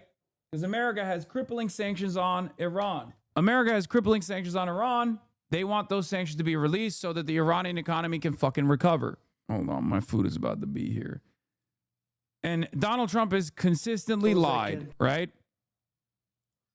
Threaten Europe and our bases overseas, and they're working to build missiles that will soon reach the United States of America. After Midnight Hammer, they were warned to make no future attempts to rebuild their weapons program, and in particular, nuclear weapons. Yet they continue starting it all over. We wiped it out, and they want to start all over again, and are at this moment again pursuing their sinister ambitions. We are in negotiations with them. They want to make a deal, but we haven't heard those secret words. We will never have a nuclear weapon. My preference. Iran has literally said those secret words on numerous occasions, right? Iran has said those words over and over again. Iran has said those words this time around, and yet he fucking lied. And not only did he lie at that moment, but I also thought it was fucking insane that Democrats, including Elizabeth Warren, got up and offered a standing ovation to Trump as he lied about Iran. Wait, hold on. I'm going to give you something back. As he just sat there and fucking lied his goddamn ass off, Elizabeth Warren and numerous other Democrats offered a standing ovation to the fucking ramblings of this madman. Unacceptable. No, I got it here. It's ridiculous, man. It is fucking nutty. It is so stupid. Where the fuck is the opposition, man? This is like, guys, this is not an issue that is divisive in the base. Okay? This is an issue that is 80-20 in the base. 80-20. 80% of Democrats don't want America to strike Iran. What are we doing? How is the media not calling this into question either? Like, it doesn't make any fucking sense. It is objectively senseless. And yes, I will be reacting to the Bride of fucking Charlie when it comes out. God damn it, I hate my fucking audience so much sometimes. Yes, chatters, I will be reacting to the Candace Owens conspiracy theory hour, okay? Shut the fuck up. There's like a million different things to cover. Holy fuck, dude. You guys are so stupid and so fucking pathetic. Oh my God. Drama. Shut the fuck up. Several issues that are on the table with regard to what the Iranian regime must do or should do. One, no nuclear program. Not no nuclear weapons, no nuclear program. Because, of course, a civilian nuclear program can be converted into a military nuclear program pretty quickly and easily. And the Iranians simply saying we won't build a nuclear weapon is no assurance they won't build a nuclear weapon. That's called the JCPOA, and Barack Obama did it. He also talked there about the ballistic missile development of Iran, but he did not really link that ballistic missile development to concessions that Iran must make. This has been sort of an open divide inside the administration. Some members of the administration are pushing the Iranians. They need to give up their ballistic missile program as well so they can't threaten surrounding countries and allies ranging from Israel to Saudi Arabia and all the way to Europe. Should that be part of the negotiation? There are some people who are saying, no, that shouldn't be part, which of course I think is insane and ridiculous because they can attach not only nuclear weapons, but chemical and biological weapons to warheads that are capable of hitting populated centers in allied nations. And as the president says, are building long-range ICBMs theoretically capable of even hitting American territory. And then there's the question of their treatment of their own population, the murder of 32,000 people in the streets, the support for regional and global terrorism. Are all of those things going to be on the table in the negotiations, or is the United States going to seek an off-ramp by basically cutting an even weaker version of Barack Obama's JCPOA deal? I don't think it's clear from what the president is saying right there which direction he's going to go. According to CNBC, the U.S. and Iran are poised to hold further nuclear talks in Geneva on Thursday. Again, he says that his preference is negotiated endpoint here. The question really, in the end, is going to be whether the president of the United States is too concerned about the possibility of a multi-week air campaign against the Iranians to actually do it. And the Iranians just bluff him. That's really all this is about. No one is talking about a massive ground invasion of Tehran. No one is talking about a long-term occupation of Tehran. Nobody is talking about hundreds of thousands of American boots on the ground in theater. Nobody's talking about that. The question here for the president is, what is the risk reward here for a multi-week air campaign to defenestrate the IRGC and the Ayatollahs and the mullahs in Iran? And then whatever happens, happens. Because I will... Whatever happens, happens. Yeah. That's what happens, you fucking idiot. I'll tell you that everyone else is watching. If the United States backs off of this and cuts some sort of unbelievably weak deal, the consequences will not just be for the Middle East, where Israel will be forced to ramp up its military even more and probably go and attack Iran itself, given Iran's capacity and increasing capacity in both nuclear and ballistic missile development. And it. Oh, I wish Israel just took matters into its own hands and, experience what would actually happen in the process. But we both know that's not what's going to happen, Ben. There's no world where Israel gets to do this on their own. That's precisely the reason why our naval assets, 50% of our entire naval assets are surrounding both Israel and Iran right now. There's no world where Israel gets to do it on their own. I wish. Imagine. Renewed attempts to support terrorism. But aside from the Middle East, the Russians are looking on. The president has put a lot of pressure on the Ukrainians and not enough pressure. This is why I say motherfuckers like this are Israel first, okay? If they were America first, if they actually were America first, they'd be like, we need to engineer a better deal here for us so that we can make sure we can get proper assurances that Iran won't be a threat to us, won't be a threat to Israel without military action. There is an alternative here that still plays along with America's grand design in the region, but doesn't simply focus on destabilizing Iran, doesn't destroy Iran. On the Russians, they're probably thinking to themselves, the United States is backing off. They probably renew their offensive in Ukraine, redouble it, triple it. China probably looks at Taiwan and says, why not blockade Taiwan? Who's going to stop us? And the reality is that the United States remains. It's the exact opposite. Part of the reason why the generals have been openly telling the media that they are worried about this war with Iran is because our fucking stockpiles are depleted. They're worried, not that China's going to do anything, but they're worried that if they go to war with Iran, they're fucked. They're not going to be able to, if China wanted to do anything at that moment, they're fucked. They can't do anything. Might be time to raise the noise gate. Might be time to ban a 29-month subscriber. Extraordinarily dependent on the microchips that are produced in Taiwan. And if you're China, and if your window of opportunity is closing, which it is demographically, the Chinese have a massive demographic problem, they have a major debt problem. If your window of opportunity is closing, you're being outcompeted, particularly in the AI industry, then why not make a move on Taiwan if you no longer fear the big red button that President Trump holds? Right? These are the consequences of foreign policy. We'll have to see how it plays out. Take your headphones off, chatter. I don't give a fuck. referring to Iranian-backed militias in Iraq, but gonna many eat of the food. attacks during the war there were actually carried out by other groups. Then he claimed Iran's working to build missiles that will soon reach the US, again, without offering any evidence. In the now-deleted post, Iran's foreign ministry spokesman this morning comparing the president to Nazi propagandist Joseph Goebbels. It remains to be seen if the president has actually done enough to persuade Americans and allies to get behind a potential military attack. Meanwhile, as John says, his build-up continues. Around a dozen F-22 fighter jets landing here in Israel as we wait to see the outcome of those crucial talks in Geneva tomorrow. Michael? All right, Ian, there are definitely a lot of questions that went unanswered. And as Bob mentioned in his speech, the president also said Iran is working to build nuclear weapons that could threaten the U.S. This morning, Iran's foreign minister called that a lie.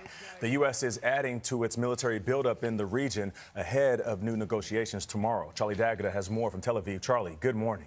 Good morning to you, Nate. So President Trump doubled down on his threats to Iran, saying he wouldn't allow the country he called the world's biggest sponsor of terrorism to have a nuclear weapon. In fact, accusing Iran of developing missiles to reach the United States, a claim we can't verify. What is clear is the U.S. military buildup shows no sign of slowing down.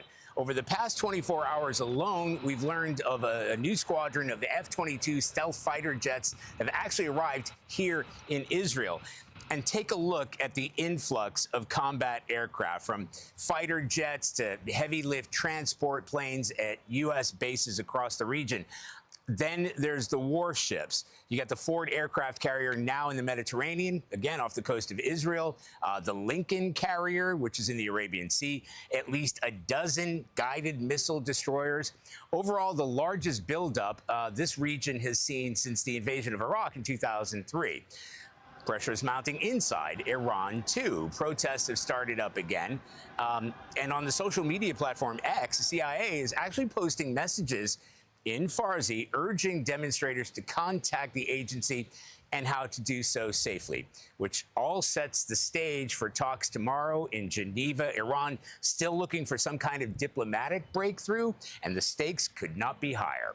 Nora? Wow, Charlie, that was a great recap of everything that is happening. Thank you very much. Latest now in the Epstein files. A top congressional Democrat is claiming the Department of Justice withheld documents that include sexual abuse allegations against President Trump. The loudest voices calling for war on Iran out of care for the people will vanish in the moment it produces what war usually does: state collapse, civil war, mass displacement, Iraq, Libya, Syria, Afghanistan. The enthusiasm is loud at the start, zero accountability at the end. Yeah, it's that simple. That's why I will not fucking back down, no matter how much people say, oh, you don't give a fuck about the Iranian population. You don't care about the voices of Iranians. You love the IRGC. You love the Islamic Republic. I don't give a shit. You can say whatever the fuck you want. Well, Iraq. Yeah, this is before the shale boom and the American energy independence of fracking. At this point, they don't even realize what they're sitting on top of at that point. Not that it fucking matters, because we're still doing imperialism. Because more oil is not necessarily a bad thing, especially if you can own the monopoly of oil production. Us again. Big Vas. I know big thoughts. You go out here and you scare people when you talk like that. Working Joe's not thinking about oil. It's from the movie Vice. Oh, it's W, not Vice. Wait, really? I thought that was Christian Bale.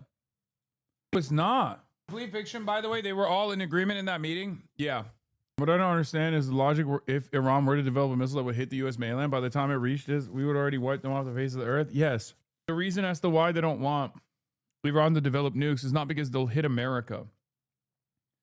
It's because they don't want Iran to have sovereignty. That's it. Very simple. I think most Americans understand that you can't let the craziest and worst regime in the world have nuclear weapons. That's what the president is accomplishing. That's what the president has set as our goal. He's going to try to accomplish it diplomatically. But as we all know, Bill, the president has a number of other tools at his disposal to ensure this doesn't happen. He's shown a willingness to use them, and I hope the Iranians take it seriously in their negotiations tomorrow, because that's certainly what the president prefers. And it's very simple. I think most Americans understand that you can't let the... We are the crazy country with the nukes. Thought Vice was one of your favorite movies? It is. It's a really great movie by Adam McKay. I thought that was also Vice.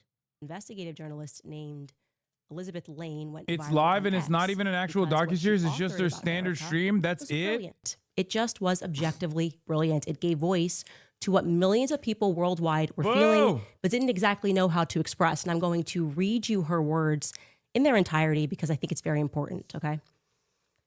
Elizabeth Lane wrote, "I'm going to be blunt. I have reached the point where I find Erica Kirk to be deeply disturbing, not because of rumors or gossip, but because of consistent, observable patterns of behavior. To be clear, everything I say in this post is my opinion. I am not claiming this is a fact. I am saying this is what I think Erica Kirk is. I come from the world of acting and modeling. I have spent years around social climbers, opportunists, image curators, and people who treat relationships like ladders. That is why I left that world. Most of these people are shallow and harmless. A few are dangerous.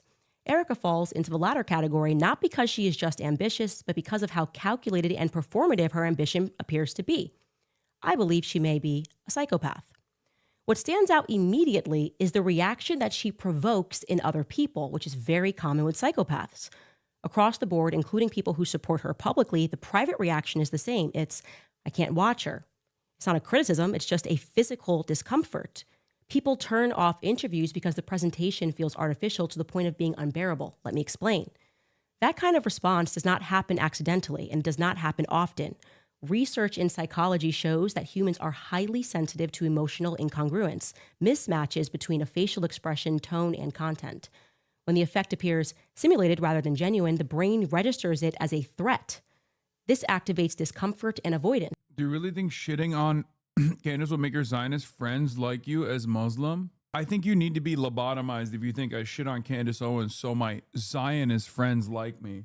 There's nothing fucking dumber than a guy who thinks that like there's a sinister purposes to my commentary beyond me just saying what I believe. That's it. You are Middle Eastern, Habibi. Yeah, and you're a fucking dog. Dumbass. Person on earth to be a suspect, if not for the FBI's terrible Islamophobic mistakes. chatter? No, that chatter is probably fucking Muslim himself. And he's one of those dumb fuck Muslims. And there are many of them out there in the Ummah that fucking got duped by Andrew Tate initially when Andrew Tate was like, I'm Muslim now. Okay? There's that classic attitude when like these guys love Candace Owens now. They love Candace Owens because she sticks it to not just Israel, but to the Jews. So there's plenty of fucking dumb fuck reactionaries who are on the right side when it comes to the issue of Israel, but totally are oblivious to what these guys are trying to do. You clocked it, check first message. Yeah. Sorry, I feel like you're only big media person who actually understand us Middle Eastern Habibi 100% United States of Israel. Candace Owens is great, bro. What a dirty cockroach coward. Ben Shapiro just hates Arabs. Like, there are a lot of people who just straight up look at this as, oh my God, this is still going. What the fuck? How long is this goddamn Twitter post? Why is she fucking reading this Twitter post?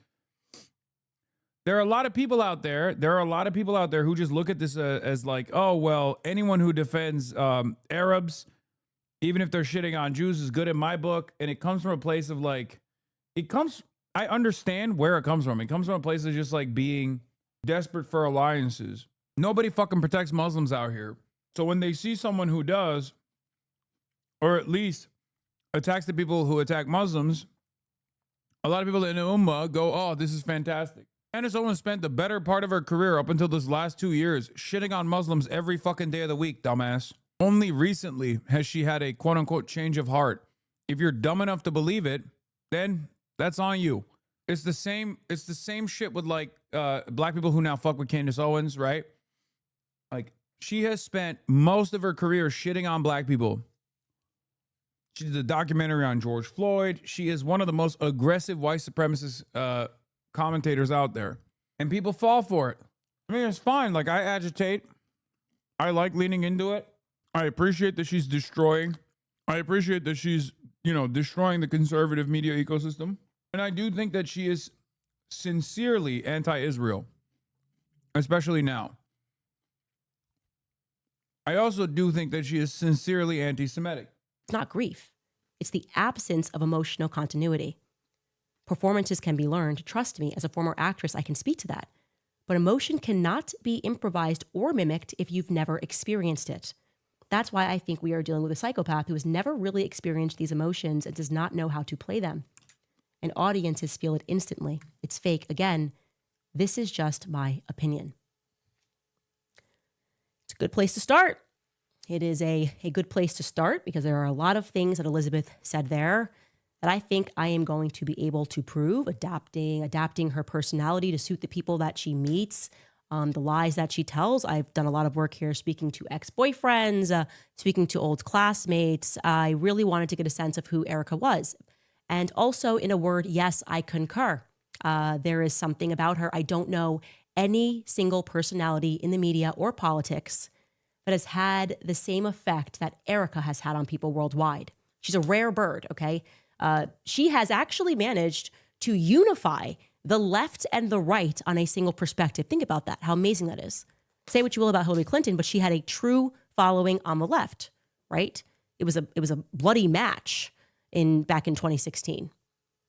Now, beyond Erica, what Elizabeth is diving into here is psychology, right? She's guessing and she's speaking about psychology, a social science that was created, to be very clear, by German mystical Jews, right? They believed in mystical Judaism. They were practicing the occult. Now, if you are a regular viewer of this show, you know that I have sort of obsessed myself with this history over the past 2 years, the books that we read in book club, all about the very dark history of modern psychology and its direct relationship to child abuse, trauma-based mind control. That's what the book, The Assault on Truth, lays out. This person wasn't just an author that was guessing when he wrote this book. He was in control of the Sigmund Freud archives and lost his entire career just trying to ring the alarm on what these scientists knew.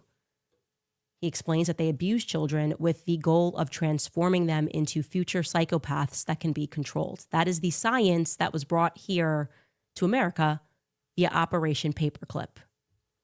What began as Project Monarch in Germany ultimately became MK Ultra in America. The Manson murders, the 60s, all of that was our government, CIA gone wild after the assassination of JFK. It's just crazy because like everything she says about the CIA, Operation Paperclip, like that's all correct. But she has to start off by being like, and psychology is a Jewish mysticism science. Like, what? You're both anti-Semitic and also anti-Nazi? Like, how does this fucking work? With curious ties to the military. Yeah, MK Ultra. She literally is taking the most insane position on anti-Semitism, which is that Adolf Hitler was a Jew and that the Nazis were technically also Jewish and operating at the behest of the organized Jewry. Okay? It's crazy. It's the most like insane position you can arrive at. She's pro-bag, full stop. I mean, it's true, but it's like, merely mentioning MK Ultra on Tim Dillon's show. How bizarre. Why is the president of France, who himself is a victim of minor sex abuse, so concerned about that conversation being opened up? Independent study into Sigmund Freud and what he and his colleagues were doing in Vienna is crucial for you to understand what is going on in this world and the way that the world works, okay? Now, pivoting back to Erica and her story, I will tell you my personal opinion and my experience with her. What alarms me about Erica isn't so much the fact that she lies, which we will prove to you over and over again, but it's also the fact that I don't know that she's aware that she's lying. It's almost as though she doesn't remember. Like the version that she's telling us today or yesterday was just recently downloaded into her mind, and she therefore thinks it's true. I get annoyed with the schizomaxing. I'll be honest. Like, it's just so all over the fucking place, dude. Fully aware that she's lying, because it's like some of the lies are so stupid. She's just sort of going. I want you to also know, by the way, of course, we reached out ahead of this episode. We reached out to her specifically with just 4 questions pertaining to past statements that she's made that do not appear to align with the reality of what we have discovered, okay? For example, here's just one example. We are told that Erica Frantzwey was raised by a strong, independent, entrepreneurial, single mother who taught her how to be a good Christian, a devout Catholic mother. Lori Franzwe, right? As an aside, that this Catholic mom, who am I to judge Catholics, but she's been married 4 times that I can see. We'll talk about that more down the line. More importantly, though, you will recall that Erica sat down for an in-person interview with the New York Times days after Charlie was publicly assassinated, and she confirmed to them that the least traumatizing part about Charlie's assassination was the prospect of her now having to raise her children alone. She wasn't traumatized by that idea because she had seen the example set for her by her mother growing up. As People magazine later echoed, quote, Erica Kirk has learned a lot from her mother, Lori Franzwe. After welcoming her daughter in November of 1988, Franzwe divorced Erica's father, Kent Franzwe, and raised her as a single mother in Scottsdale, Arizona. Lori spent nearly 2 decades working for General Electric before founding multiple companies in the network security industry, according to her LinkedIn. So you can see they're seeding the public with the idea that you can raise kids and be a single mom and also be a CEO and boss babe it. Okay. The only problem is that it's just not true. Erica was not raised by a single mother, like at all. Erica's father, Kent Franzwe, by the way, he's Kenneth Franzwe, but he goes by Kent, was always in her life. So much so that for entire years of her childhood, Kent was actually a stay-at-home dad. So almost the exact opposite thing was true at one point. Now, you don't have to take my word for it. You can actually take Erica's. Take a listen. Hold on. I do not want to knock the stay-at-home My dads. Spotify. I do not. I don't have a There Spotify. are some who had to temporarily have to switch that role. That happened to my parents a long time ago. What the fuck are you Granted, talking again, about, they got a Chatter? divorce, so that I probably literally falls don't into have a your Spotify account. bucket, but I am an anthropologist. but my dad was a stay-at-home dad for a few years, and I gotta say it was really sweet and really special. I was 4, but that was, of course, it's not an indictment of the morality. Of no, I'm but if talking you're about saying from the it's get-go, a- I want to be a stay-at-home it is a imbalance. dad. It's an imbalance of nature. So, stay-at-home dad for a couple of years. She remembers it, so I would assume it started at 4 for a couple of years. People don't typically remember being 1 and 2, and now he wasn't in her life. Now, to be clear, Erica was 10 years old when her parents divorced in 1998. So her father was very much a part of her early childhood, and he did not stop being involved in her teenage years either. I've spoken with classmates, past boyfriends, and people are generally bewildered as to why Erica is now publicly representing as though she does not have a relationship with Kent, the man that she claims is her father, at least. Or what the fuck is this? Also, something she fails to mention is that even if you removed Kent, Erica was raised I have with no her idea what this stepfather is, bro. in her home, a man named Larry Ginta. In her high school yearbook, actually, Kent is included, her father, biological father, in a collage. There's motherfuckers uploading my shit to Spotify and they don't even mention that it's a fan account. That's crazy. I mean, fuck it, whatever. But Have he's fun. featured there too. You've got Larry in the photo because he has been a fixture in her life since before her parents' divorce was ever finalized, because both he and his son are also in the collage. I confirmed with classmates Larry and Lori were together since Erica's elementary school days. In other words, Erica grew up in a situation that is now termed as a bonus dad. Both her biological father and her stepfather figure were present and all living in and around the Scottsdale area. So why this little public misrepresentation? I would be super offended if I was a stay-at-home dad, and then suddenly you've got someone saying, I was all alone. My mom did it all by herself. Now, you will see throughout this investigation that there are a lot of little wrinkles like this in Erica's story. The question is, what broader purpose do they serve? Because I thought about that, and I remember reading in Xavier Poussard's book, Becoming Brigitte, that it is actually an intentional strategy of deception. A strategy used by the media in creating and curating a legend about, in this case, he was talking about Brigitte, how the press would intentionally make minor edits or overlook certain dates, small adjustments rather made over a long period of time, a date wrong here, an age miscalculation there, just ever so slightly, because minor tweaks over a long period of time aren't noticeable. Even though is that a book implying that Brigitte Macron is a man? Is that that's the book? To be immediately frustrating about examining Erica's life, minor tweaks that almost look like they could be Is mistakes. this psycho making an argument that, like, she's still tying it back to Brigitte Macron somehow? She's saying, like, Erica Kirk and Brigitte Macron are both phonies. They're fakers. Brigitte is a man and lying about it. And Erica Kirk killed Charlie Kirk. On December 6th, it tells us that she was born at Good Samaritan Hospital.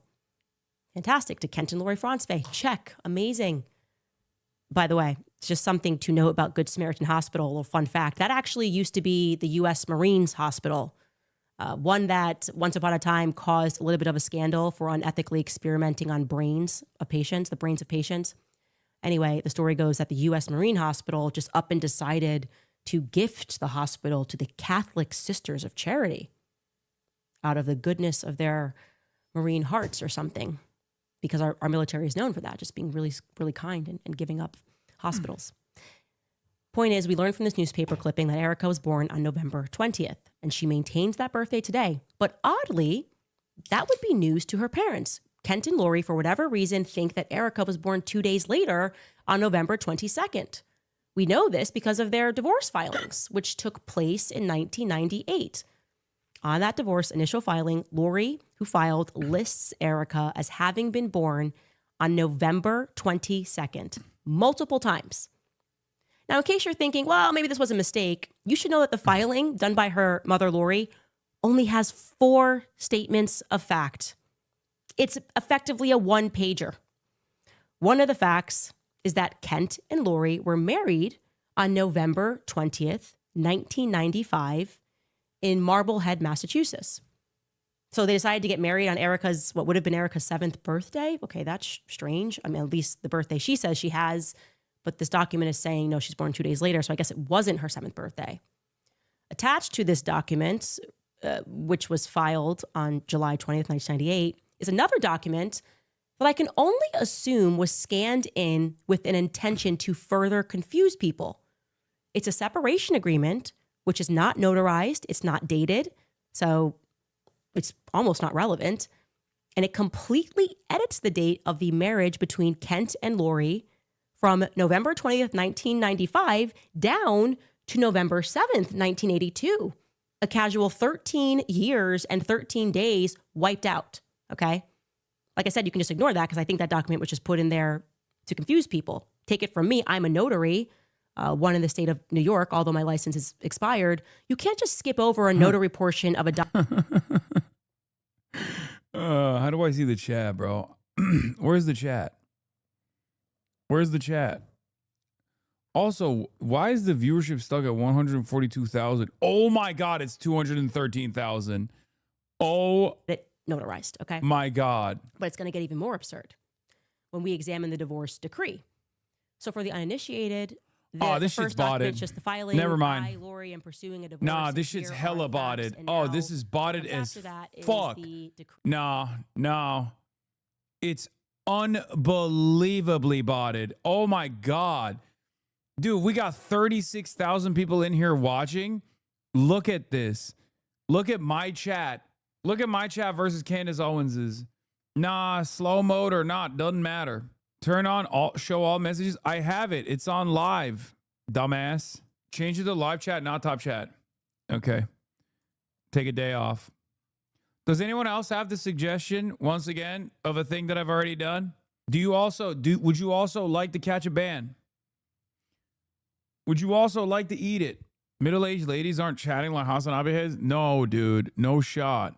Have you tried not being a grumpy meanie? No. And again, it's just a general suspicion, is that this was done Dude, come on. after My the fact. fucking chatters Maybe are someone had a typing friend thought down in at the her county chat. clerk who was responsible for scanning those docs into the system. And they just kind of did that. Because that's not real life. That's just not real life. And once again, that has another casually added separation agreement, which is still not notarized, with an entirely different date of marriage. And the crazy part is that the separation agreement, in that separation agreement, Kent Francevey is waiving his rights to an attorney with no notary present.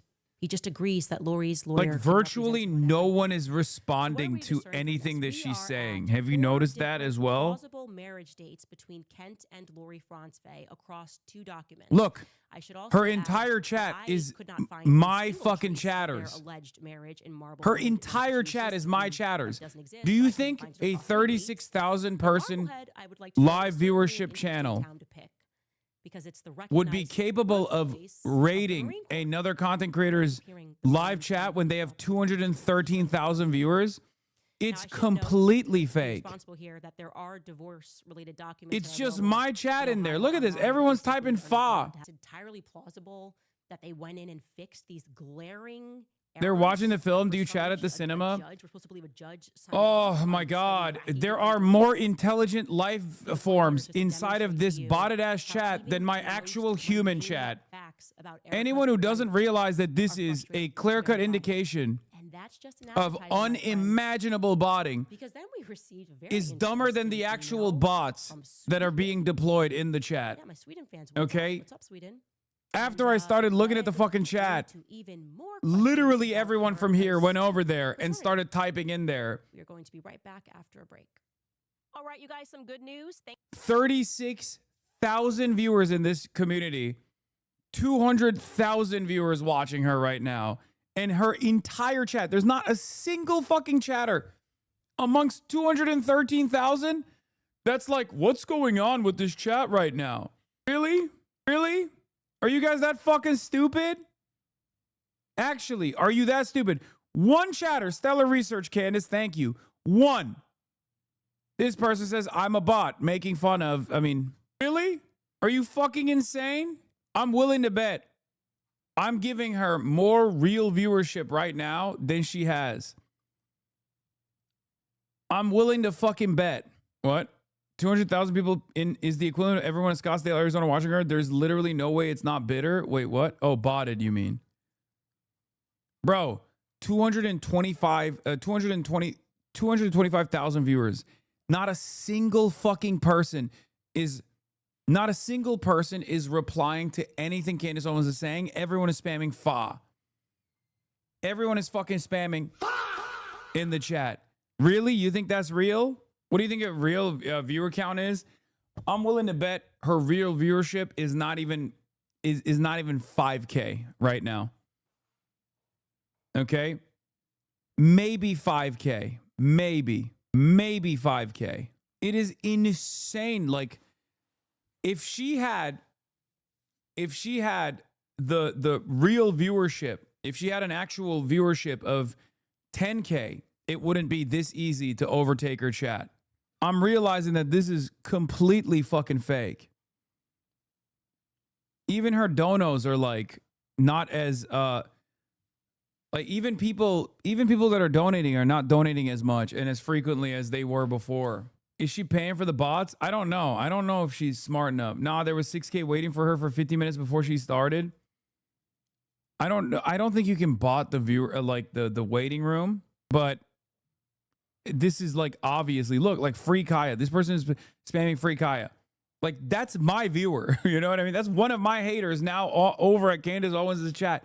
Like, this is not a real chat. This is not a real live stream. I'm sorry. There's no fucking way that this is a real live stream. Abbas, Stanley, Wallstad, Francevey was openly committing fraud. We can't say that. What we can confirm to you, however, is that if she was doing that, breaking the law and committing... When I went live on YouTube the first time, I had 80K viewers. When I unlocked super chats, like remember what the chat looked like on YouTube when I went live on YouTube, it broke the fucking actual metrics. It broke the actual live chat over and over again. You couldn't read anything. She got to have more than 5K the way she gets around all over the timeline. She got to have more motion than that. I think she does have more motion than on other days, but it's not 200K motion. They're still spamming fa and Free Kaya. There's like, I have yet to see one real chatter in there. chatters, if you want to spam files, instead of spamming spam, talk to Hassan about this. Talk to Hassan about this issue. Or unblock Hassan. Unblock Hasanabi. She wasn't lying. She's always arrested on a lottery charge. The state police had a search warrant, and when they entered her house, they found a quantity of number slips. She was sentenced to pay the cost and $200 or 5 months in the county jail. Here is Sneeko rating Ben Shapiro. Ben Shapiro almost has a mental breakdown after Sneeko's chat flooded his comments saying free Palestine. Total domination. I think there's a lot to glean from Look. some of the Look at it, look at it. But there's a lot Look. optimism. Look, everyone is saying W Sneeko, W Nick, hi Sneeko, free Palestine. And they had in their chat, at this point, I think they had like 6,000 viewers, right? Have to know. Look at the entire chat. No, Michael, well, actually, no. I've barred Drew from this conversation for too long, and I can see that he really wants to talk about the State of the Union address. I actually do want to say something, though, about what Isabel said and what Noel said before. I think the great triumph of the speech was a negative triumph. Bro! That's how you can tell. No, Candace never reads her chat. That's cope, dude. That's cope. You guys don't understand. Don't you understand the difference between a video premiering and live streaming? She's not live streaming. Why would anyone type anything? No, she is live streaming. That's not a premiered video. That's a live stream. This is a live stream. She will every now and then. Oh, is it pre-recorded? Is this even pre-record? Is this actually pre-recorded? How the fuck does she take comments then at the end of it? It's always pre-recorded? No, she reads super chats, man. Are you guys crazy? By the way, even then, even if it's pre-recorded, if this was a real premiere viewership, there would still be... Dude, don't test me on this shit, okay? This is literally like you come to me and you try to oppose me on issues that pertain to politics. That's one thing, okay? We can have a disagreement. I know more on this as a live streamer for 8 fucking years than you do. I don't know why you guys can't fucking comprehend this, okay? I know more about this than you do. I'm sorry. Even if it's a literal fucking premiere, have you ever watched a real premiere from a real YouTube channel? Even if it's pre-recorded and it's premiering, if there are hundreds of thousands of viewers, real viewers watching, there will be comments that are related to the video in real time. Okay? I don't know why you guys are so aggressively defending Candace Owens' very clearly insanely botted viewership. It's so strange. I'm in YouTube. Can you release a video at a certain time in the live chat? But I agree with you. You're right. But also super chats can be built up offline. YouTuber is another genre, Hassan. Yes, except I've also dominated on that fucking genre as well. What are you talking about? Even when I have 20,000 fucking live viewers, there's more people chatting when I'm not even looking at my YouTube chat. Stop. As if 15... Poopy Peepee Man, as a full-time viewer for 15 years, I think I have a better view. I have a better idea of what a viewer looks like than a pathetic streamer like you. True. There is very real motion with the clandinistas, the clandestine operators, myself included. I'm a part of it, right? There is real motion, but on her live viewership, those numbers are fake. 100%. They probably contribute to the real motion that she has because people see those numbers and think, oh my God, it's real. Have you acknowledged you were wrong about Canada not sending help? Canada's $8 million aid vessel is not what I'm talking about. Okay? I'm talking about oil. If Canada cuts through the blockade and ships oil to Cuba, then fantastic. $8 million worth of milked bags or bagged milk is not what I'm talking about when I say aid that is disruptive to America's interests. If Mark Carney is truly that guy, which I don't think he is, if Mark Carney is actually trying to disrupt the hegemony, then he would be sending oil to Cuba. He's not. And the reason why he's not is because he's not that guy. Don't let them bait you on the botting, bro. I don't know why. I think my vibes are bad, so chat's vibes have also corresponded to my bad vibes. I'm in a I'm tired and I'm in a shitty mood for that reason. But chat's been fucking unbearable all day. And I think it's because I've been angry. So chat responds with more anger. Anyway, we're going to get back to Cuba now. Okay. So the Cuban government released a statement earlier today saying that troops killed 4 on a Florida speedboat. Border troops, Cuban Coast Guard, engaged in a gunfight near the island nation's coast. The Cuban Interior Ministry said 4 were killed and 6 others were injured. The injured were transported to a hospital in Cuba. Okay? Here is the latest. The Cuban government said its border troops killed at least 4 people and wounded 6 others in a gunfight with the occupants of a Florida-based speedboat that had entered its territorial waters on Wednesday, 1 mile off the coastline of Cuba. The vessel approached within 1 nautical mile northeast of El Pino, channel north of Corralillo, a town in the central Cuban province of Villa Clara, according to a statement from Cuba's Ministry of the Interior. 5 Cuban border guard troops on a government boat approached the speedboat seeking identification.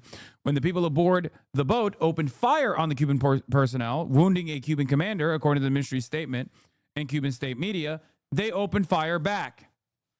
I read the Embassy of Cuba's statement earlier. Okay? Corralillo. As a result of the confrontation at the time of this report, 4 foreign attackers were killed and 6 were wounded, the government said. The wounded were evacuated and received medical attention, the Cuban government said. Its statement included what it said was the boat's Florida registration number. Vice President J.D. Vance told reporters that he had few details, but that Secretary of State Marco Rubio had briefed him on the shooting.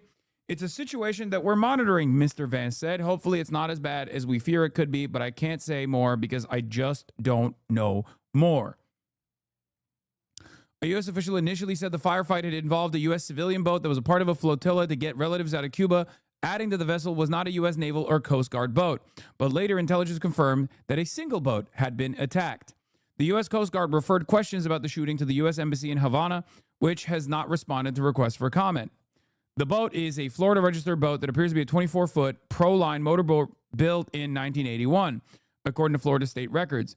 This is what corresponds to the registration number provided by the Cuban authorities. Typically, such a 24-foot boat has a capacity for 8 to 10 people. Cuban officials suggested 10 were aboard the one attacked on Wednesday. Okay? If there were 10 people on a 24-foot boat, it's very unlikely that they're trying to go to Cuba to extract Cuban citizens and bring them back to the United States of America, which, by the way, is currently illegal. Okay? Just so you know. Donald Trump actually released an executive order the other day, a couple of weeks ago, saying that American seafaring vessels are no longer allowed to take off from Miami ports and travel to Cuba. The reason why I'm paying close attention to this story is because we are literally putting together a humanitarian flotilla and a convoy by air, by sea, whichever way we can, right? So this is very different than anything else that, we are planning on doing, right? But of course, don't let a crisis go to waste. Americans have been responding. In a statement, Representative Carlos A. Jimenez, Republican of Florida, who is a major reactionary, called for an immediate investigation into what he called a massacre. The Attorney General of Florida, James Othmeyer, said he had ordered the state's Office of Statewide Prosecution to open an investigation into the shooting, adding, "The Cuban government cannot be trusted, and we will do everything in our power to hold these communists accountable." Tensions with the U.S. are obviously increasing. Faced with widespread oil shortages and soaring food prices, the Cuban economy is in a freefall, and experts say it could become a watershed moment for the communist government. The Trump administration has stopped oil shipments to Cuba and has threatened tariffs on the goods of any other country that tries to deliver oil to Cuba. The Cuban government has denounced the U.S. measures. The shooting comes amid an aggressive campaign by the Trump administration against speedboats in the region that the White House has claimed are trafficking drugs to the United States. It has not provided evidence to support those claims. The U.S. military has conducted 44 known strikes, killing at least 150 people in attacks that legal experts say violate international law. The shooting took place a day after the 30th anniversary of when the Cuban military killed 4 people by shooting down 2 planes from a Florida humanitarian organization, Brothers to the Rescue, that was distributing flyers in Cuba. Those people are acting in that fashion, going there to Cuba to pick up people, are risking their lives, said Jose Basulto, the leader of the Brothers to the Rescue, who was on a 3rd plane that escaped Cuban gunfire. Yeah. It's fucking insane, the audacity of Americans Like, can you imagine if there was an unknown Cuban plane flying over the American airspace and that the American government shot it down, and then the Cubans were like, well, this is a humanitarian plane. How dare you shoot us down? Yeah, that's how it fucking works. Like, what are you talking about? What do you mean? Oh, we were just distributing pamphlets. Okay, well then get the fucking proper authorization. It's not like planes fly. It's not like planes are not allowed to fly over Cuba or into Cuba at all. They fly over Cuba all the time. They fly into Cuba all the time. Except they have the proper fucking clearance to fly over Cuban airspace. How ridiculous. We talk as though America was simply trying to help out Cuba, and those fucking violent radicals shot these random planes over their fucking airspace. It's like, yeah, no shit. It's because America is benevolent and Cuba is not. Yeah, exactly. Anyway, the Florida registered boat appears to be a 24-foot pro-line motorboat built in 1981. That's certainly not a ship, more like a fishing boat. Typically, a 24-foot boat like that has a capacity for 8 to 10 people. And the Cuban officials suggested 10 were aboard. This is what the boat looks like. Yeah, we shot a Hellfire missile on a fucking weather balloon.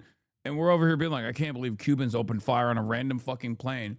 Especially when random fucking planes from the United States of America have literally crop dusted the entire Cuban agricultural output with non-indigenous invasive species specifically to fucking destroy their crops.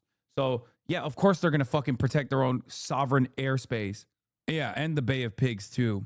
Anyway, so let's see how the American government treats this incident. But the reality of the matter is the records on the Florida registered boat don't say much, including who owned it. Records purchased off a website for prospective boat owners say the boat was last purchased in December 2022 and is registered for commercial use. 8 years ago, it was registered for recreational use. As I was saying, mainstream media coverage and reactions for lawmakers. Confrontation in Cuban territorial waters between Cuban troops and people on an American-registered speedboat.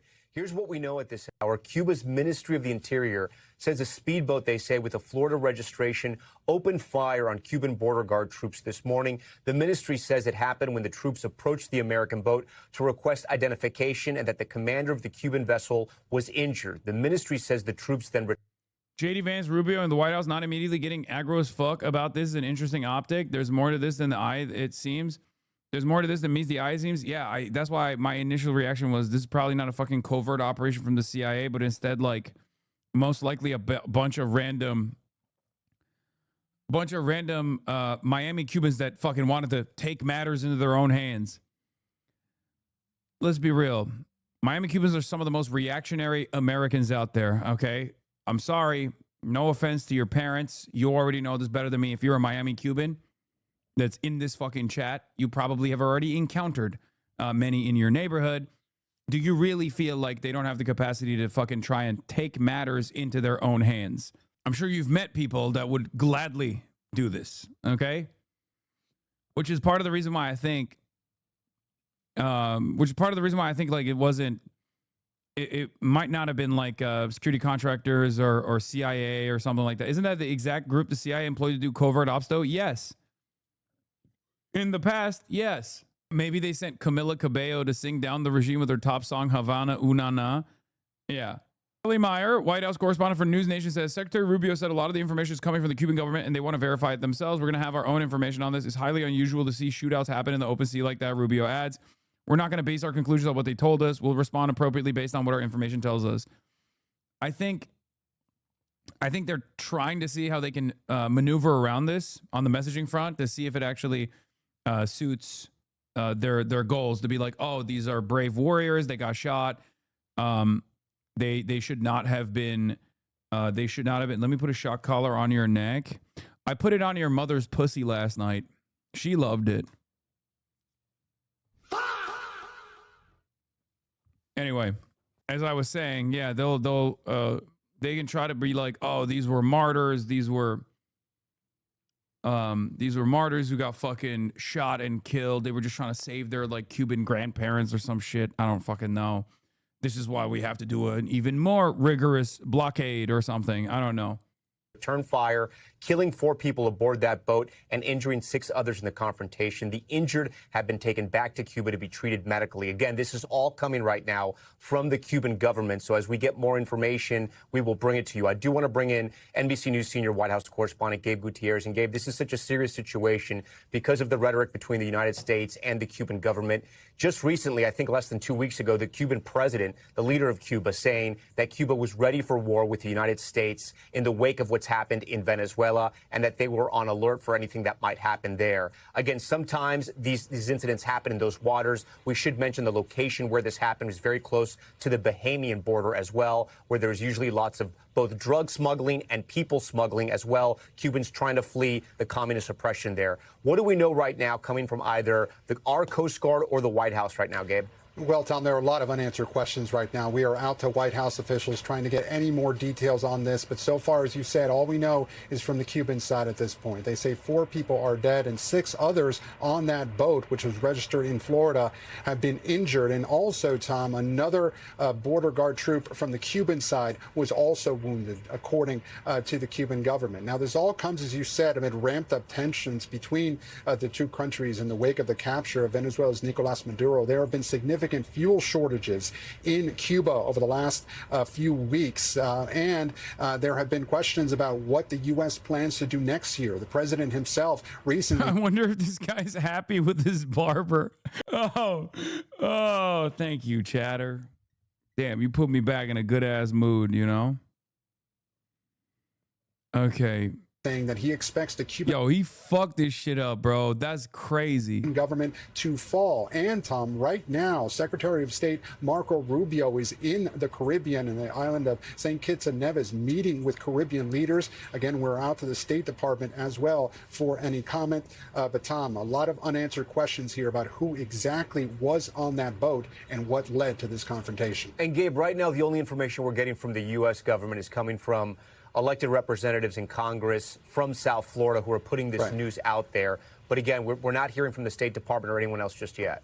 Not yet. Again, we're still awaiting any confirmation about who exactly. This is the most I'm actually 5'8", haircut that a 5'6" man can get.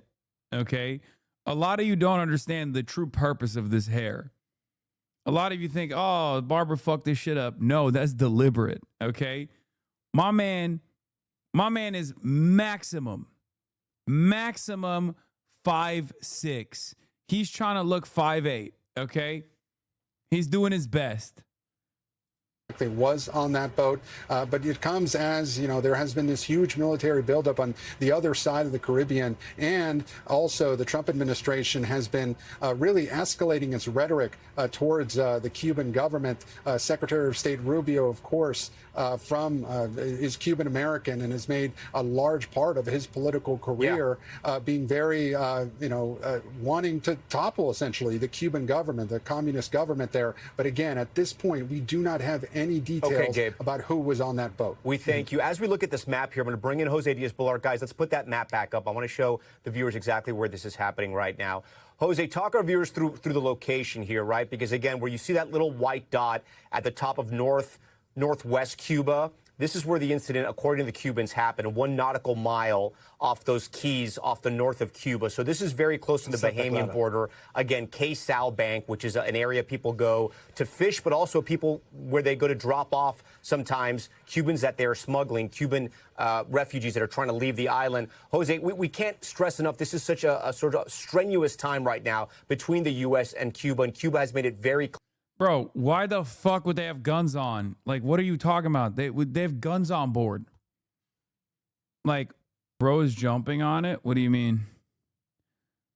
Brad Lander has spent his career taking on big fights. He was always gonna fucking push for Brad Lander. He's the reason why Brad Lander is running for that seat right now is because of him. Clear. They are on alert for any type of U.S. attack or any type of incursion that would happen in their country. Indeed, Tom. And, you know, it's striking to remember sometimes that Cuba is 90 miles away from Key West. And so the proximity of the island to not only Florida, but to the Bahamas, which is really a skip and a jump away, there are a lot of questions. And so far, the only source about this incident comes from the Cuban regime. Important to recognize and also remember that that regime has oftentimes utilized humans for political purposes, sometimes releasing political prisoners when an Dude, what the fuck? What is this fucking statement, dude? Uh-oh. Uh-oh, someone's back and smelling better than ever. Oh my God. Oh my God. Okay. Oh, she's so clean. Yeah. My mom is going crazy. American celebrity comes to the island, or some person who requests that some political prisoners are released. We have to also remember that it was the 24th of February, 1996, 30 years ago yesterday, that two small Cessnas from Brothers to the Rescue, a South Florida organization. Oh my God, they're bringing up the Brothers to the Rescue shit. Okay, dude. Bro, you made that caller comment to the other chatter in front of your mother? No, she's not listening to what I'm saying. Organization that was seeking rafters leaving the island was shot down over international waters by the Cuban regime. Four people were killed, 3 citizens, 1 American resident. We thank you for watching, and remember, stay updated on breaking news. All right, let's hear what U.S. lawmakers are saying. We're getting more reaction from lawmakers on this story. And Ross Ketchke standing by with that. Hey, Ross. Well, good afternoon, guys. Multiple members of South Florida's delegation tell us here in Washington this afternoon they are closely monitoring any developments in this situation. Congress is in session this week, meaning those lawmakers are here in our nation's capital trying to gather this information. Some of the earliest reaction we've seen coming in so far is from South Florida Republican Congressman Carlos Jimenez. Here's what he had to say this afternoon, writing in part, quote, "I am calling for an immediate investigation into this massacre. United States authorities must determine whether any of the victims were U.S. citizens or legal residents and establish exactly what occurred. The regime in Cuba must be relegated to the dustbin of history for its countless crimes against humanity." And Florida Republican Senator Rick Scott also joined in the congressman's call for a U.S.-led investigation. We are also hearing from Democratic Congresswoman Debbie Wasserman Schultz. She shared this statement with us here in Washington today. Quote, "I am deeply concerned by reports of a shooting involving Cuban regime forces and a Florida registered vessel, as well as the silence from the Trump administration on this deadly incident. My office has contacted the State Department for more information, but it's notable that this occurred in spite of ongoing Trump administration negotiations with the Cuban regime. It goes without saying we cannot trust the Cuban regime's side of the story without scrutiny. We need an immediate investigation into this shooting and accountability for the Cuban regime."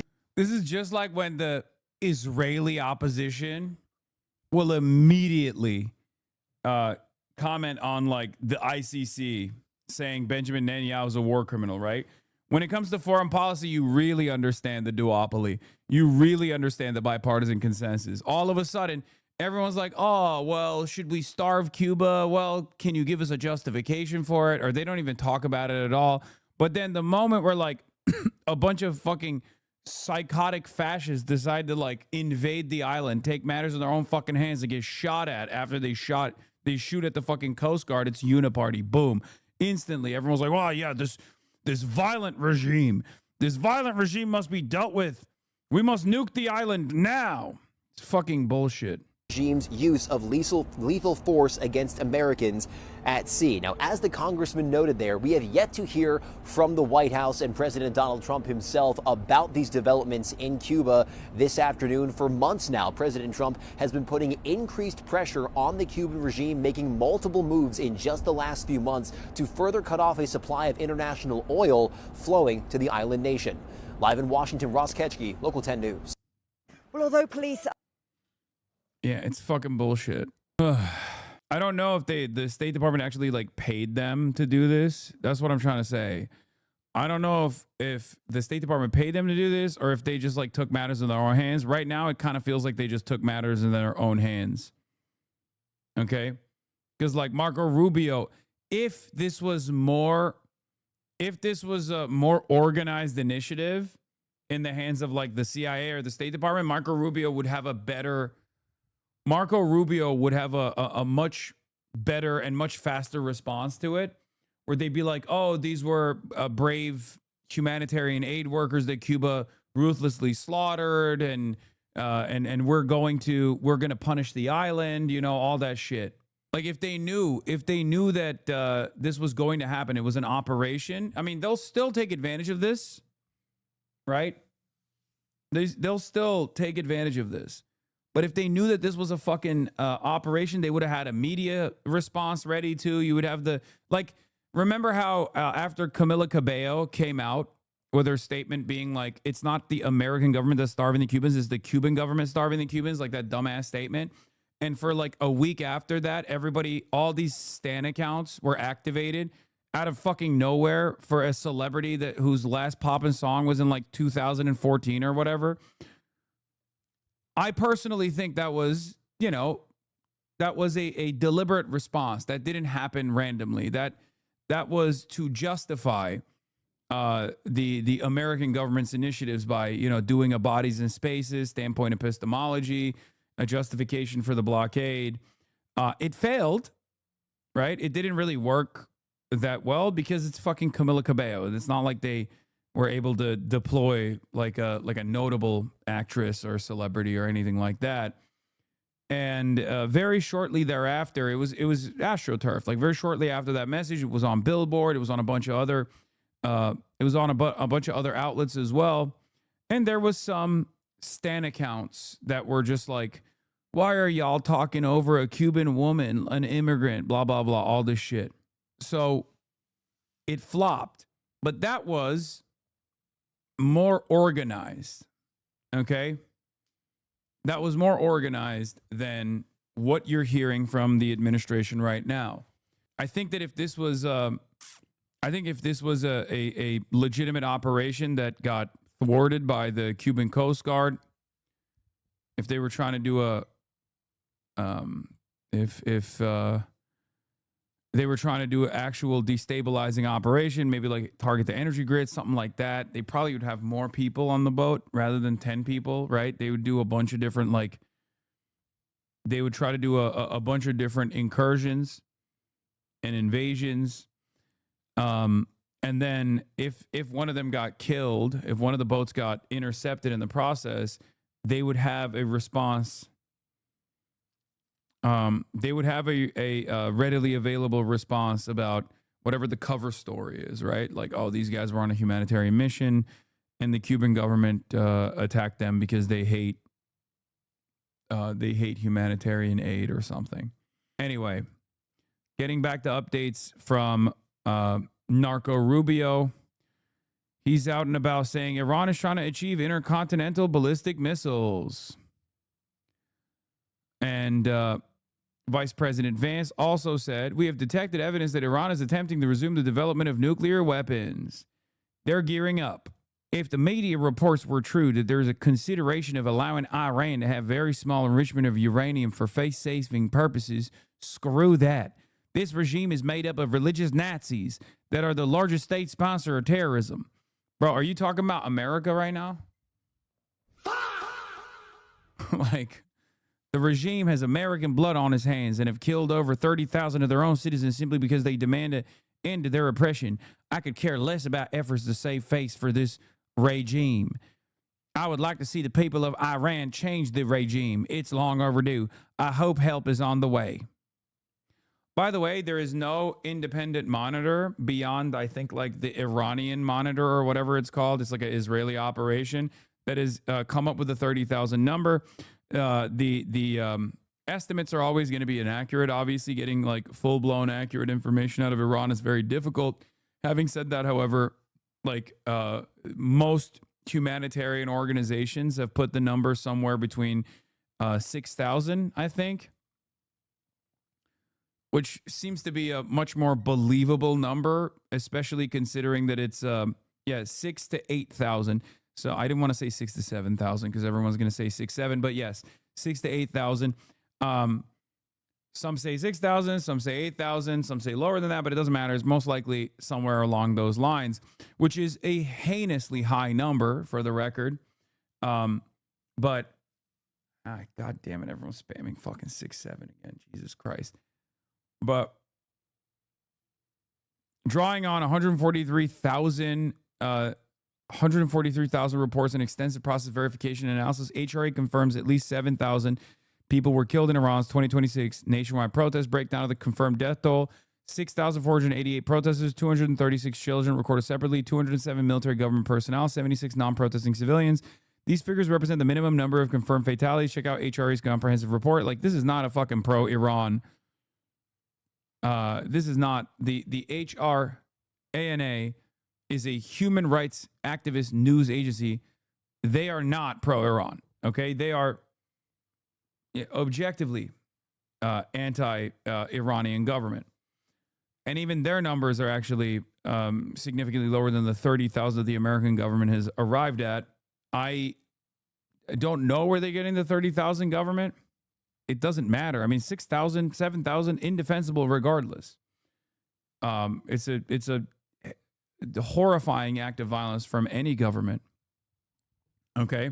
Having said that, they are going to keep saying 30,000, and many people who oppose the Trump administration and know that the Trump administration lies as easily as they fucking breathe will still turn around and go, but they're right on this one.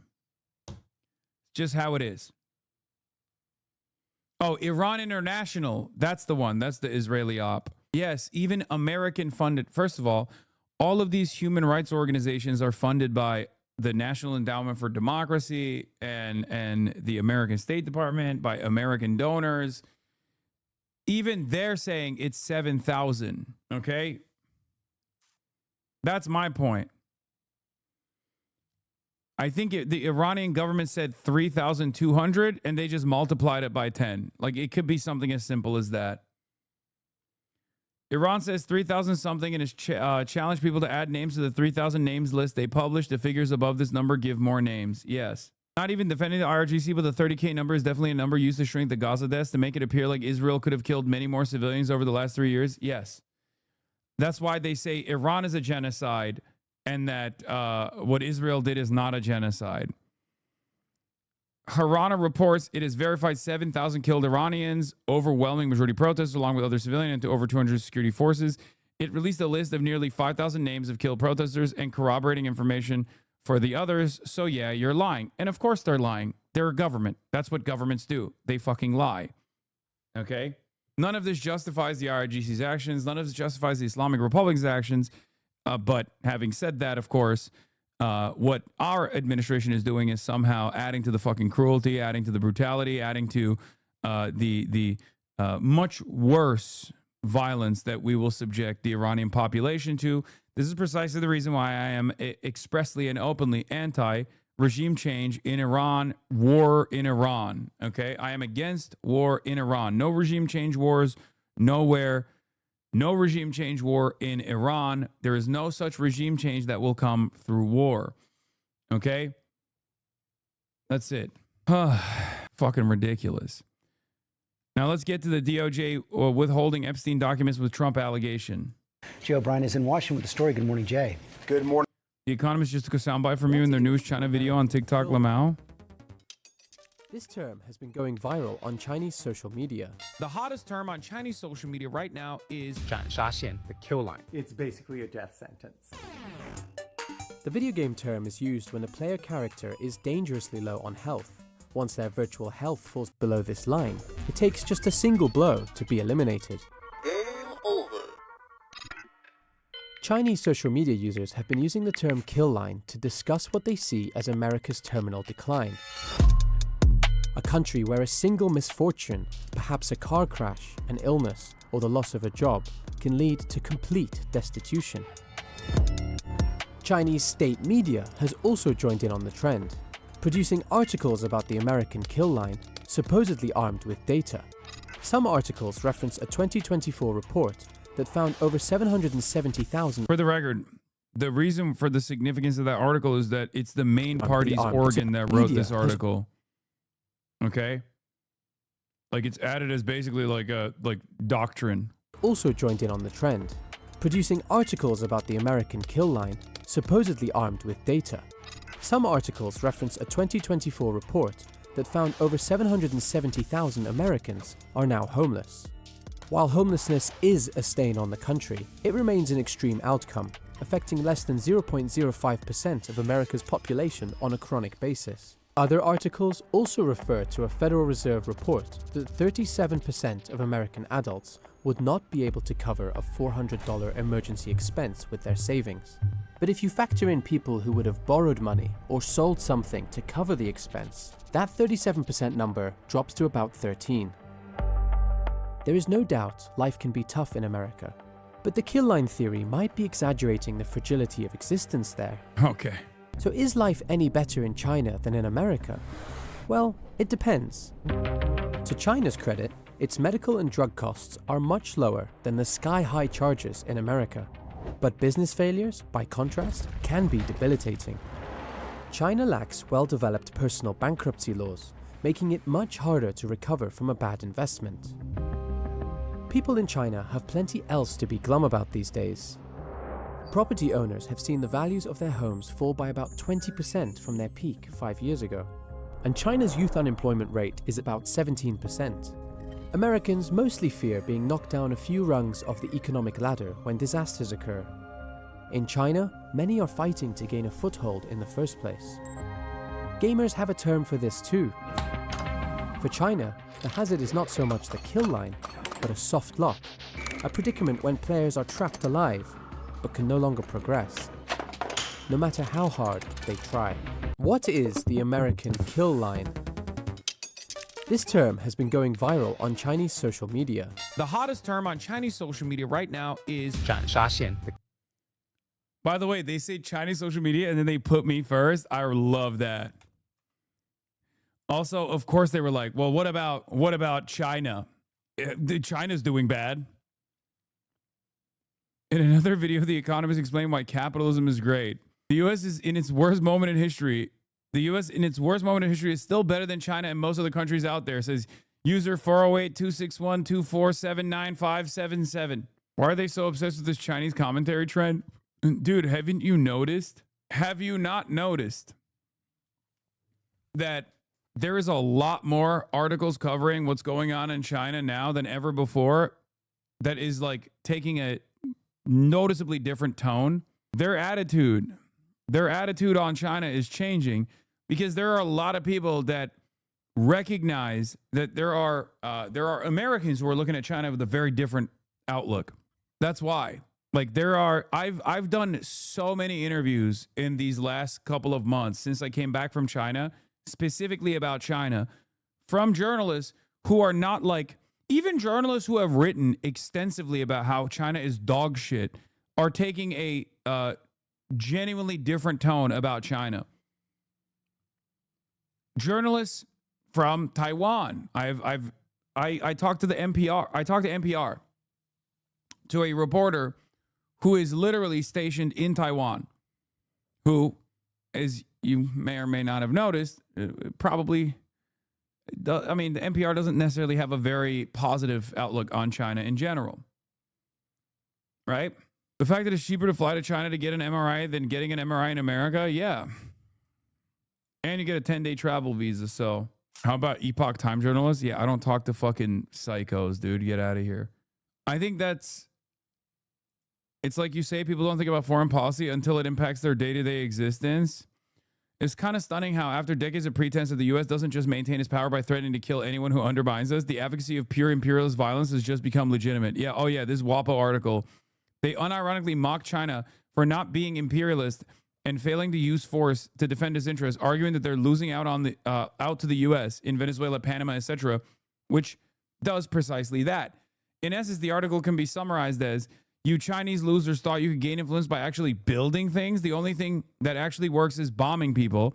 I'm not even exaggerating. The author literally writes that China can spend all the money on infrastructure it wants, but in a crunch, it's only military force that counts. He argues that China's approach was a colossal waste of money because control of infrastructure can be changed with a U.S.-led change of regime and ownership of any asset can be overturned. His article's conclusion, you can't buy an empire, nor can you purchase global influence. It is only hard power that counts for anything. As cynical and brutish as the article is, it is also refreshingly honest. It is factual that China's strategy was to win over the global south by investing in their infrastructure and development, something I've said over and over again, if you recall.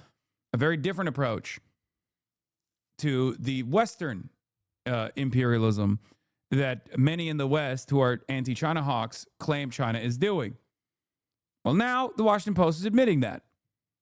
Western imperialism is brutal, okay? It's interventionist, it's brutal, it uses hardcore. Sometimes it doesn't even shy away from using boots on the ground military warfare. China's relationship with the global south is very different. They try to build. They try to develop reasonable economic ties and long-standing relationships with these other countries. For the time being, American hard power remains unchallenged. I say for the time being. As cynical and brutish as the article is, it's also refreshingly honest. It is factual that China's strategy was to win over the global south by investing in their infrastructure and development, while the U.S. maintains its influence through regime change, various forms of coercion, and the threat or use of force. The conclusion that it is China that should feel embarrassed by this, as opposed to the U.S., is, however, completely insane. Every sane person on earth should hope that it is China's approach that ultimately prevails for the sake of our collective future as humanity. China is ultimately trying to prove that one can prevail geopolitically without violence by building instead of destroying. Don't be like this idiot WAPO writer and root for the answer to be no. In reality, China is on a path to exceeding the United States. The fact that China doesn't use military force all over the world is actually helpful to them. They are seen as a stable partner. But Zaid Jilani, who is sometimes too obsessed with culture war narratives and racism, to my liking at least, fails to comprehend is that no, it is actually xenophobia and racism that causes a lot of the happy vassals in Europe to never see China as a stable partner. These guys are anti-communist. European nations are led by anti-communists. And they would much rather be servile to America as long as America is doing things that benefit their international capital holders and capital owners, rather than lean into China in any way, shape, or form. Even if China personally says, we will protect the interests of capital globally as well. I don't think it's a matter of trust. They just have obvious interests and pursue them. Trump is erratic and keeps using tariffs, for instance, for no real purpose other than spite. Spain is the exception, yes. But Spain is still a European country and therefore still abides by American interests. At the end of the day, this is why they could not do anything beyond mean words against Israel, right? They have a whole ass fucking navy, and they couldn't use their navy to protect the Samud flotilla, for example. And it's the same with Ireland. Exactly. I think a very famous caller once said that Europeans would rather let America shit in their mouths than China shake their hand. Well, America has been shitting in their mouths quite a bit, and that's why they are now shaking China's hand. But that doesn't mean that they will, they will lean into China to leverage a better relationship with America. Do you dream of a united Ireland? It is not even a dream. I know it will be achieved in my lifetime. Anyway, did you ever get a Huawei? No. What is this? For your next Q&A, do you think China having the role as the world's police would be better or worse for the world than the USA having it as currently? That's a good question. And I'll preface my answer by saying that the Chinese would never want to be the world's policeman. It's just not a part of Chinese culture or Chinese foreign policy. We've said many times that the Chinese have such a longer term view than we have. We just take it upon ourselves to, snatch the president of Venezuela, or snatch the president of Panama, or snatch the president of Haiti, or send troops to Iraq, or send troops to Afghanistan, or troops to Somalia, or troops to Libya, or troops to Syria. And the Chinese are like, go ahead, knock yourselves out. The Chinese foreign policy is based on money. They have such a gigantic trade surplus. They're so awash in money that they're able to buy countries' loyalties. You know, we'll go to the Nigerians and say, hey, we're going to bomb northern Nigeria on Christmas. You're well. While I don't trust this guy remotely, he's definitely my favorite CIA agent. Straight, same. I agree. Welcome. And the Chinese. But that's how we've been duped. Bro, he has his own industrial complex. I know, dude. It's fucking crazy how much he bangs. He is all over my TikTok, and he's very affable. He's very likable. He's also very woke. It's like, it's a little scary. It's been how many months since the U.S. full takeover of TikTok, and one of the most popular people on that app right now is John fucking Curacao. His team thinks you hate him. I want to have him on the stream. We've literally reached out to him. I got his email from the Diary of a CEO guy who I met in Doha, and we emailed him. They did not respond. The aunties are feral for him. I'm a little feral for him too. He's great. I still think he's a little, you know, you're never former CIA unless you literally live in Russia, right? That's my attitude. I mean, he literally went to prison. He's a full-blown whistleblower. All of that stuff is real. Much respect, right? John Curacao is literally a Russian asset. Wait, what? He is not a Russian asset, dude. You are fucking insane. My 64-year-old Latina mom was sucked into it on YouTube. No, he's very good. He's very good in these like short clips. I always watch it. I always watch it to the end. He was on Radio Sputnik, Russia Today. It's not crazy. That doesn't mean anything. That doesn't mean anything at all. What do you mean? Abby Martin had a Russia Today show, chatters. I think a lot of you forget that Russia Today, before the invasion of Ukraine, Russia Today was, first of all, him being on Russia Today doesn't make him a Russian asset. He could still be a fucking CIA asset. That's number one. Number two, Russia Today, prior to the Russian invasion of Ukraine, which is literally 4 years and 1 day ago, as of today, just meant you are either a outside of the box thinker, you're like a leftist, you're a hardline anti-imperialist, or a rabid white supremacist. Okay? Some of my goats had Russia Today shows. Yeah, Larry King had a Russia Today show. Larry King is not one of my goats. Chris Hedges is who I was thinking of. Abby Martin had a Russia Today show. So Russia Today, back in the day, used to have this interesting perspective where they were like, you know, 7 p.m., we're going to do the anti-imperialism, America is the Great Satan hour. And then at 8 p.m., we're going to have the transphobia power hour with a straight up fucking neo-Nazi. Like they literally would, their programming was so inconsistent ideologically that its entire purpose was to do any kind of destabilization initiative they can. So just because just because someone had a show on Russia Today doesn't mean that they're a Russian asset. Like they were the unironic horseshoe theory / true center broadcasting. Russia Today now is mostly just right wing. They don't do any left wing programming any longer. That should say something to you. You should think about that. Why are you? Think about that. Yeah, Lee Camp was on Russia Today. There's another one. But think about that for a minute. Back in the day, Russia Today used to do a lot of hard left programming. They invaded Ukraine and they stopped that completely. They used to do hard left programming and hard right programming, far right programming. They stopped. They only do far right programming now. No, they were doing the Dugin doctrine, literally stroking the flames on both sides to increase internal strife. Yes, I know. Working with Russian state media. Oh, because I've got 5 kids and nobody's beaten a path to my door to give me work. You know, this is all part of the overall plan.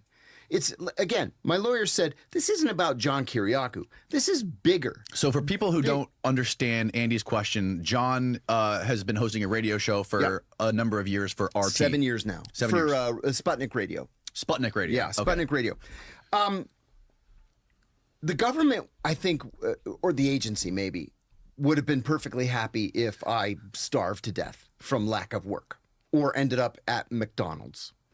And I worked hard to rebuild my life. The only people who offered me a job were the Russians. And when they first offered me this job, I turned it down. And then 6 months later, they came back and said, we'd really like to offer you this radio show. And I said, you know, the only way that I would do this is if I were free to say anything I wanted and to talk about any issue I wanted.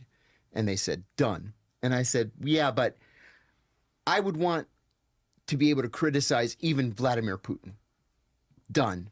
And I said, would you put that in writing in the contract? And they said, yes. And they did. And I'll give you an example. On the day of the Russian invasion of Ukraine, he's such a good speaker, bro. Dude, he's so sus. He's just permanently CI brain. He is a very good speaker. He is very entertaining. He's incredibly interesting. And yes, I still believe he might have CIA associations, but I want to have a conversation with him regardless. Open the show by saying that I unequivocally condemn the Russian invasion of Ukraine, and I call for Russian forces to depart Ukraine immediately. I criticize. I'll give you another example. Do you remember in York, England, I'm going to say 5 years ago, a Russian dissident and his daughter were poisoned with Novichok? We were doing a story on it, and my co-host said, well, you know, it could have been the Ukrainians in a false flag operation. It could have been the Russian mafia. I said it was the KGB or whatever they're calling themselves. Now, they've been poisoning people since the 50s. This is what the Russians do. They poison people. Of course it was the Russian government. So they let me say anything I want. I've never, ever received any pushback. And I make a handsome living. Like I've always said, if CNN's got an offer, or MSNBC, or even Fox, I'm on Fox at least every other week. I'm all ears. But, 5 kids, 3 of whom still need to get through college, I make no apologies. So then when you became a sworn officer of the United States, what was your intention? Was your intention to make the United States, to like protect and expand this? Why are you? Sounds crazy because I listened to the last podcast network and Ben Kissel got fired from the network due to his own BS. Interviewed Kiriakou before he was let go, but you can't, big sus. I mean, he's talked about me before. I don't know. Maybe they just never saw the email that we sent them. We just pinged them again, apparently. So, of course, he has the juice. His whole job as CIA agent was to get people to trust him and give up info. LMFAO. Anyway, Valve is being sued by the New York Attorney General. Can you call Mamdani, please? Valve, a video game developer, has made billions of dollars letting children and adults illegally gamble for the chance to win valuable virtual prizes.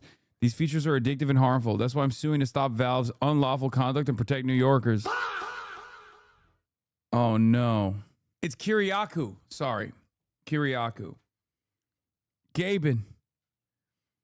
2 of my goats going at it. Zoran versus Gaben, dude. Who will win? Anyway, let's go to the Nigerians and say, hey, do you guys need an interstate highway system? We'll build that for you for free. We just want to have good relations.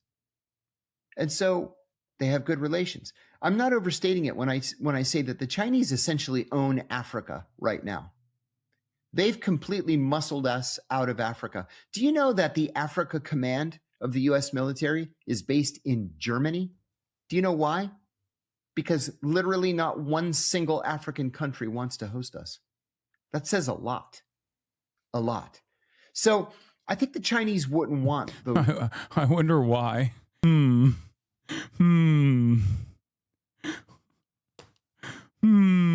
role as the world's policeman, because they're actually winning the long-term game doing what they're doing now.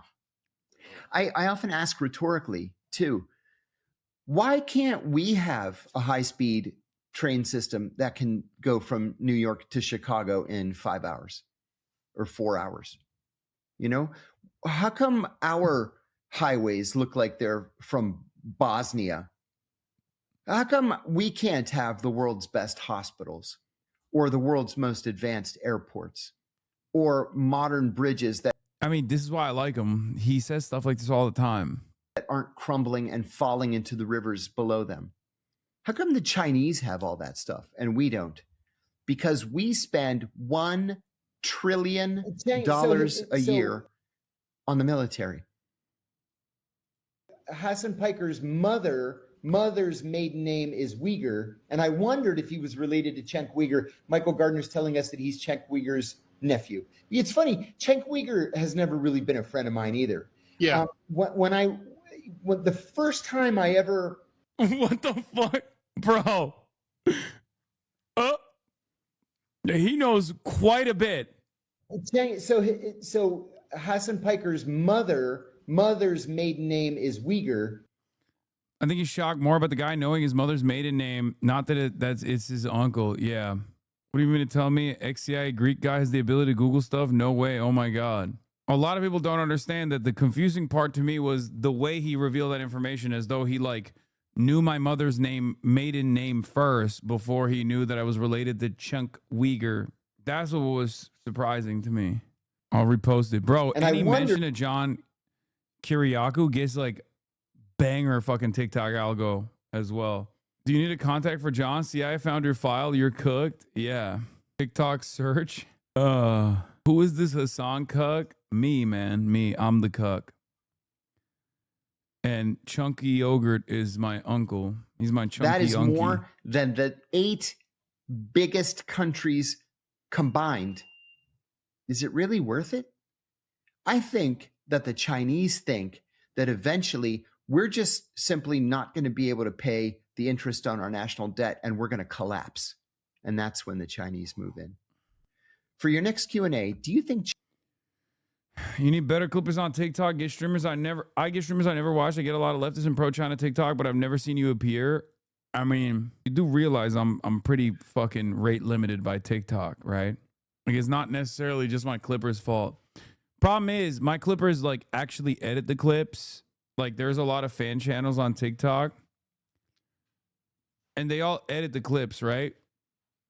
The issue is they don't blast as many clips as possible. A lot of those like clip farming accounts, they just blast as many clips as possible from the stream. They put out like 10 to 20 clips a day. My clippers on TikTok put up like 1 to 2 clips a day. It's not, you got to go for quantity, not quality. You got to go for volume.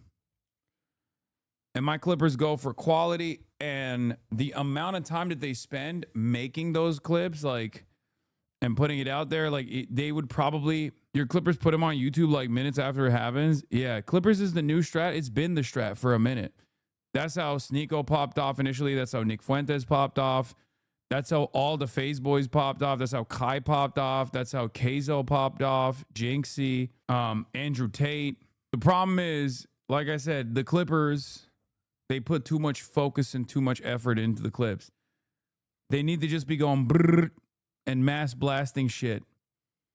High impact moment that you see on the stream, you're like, that's good. Boom, boom, boom, boom, boom. I told you the method 3 months ago. You need 10 not edited clips with just a clickbait title. You catch one big fish and delete the other 9 that don't do well. Read Unk, make a new TikTok. Yeah, no, it's true. That's how the clippers do it. So you do not care as much about quality with editing and music, etc. You want basic ones. Yeah, I think like the actual title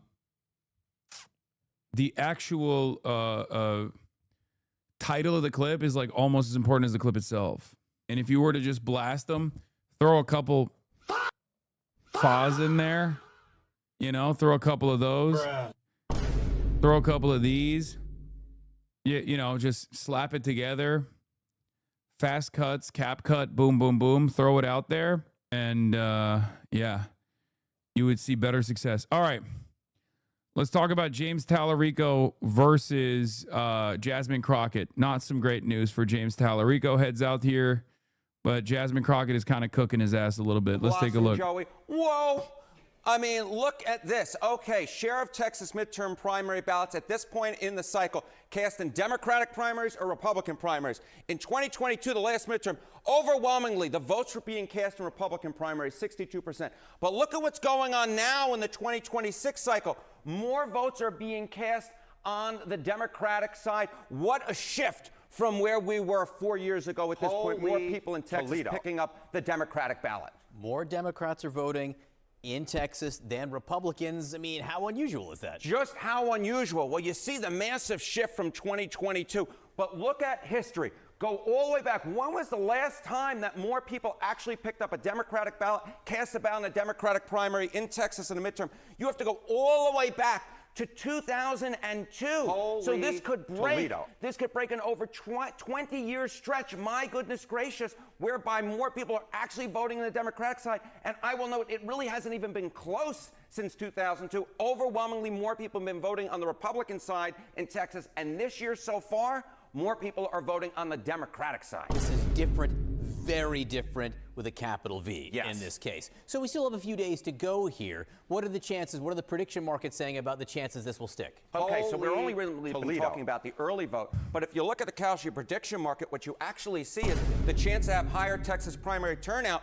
Right now, the people putting their money where their mouth is actually slightly predict that there'll be more votes cast on the Democratic side than on the Republican side, 60% to 40%, still a close race. But given that Republicans have been so outvoting Democrats in Texas, the idea that more people could actually vote on the Democratic side in Texas. Anyway, Edinger Mentum is right. Not overwhelmingly inspiring for a Tallarico internal to have a smaller lean for him than the Emerson poll, but that shift from December is very interesting. At minimum, it comports with Crockett enjoying majority support at first and then losing people's confidence. So that's the best possible way to analyze these results.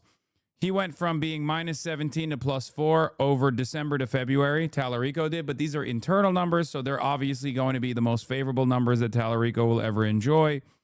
No one is releasing internal numbers that look disastrous, right? So on the one hand, Tallarico's internals show him with a very marginal lead over Jasmine Crockett. On the other hand, Jasmine Crockett, not internal polling, but like Emerson polling shows that, where is it? Jasmine Crockett is actually cooking Tallarico by 10 points, plus 10 points. There is a Texas Poll Project poll on Texas Senate primaries fielded between 2 to 16th of February before early voting. That showed Crockett with 56, Tallarico at 44. Okay? That's not good at all. Now, I think this race is a lot closer than people think it is because the people that the people like the pollsters are not very reliable when it comes to the Democratic Party side in Texas. That's not copium. Okay, that's not copium at all. It's just that there isn't a good, like, polls are only as good as past performance, right? And if there isn't any fucking good past performance that you can match up to, because Texas itself is not, I mean, it's just like complete lost territory in the eyes of the Democratic Party, with like an exception every now and then with like O'Rourke or whatever, Beto. Democrats don't spend a lot of time or money on Texas. They just decided Texas is gone, except for like the territories that they have in Texas, right? All the undocumented voters, they can't poll, right? Yeah, the undocumented voters, exactly. Famously. The reality of the matter is, look, I don't fully trust Tallarico, nor do I fully trust Jasmine Crockett. I think Jasmine Crockett is charismatic. However, I think she is devoid of policy. She's not a progressive at all. I think Tallarico is good on messaging, but I don't know how reliable he is as far as being a true champion of left causes. I lean in the direction of James Tallarico. It's not a secret, right?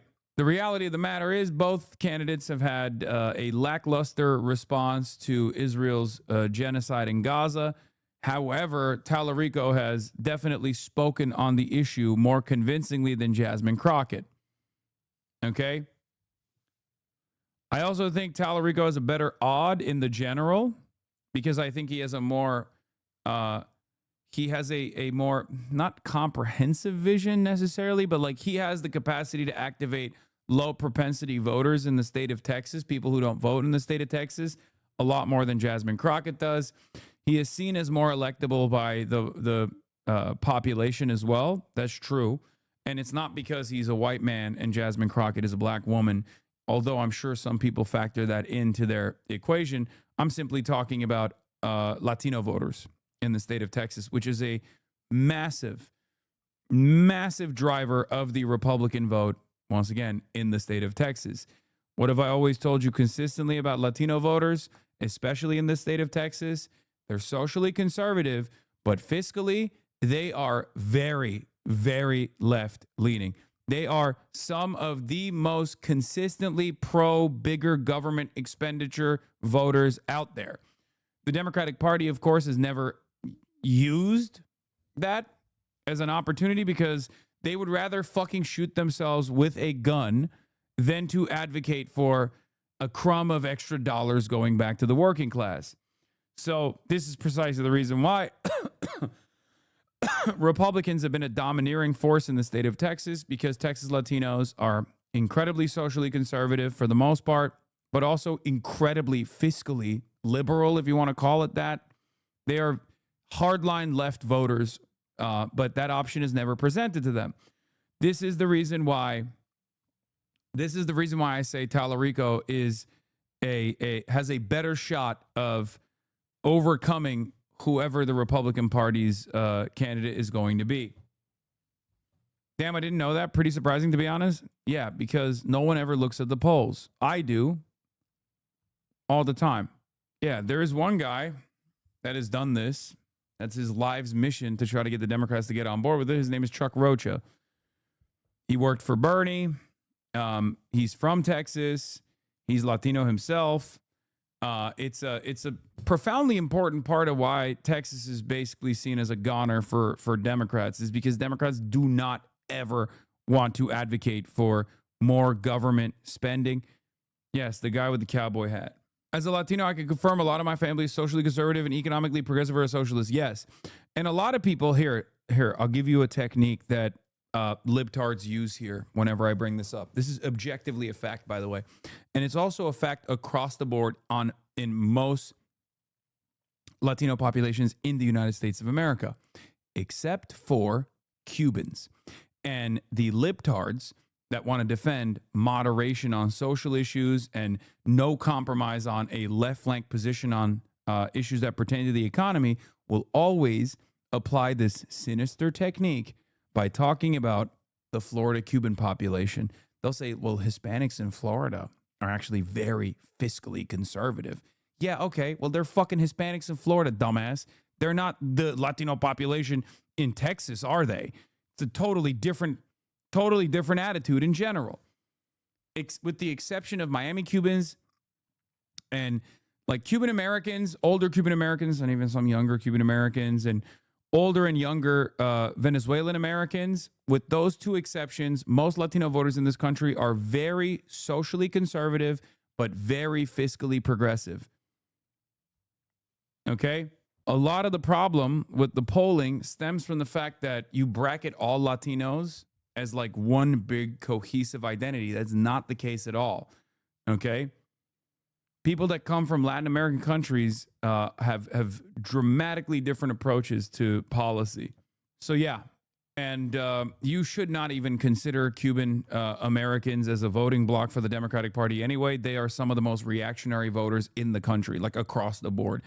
They vote basically like the white evangelical Christian voting bloc. So there's no reason to like try to figure out how we are going to bring those people back onto the Democratic Party side. The last time the Cuban voters actually voted for a Democrat was Barack Obama, And that was because young Cubans were activated by Barack Obama's progressive message. And ever since then, Cubans went back to voting for the most right-wing candidate they possibly can. What do you mean socially conservative? A lot of older Latino voters and Latino voters in general are socially conservative. They're Catholic, they're anti-abortion, but it doesn't matter because if we were to offer an alternative, of course they would rather vote for fucking healthcare. They don't give a shit. Like if the option is, do I go with the anti-abortion party or do I go with the pro-healthcare party? They're gonna fucking choose the pro-healthcare party. You understand? Also, I'm talking in broad generalizations because we're looking at demographic polling, right? Obviously, you're gonna turn around and be like, "Whoa, my Mexican American grandfather is very woke." Okay, well, tell him to fucking respond to the phone polls. I don't know what to do. Like that's not what we're talking about here. Before everybody does like anecdotal information here, I'm just giving you what the evidence presents in polling. Okay. My uncle's that way. He's from New Jersey and watches Jank and says even though he doesn't agree socially, he thinks conservatives have no right harming these people. Pog you. Yeah. Also, we're not talking about young Latinos. Young Latinos are literally Bernie bros. They're the fucking backbone of the left flank of this goddamn of this party. Young Latinos either are Groyper neo-Nazis or fucking card-carrying socialists, nothing in between, okay? Young Latino women are across the board socialists, like some of the most leftist voting blocks in this country, reliably leftist voting blocks in this country. Young Latino men, as of late, have maybe become a little less reliable. But again, they're outside of the box thinkers, okay? They're either socialist or Groypers. They make up the backbone of the neo-Nazi Groyper movement. It's very strange, but that's how it is. Can we get more Latinas on stream asking for a friend? That's the weird way to ask that question. Young Latino here. My brother was spouting some Nick Fuentes slop at brunch over the weekend. Well, Nick Fuentes also happens to be a young Latino, a young Latinx. So perhaps that's part of the reason. Young Latinx men see a queer Latinx content creator thriving in this current media market and go, that's my guy. Anyway, in Mexico, very different. AMLO ran and believes Jesus was a socialist. That's why he named his kid Jesus. Yeah, we're not talking about Mexico, okay? Very, very different. Also, Scheinbaum is literally Jewish. And she's even more popular than AMLO. Let's be real. Adam Carlson reports, fantastic polls for Crockett. If she's winning Latinos and suburbanites outright and only losing whites by 6, she's going to romp. There's some reason to be cautious about the sample frame. About 1/4 of early votes only vote in general elections, and they are not included at all in this sample. Okay? If this poll is anywhere close to the reflective reality, close to reflective of reality, Tallarico will need to romp among these general election only voters. Okay. I don't know if this polling is accurate though. I'll keep it a $1.50 because Tallarico has consistently outperformed Jasmine Crockett in every single poll on Latino voters. Every single one. It's not even close. Jasmine Crockett cleans up on lifelong Democrat voters. Jasmine Crockett cleans up on black voters in Texas, but every other demographic, young voters, for example, Latino voters, white voters, they all go to James Tallarico. Is Tallarico Latino? I don't think so. I actually have no idea. I mean, he's white as fuck, so I don't know. Maybe he's like white Latino. Is Tallarico a Latino? Is it Italian name? I don't know. I don't know what he is. Have you considered Latinos are really anti-black racists? What? What the fuck? Sure. That's why they're voting in the Democratic Party's primaries, because of their anti-black racism. They're like, we normally would vote for, as anti-black racist Latinos, we would normally vote for the Republican, but this time it's different because of our specific anti-black racism, we have chosen to vote in the Democratic Party's primaries. Like, think about that a little bit. We're talking about the Democratic Party in the state of Texas and its primaries, and you're saying that the Texas Latinos are demonstrating anti-black racism. Okay, then why are they voting in the Democratic Party's primaries? Even woke Democrat Latinos are worried about black people. Chill, dude. I know. Sure. I got it. This has nothing to do with that equation. Anyway, voting Democrat makes you not racist.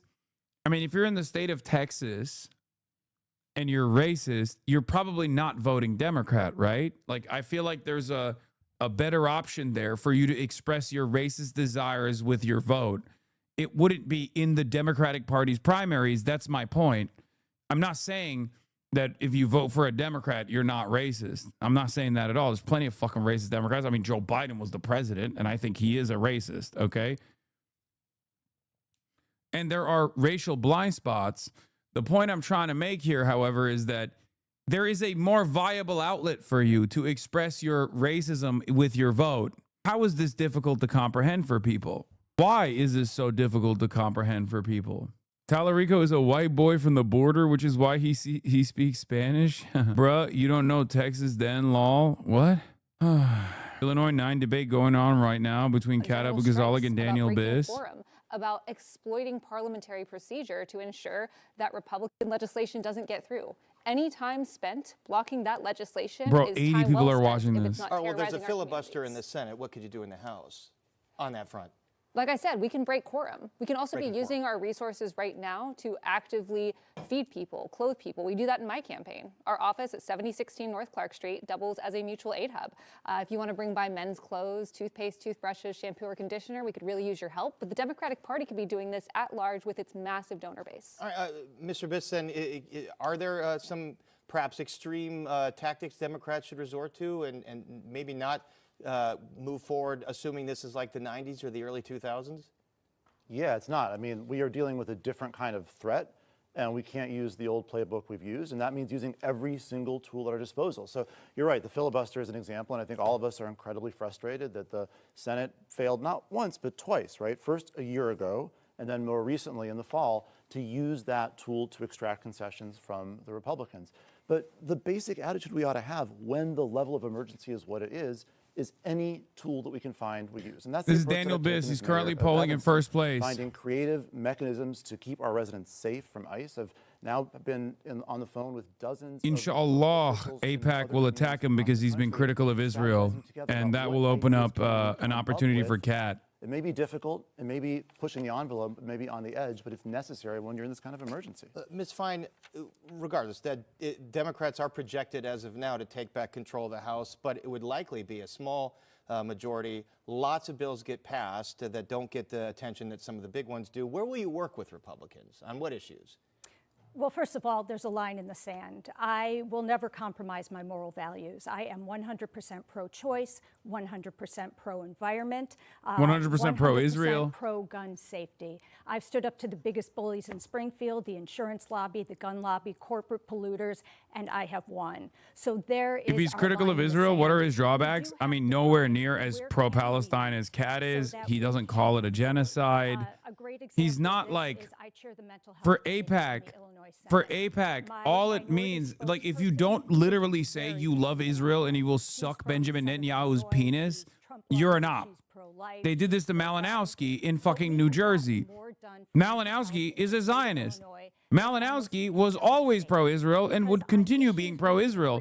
But because he said, I will condition aid to Israel in the future potentially, they dumped $2 million in attack ads against him by saying Malinowski fucking loves ICE. And that's why Ana Lilia Meiha won the fucking primary. I think that some of the most promising places for any bipartisan support is AI and tech regulation. AI is one of the most universally unpopular issues right now, even so much so that Republicans thought that Trump went overboard by saying states couldn't regulate AI for 10 years in his big BS bill. That is somewhere where we can compromise. Also, reversing Trump's unconstitutional tariffs. Republicans are feeling the heat from this tax that he's put on the American people, too. But we also have to talk about the donkey in the room. When it comes to leverage, it feels like Democratic leadership is allergic to it. And in our race, we have a lot of progressives. A lot of people will vote to raise the minimum wage. But will they be pressuring their colleagues publicly and privately to do the same? Last night at the State of the Union, would they have listened to Hakeem Jeffries and watched or stood aside, or would they have gotten kicked out like Al Green did? 24 to Cat at 17%, unfortunately. Left, and by that, I mean towards the center. All right, we mentioned this is a bellwether race in terms of where the Democratic Party goes. Show of hands, early on in your tenure, would you vote to impeach President Trump? Other cabinet members, Kristi Noem, Pete Hegseth. Seems like consensus on that. Let's move over to the economy. Ms. Fine, I'll start with you. What will you do to help constituents in the 9th grapple with the rising costs of goods, utilities? We have AIPAC is going after biz. People's Gas here in Illinois start seeking rate hikes. That's a state issue. But on the federal level, what will you do to deal with these rising costs? Oh, hell utilities, yeah. goods, stagnant wages. I think you can't talk about rising costs unless you focus on healthcare. When I talk to my constituents, they are very concerned that they are being priced out of the market.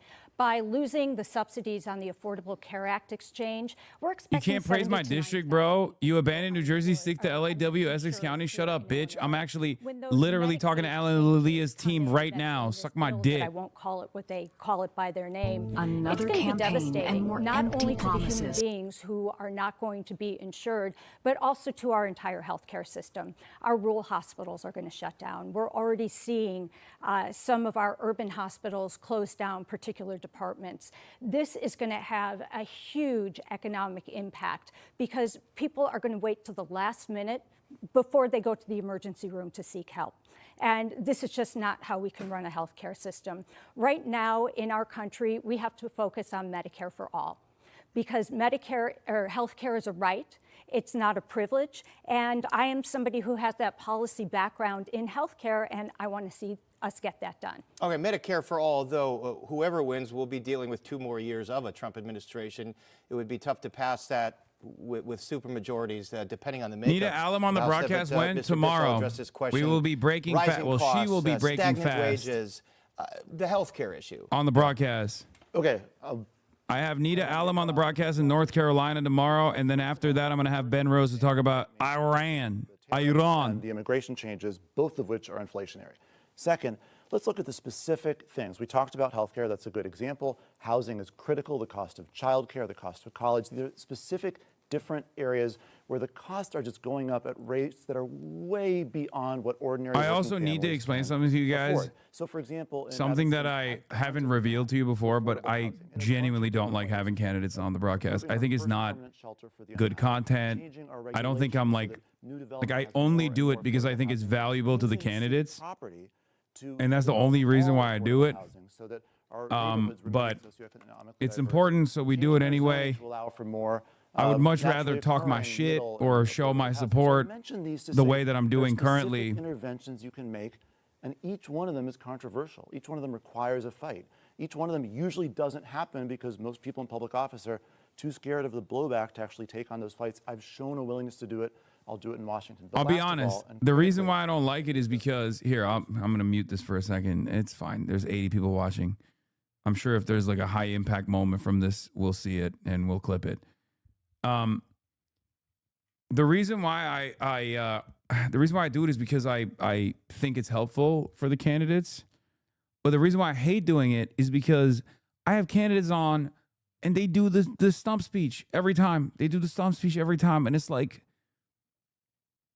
with Zoran, at least it was like he kind of had no shot. At least in his mind, he had no fucking shot.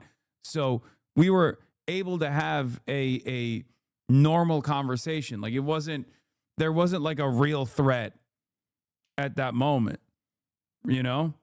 I'm also much more comfortable in real life with candidates rather than like doing, like a back and forth interview or whatever. But But yeah, they go into politician mode. So no billionaires. No billionaires. No one should have $1 billion. That allows you to abuse the economy. It allows you to abuse your workers. I'm a former union rep. I know exactly how hard it is just to get our protections, and yet our government is de-recognizing unions. We have to pass the PRO Act, and we need to make sure that unions can act independently. Like Daniel said, he's endorsed by the AFL-CIO, but I'd love to know how that happened considering a majority of unions voted against endorsing you. And this is the exact type of backroom dealings that we don't know why they happen, but actively minimize union political power. All right, the AFL-CIO, the umbrella group of labor. Yeah, so Get you to respond to I'm that. not sure what that means. The process by which the AFL-CIO makes their endorsement is a vote of a bunch of unions, and it requires a 2/3 majority, and I cleared that majority. And by the way, I'm not only endorsed by the AFL-CIO. You I'm didn't endorsed- clear that majority. It was overridden. This was reported by someone in the room the day of. The final vote, which is of the body that is the decision-making body, 2/3 voted for me. And by the way, I'm endorsed by many specific labor unions as well, by SEIU, by the Illinois Federation of Teachers, by many of the unions that represent the working people in our district who have seen me go to the mat. They've seen me fight for working people. Say rank and filers are on your side. What Kat is trying Say rank to and say filers is are on the- my the side. general populations of the unions did say no. And then it was a Oh, small group. she's who cooking did him say too, 'cause he's yes at the and top of the overrode leaderboard. general population. That pisses me off, not as a candidate, but as a union rep. Ms. Abuzawa, I just want to continue, though, on the issue of affordability, of stagnant wages, of folks getting kicked off of Medicaid and health care. Specific proposals on day one or early on in your tenure that you will enact to tackle these issues. Yeah, once again, I really want to stress that as much as I would love to pass a progressive utopia of legislation with this president and the farce of the Supreme Court, I do want to be realistic that we're probably not going to get everything. But I do think that there are things that are wildly popular, and especially as material conditions get worse, that we can push. In my ideal world, and this is really radical, I know, everyone can afford housing, groceries, and healthcare with money left over to save and spend. And it turns out that universal healthcare with full vision, dental, mental, and hearing coverage, building more housing with federal incentives to work with local businesses, and protections against price gouging actually save us money while having better outcomes. But also, we need to talk about the immediate. Like I said, with the work of actually using party resources to feed, clothe, and make sure people are okay, we need to be doing that with our constituent services as well. I want our office to be the first to institute a chat feature to make it more accessible for people to access as their material needs denigrate. All right, so all-important role of Congress that goes under the radar is interfacing with constituents who call or come into the office. Ms. Fine, I want to get to the issue of ICE and immigration. We know that Mr. Biss and Ms. Abu-Ghazaleh have been out there protesting at Broadview. They support the abolishing of ICE. Do you support abolishing ICE? And if so, how do you propose the nation enforce federal immigration law? Absolutely. So I do support abolishing ICE. My state Senate office. Oh, get the fuck out of here. Dude, it's crazy that these like old establishment Democrats are like, yeah, I support Medicare for all, abolishing ICE. What's next? Luxury communism now, gay space communism, whatever the fucking youth want to hear, I will say it. And this reign of terror happens to be these officers who are killing people in our streets. I mean, we have young children in Minnesota. Kat has a who are hard now battle growing here. up Her without district is their gerrymandered mother. towards older, We have a wealthier mother neoliberals. who's I going know. to age without her son. Daniel because Biss also has Trump's like way more army name murdered them in recognition. our streets. He would have a My much easier legislation time said clearing the fucking field if Kat wasn't there right law now. enforcement officers here in the state of Illinois. And there's a really good reason why. Our officers work to gain the trust of their constituents. They are trained for years in crisis intervention, mental health, de-escalation. These people who work for ICE, we don't know much about their backgrounds, and they used to get 5 months of training. Now they're down to 47 days. Then they're given a gun, they're given a mask, and they're set free on our streets. And the proof is in the pudding. Look at what's happening as a result of it. Specifically, Mr. Biss, if no ICE, how does the nation enforce federal immigration law? I've supported abolishing ICE for years. I came out for that in 2018, a time when, thank God, things weren't as bad as they are now, but they were really bad. And by the way, the writing was on the wall, because what we should not have is a military-style enforcement of borders. It does not make sense to have this army marauding around the interior of our country, allegedly doing immigration enforcement. By the way, what they're doing basically has nothing to do with immigration. It has to do with authoritarian power and control and domination and brutality. And so we have to have a humane, reasonable way to do border enforcement that's not about violence and it's not about terror. And ICE cannot be any part of it. If you look at the culture, the legal basis, the broad authorities, and the style of this organization, it's got to be demolished, period. I can give you specifics. Specifics. So we need to, first off, abolish and prosecute ICE and DHS. And we return DHS's responsibilities to the Departments of Justice, of State, of Treasury, of Transportation, all of these responsibilities that were taken from those departments, we return them there, and we build an immigration system similar to what we had before ICE, but even better with more federal workers. We need to fully abolish and prosecute ICE. We need to repeal the Patriot Act. We need to lift refugee caps, and we need to offer complete amnesty and citizenship to any immigrant here who has not committed a violent crime. Additionally, we need trials. There is no moving forward without justice. Stern words for Greg Bovino aren't enough. Body cameras aren't enough. We need people willing to put everything on the line, not when it's politically convenient, and not have their hands in their pockets. Let me ask you this. If ICE has information on known violent criminals in the community who are undocumented, should local authorities cooperate? We have a justice system that can function without ICE and that functioned without ICE before. ICE has shown that it is completely untrustworthy, that it lies, that it kills, that it kidnaps, that it abuses. ICE should not be seen as any legitimate law enforcement agency, and I don't trust a single thing they say. All right, I want to get our other three candidates here. I appreciate this conversation so far, but we do have our other three candidates. So I just have a couple minutes. I want to get some of them to respond to what you've heard here. Let's stick with the issue of immigration, because we will have a separate digital panel and you will get to weigh in on all these issues. First, Mr. Simmons, how does the nation go about enforcing federal immigration law without ICE? You know, Paris, I'm the son of an Ethiopian asylum seeker, and let's face it, the Democratic Party has tried immigration reform for a generation now, and it just hasn't happened. I'm part of a new generation of people running for office who's going to bring new blood and new energy to this issue. And the reality is that we need a pathway to citizenship for everyone that is in our country, including undocumented immigrants. We need to abolish ICE. I've said that publicly. That's part of my platform. And we need to increase the number of refugees that we resettle in the United States, like my dad, particularly when political violence is on the rise around the world right now. We need to be giving temporary protected status and pathways to people who are fleeing persecution the way America always has done. And I should mention the 9th Congressional District, a large population, especially in Rogers Park, of resettled refugees. Ms. Amawala, how, though, does the nation does have to enforce immigration laws, so how should it do that? So ICE is a racist institution. As a daughter of immigrants, I can acknowledge that I've been around longer than ICE has. ICE was created as a response to 9/11 back 23 years ago, and they have a quota system. What is happening? If you pick up X amount of people in Y amount of time, you make Z amount of money, and they don't uphold due process, which in itself makes it an unconstitutional organization. That doesn't mean Custom Border Patrol goes anywhere, neither does DHS. That guy's gonna But come ICE out with as an something crazy. institution cannot be reformed, and we're in a sanctuary state. That means that ICE and police enforcement can't cooperate, but there is no world in which ICE can be created to be actually efficient in what it was designed to do, and it was pick up and target communities of color, particularly Black and brown communities. Mr. Andrew, would you abolish ICE, and if so, how to enforce federal immigration law? Look, I served 21 years in the FBI and our national security infrastructure. The reality is that we need safe streets. And the way that you do that is through high-level collaboration through state, local, federal, and the community. You need trust with the community. Of course, to there's keep going to them be a safe. cop And on the this has panel, been bro. Come on incredibly now. disruptive to that trust. The reality is that anybody that is a threat to public safety within a migrant community is actually disproportionately impacting that community. So you need trust with that community to be effective. The Chicago area needs 300,000 more residents.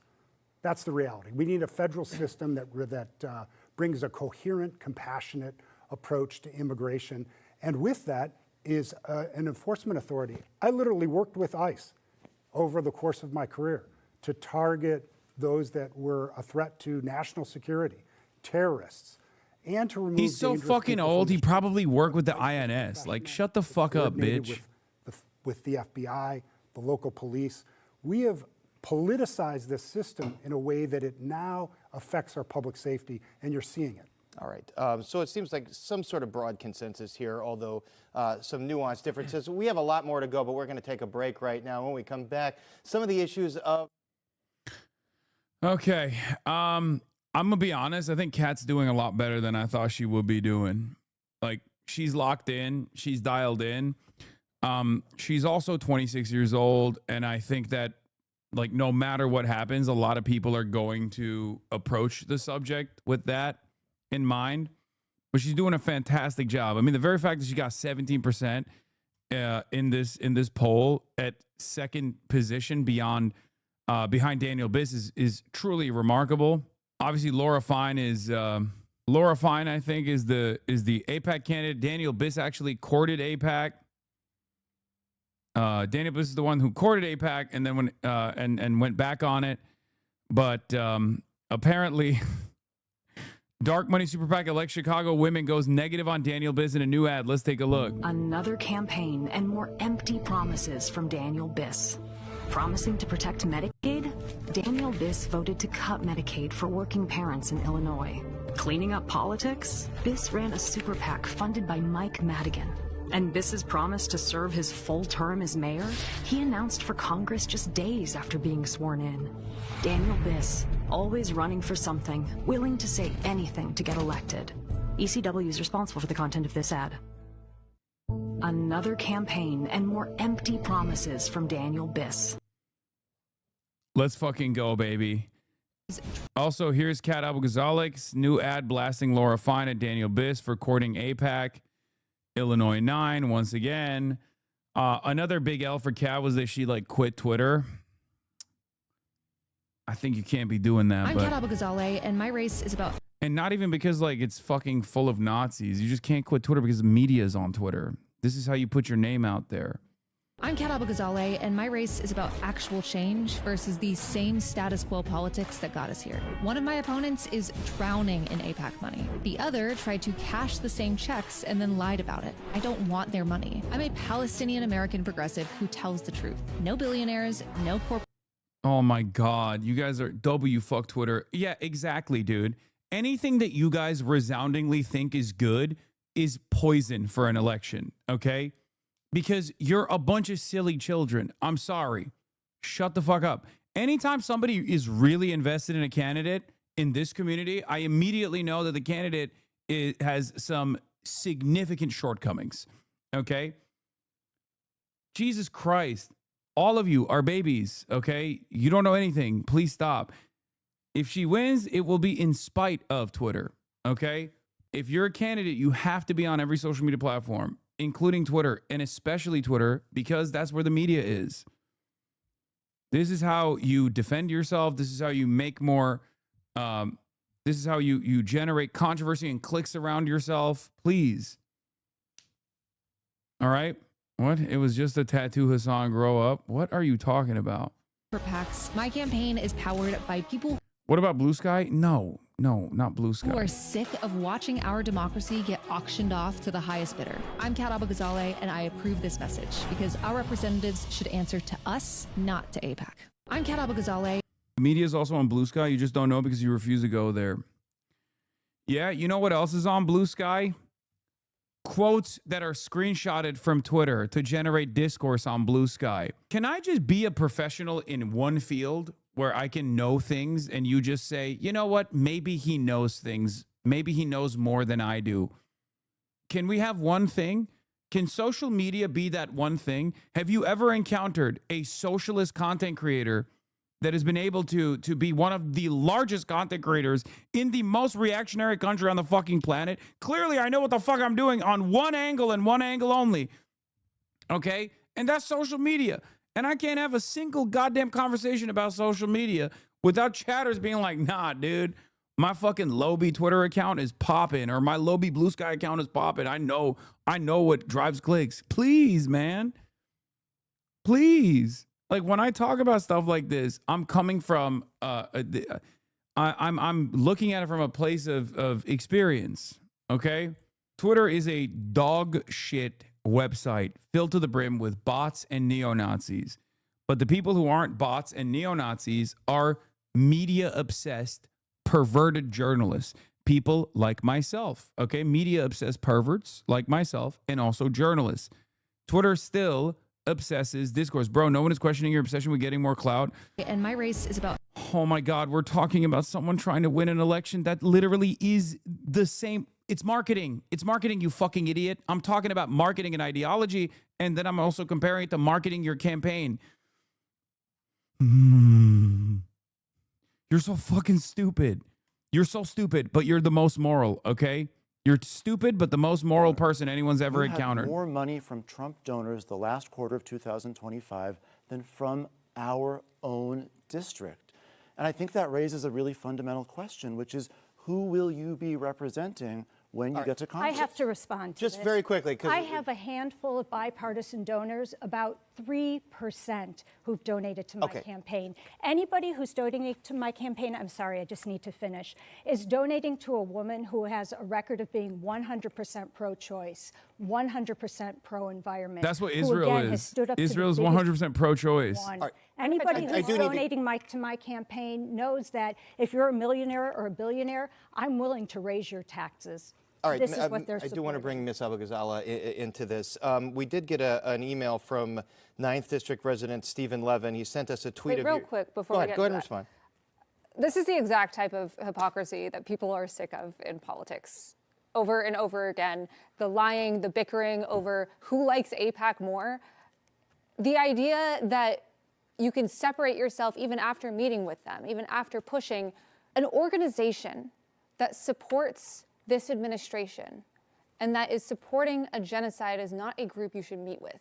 And frankly, both of you are trying to push policies that even if you're supporting the Block the Bombs Act, have a lot of very precarious and dangerous implications, such as anti-BDS legislation, such as not conditioning certain aid. We need to ensure that we are following our own laws and not lying about who we are or who's supporting us. Okay, so All right, speaking of Israel and Palestine, Ms. Abou-Ghazala, we got an email from 9th District resident Stephen Levin, who brought up this tweet of yours from 2024, responding to President Biden's criticism of Hamas. It said, pretending October 7th was motivated by ancient desires to kill Jews is not only wildly It's 100% racist, but correct, wrong. by the way. Like 99% of attacks in history, both by military and terrorists, October 7th was not in a vacuum. It had motivation, which is why they took hostages.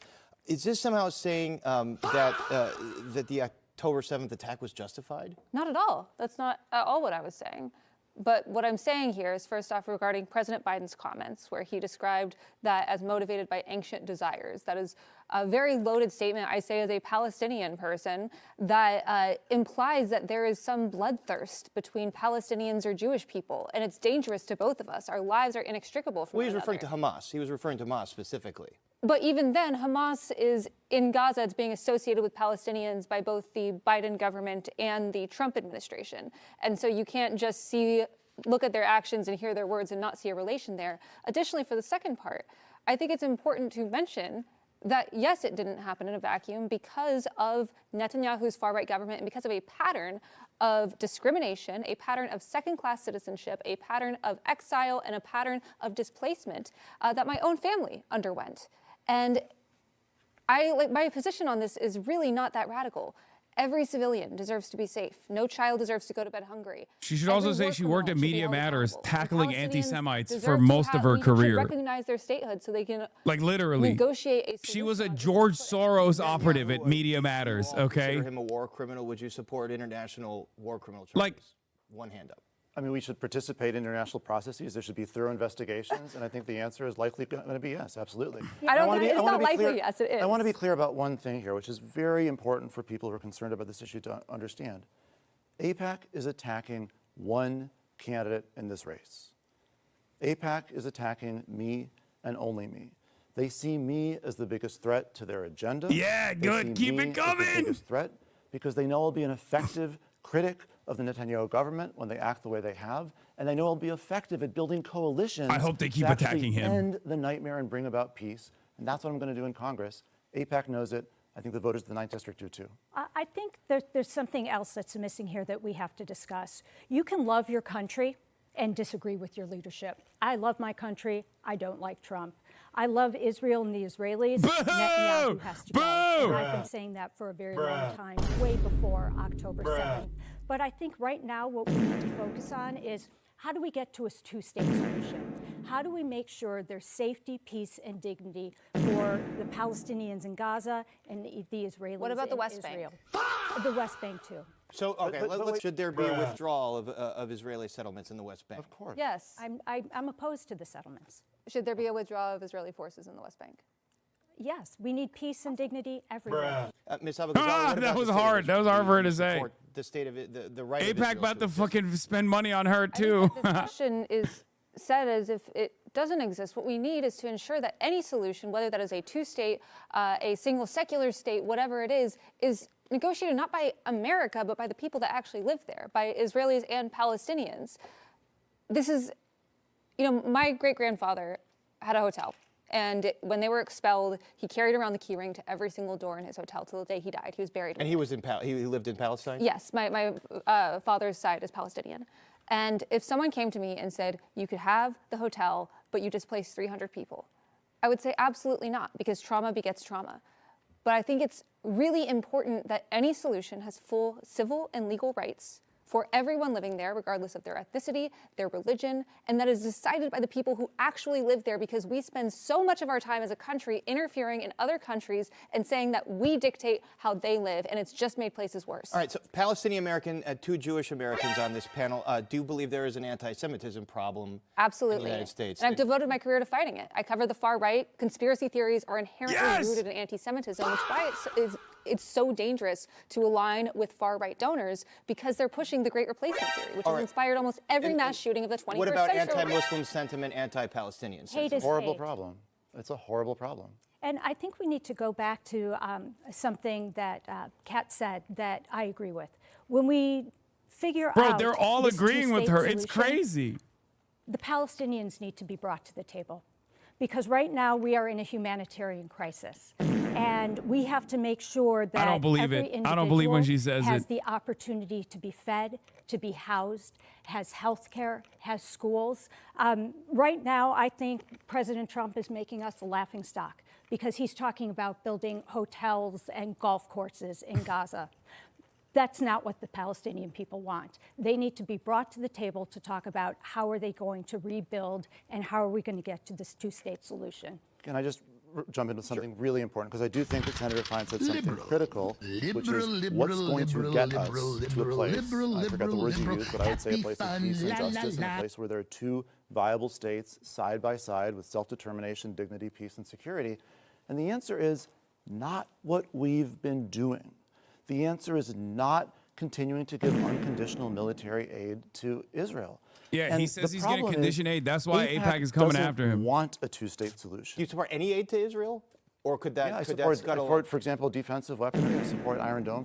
Ms. Abu Ghazali, any aid to Israel at all? Defensive weaponry is an oxymoron. Weapons are inherently offensive, and for any Do you ally. support Iron Dome? No, I don't support any. We need to condition all aid to any country, any ally. It doesn't matter if it's Israel so or if Iron it's Dome Mexico. was where they shoot down missiles that are coming in. Right. If we aren't using our leverage, there is no reason to condition any aid. We absolutely should be supporting our allies, but they have to follow our own laws first. It's not that. Even then, you're conditioning aid. There's more to it. I've been to Israel.